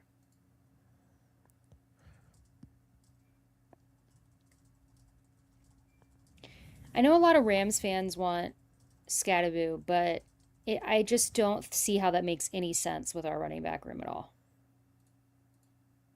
Yeah, there are a lot of Rams fans that like him. I mean, dude plays really hard. He's like Liddell Betts, Peyton Hillis type, but I do think he's a little overrated. I think so as well, and I also just think that he doesn't make any sense with the current running backs we have on the roster. Like we have, Kyron Blake, and we re-signed Ronnie. I mean, he doesn't really diversify our skill set. You know what I mean? It's kind of the same type of running back.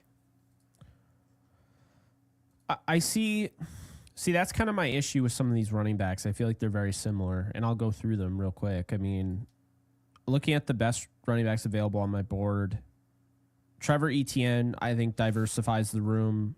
He's a Brian Westbrook type, offers a little bit more juice than some of the others on the roster. LaQuint Allen, it would be the best pass catcher on the roster day one. really good back out of Syracuse. Reminds me of Rashad White, just not as much speed.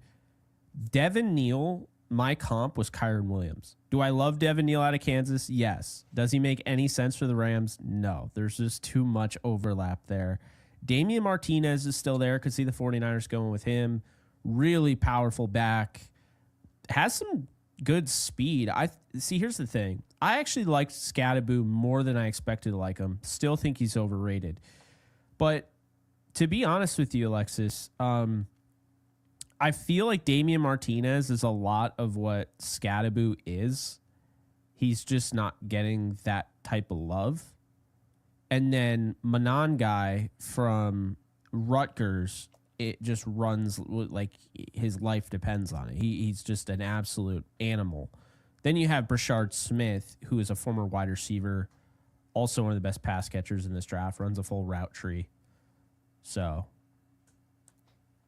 Manon guy is so good at pass protection, too. Yes, he is. Upton Stout is the pick for the 49ers, a safety nickel hybrid. Interesting. It seems very early for him, but he's got some ball skills, big playability. I'm a little confused why they went with him at the end of the third. I would have seen him as more of like a day 3 guy, but yeah, that's their pick. So you got Denver and Minnesota because Philly, it looks like Philly had to have traded, right? I saw some in the chat and I'm assuming that Denver just traded up with Philly. Hold on, sorry, the wind just knocked my door open. All right.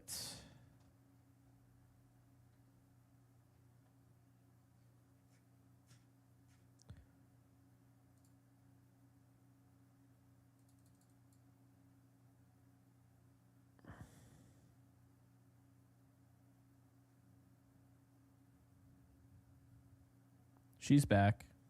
I'm back. I just had to shut my door.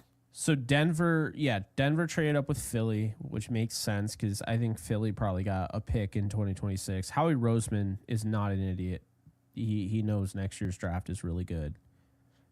So Philly, did they move down into the 4th or did they trade the pick outright? I can't tell. I don't know. I'm trying to find that out.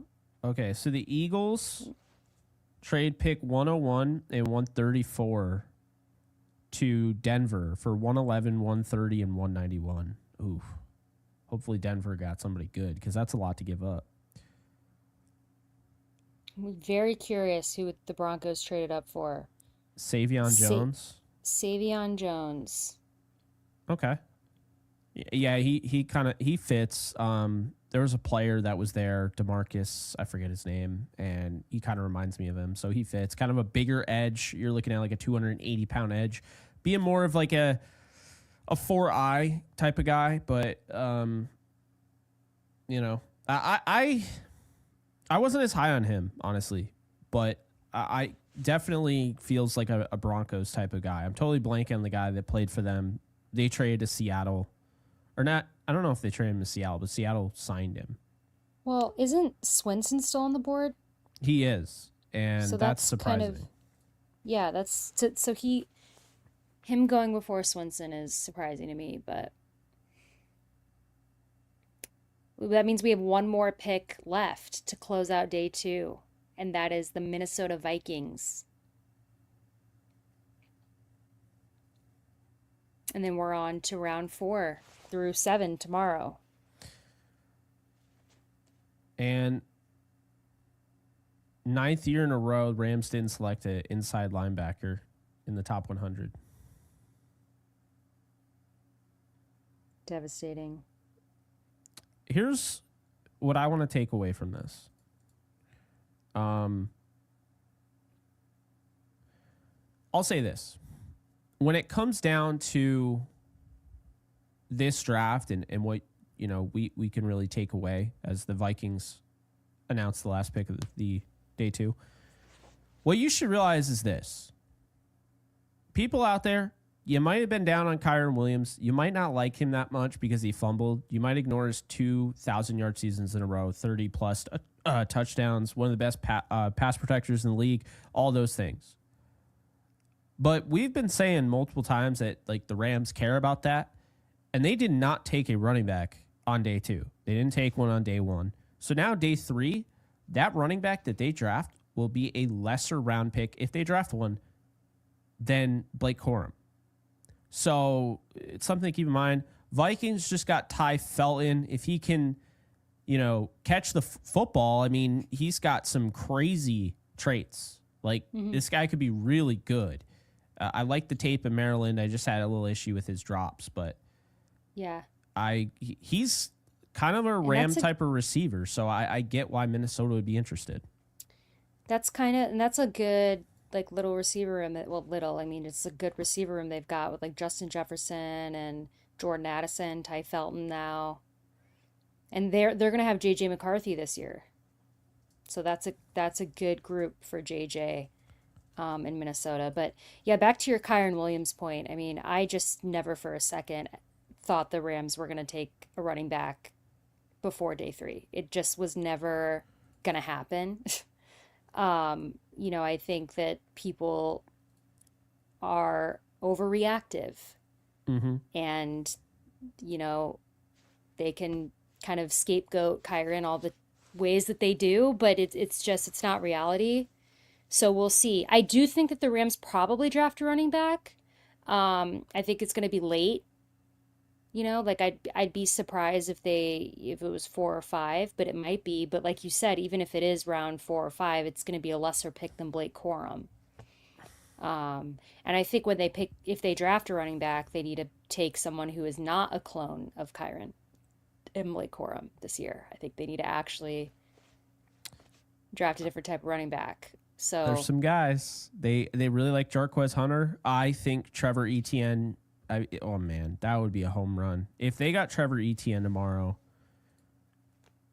I'm just saying, I would be very happy. Trevor Etienne, Brashard Smith, LaQuint Allen. There are definitely some guys that can kind of add some deviation to this running back room. So I am excited to see that. But that does wrap it up. We have Ty Felton to the Vikings here at pick 103 or 102. And that is it for day 2. Alexis, final thoughts on the Rams draft so far? I think that it's a weird thing because I think that they got some players with really good potential. And I think that, they weren't really my choices at those picks, but I think that after I marinate on it, I think I'm going to come around a little bit. I think right now I'm just still a little bit jaded and maybe confused about it. But listen, Terrence Ferguson is a good player. I think he's the type of player that the Rams like. They took him higher than I had him going. I think they took him higher than most people had him going based on what I've seen and kind of the reaction from everybody. But that was clearly their guy. So they went for it, and tight end was a position in need. And then Josiah Stewart, I really like the player. I'm not in love with the position in the third. I didn't really want the Rams to address, edge, outside linebacker in the third. I know that he can be, worked in and all of that. I just feel like of all the positions that we could address, that was so low on my list that I'm a little bit annoyed by that. But I do really like Josiah Stewart, so I think I'm going to get over it. I think when the draft is over, I will get over it. I just think right now I'm God, there was corners that I wanted, or maybe we could have gotten a really strong ball hawk safety like Xavier Watts. That would have been really fun. Receiver, but listen, he's a really good player. So they certainly got good players. So that's not my qualm, but yeah, what do you think? Yeah, I like the draft. I think, we all have our picks, like we always say, Alexis, and we're always quick to preface before we say things. Yes, we have our picks. We have guys that we get excited about. We do the research on, we do the homework on, and when your team doesn't make those picks and they fall in your lap, yeah, it hurts. But you know what? I'll say this. First pick, Terrence Ferguson. He didn't make my top 100, but I get the fit. They clearly loved him. When I see, and obviously this is why they leak stuff like this, I'm not an idiot. When I see it's like, oh yeah, we might have taken him in the first round if we considered it. I don't know how true that is, but the point being is that it does get me a little giddy for that because they have a plan for him. This is somebody that is a flex tight end. They're going to try and build him up to be an inline tight end and potentially be the future of the Rams at tight end, which is a position that while, you've had guys, Tyler Higbee is arguably the greatest tight end ever in Rams history. You have guys like Pete Holohan and Billy Truex. You had guys like Lance Kendricks and Jared Cook and Roland Williams. There hasn't been that big just Travis Kelce, George Kittle, Kellen Winslow Sr., Antonio Gates level tight end. So hopefully you're looking at, when it's all said and done, Terrence Ferguson ends up being that type of wow. Like when you think of Rams all-time tight ends, he's the first name that comes to mind. That's my hope. They draft one in the second round. The last time they did that, of course, was Gerald Everett with, of course, a trade. They traded down. They took Gerald Everett in 2017. Well, hopefully this one works out a little bit better, but Ferguson, I think there's a plan in place. Yards after the catch guy, a guy that is explosive, one of the best athletes at the position. So, and also a 6'4" frame. So a bigger frame for Stafford to throw to. Love that. He can play right away. And then the second pick, which they stayed and picked at pick 90, the original pick. They go and they get Josiah Stewart, a inside linebacker / edge. I think he'll predominantly be on the edge, but he is a chess piece.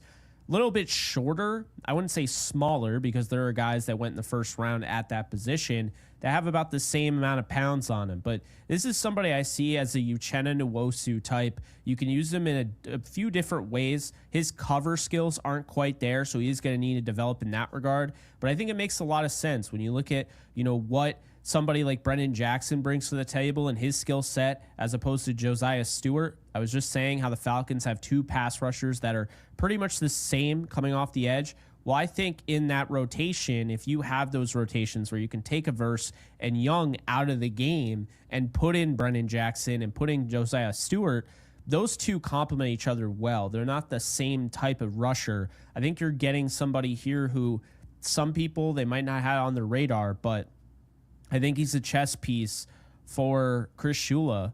I think he's a good player. He was more productive. He was actually the most productive edge named Stewart, and that includes the first rounder, Shamar Stewart. I had to throw that in there. But Alexis, I would grade day 2.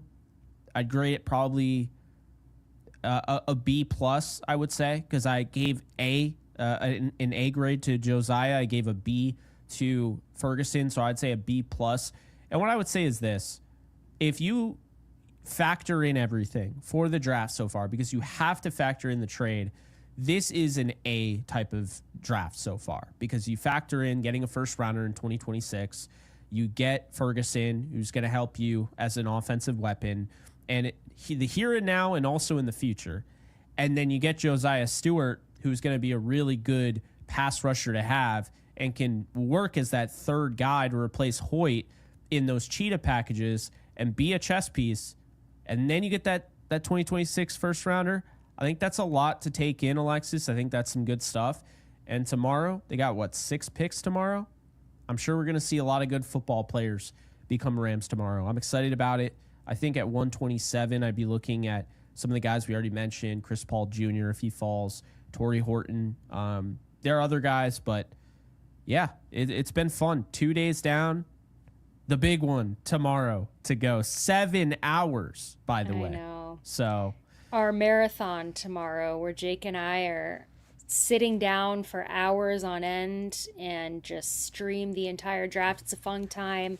Everybody drops in the chat. Jake and I order our pizzas, and we all just that's the day where I just rapid scream picks as they come in. We'll be having a conversation. I'll be like, by the way, prospect, and then we continue, just so we make sure that we're getting everything in there, and we just kind of do our thing, and it's a lot of fun. But guys, we'll see you then. I think it starts at, is it 1 Eastern time tomorrow? I think it's noon. It's normally always noon, so it's Yeah, so it's 11 my time. So it'll be noon Eastern time tomorrow. Jake and I will be here, and we will start our long day of streaming.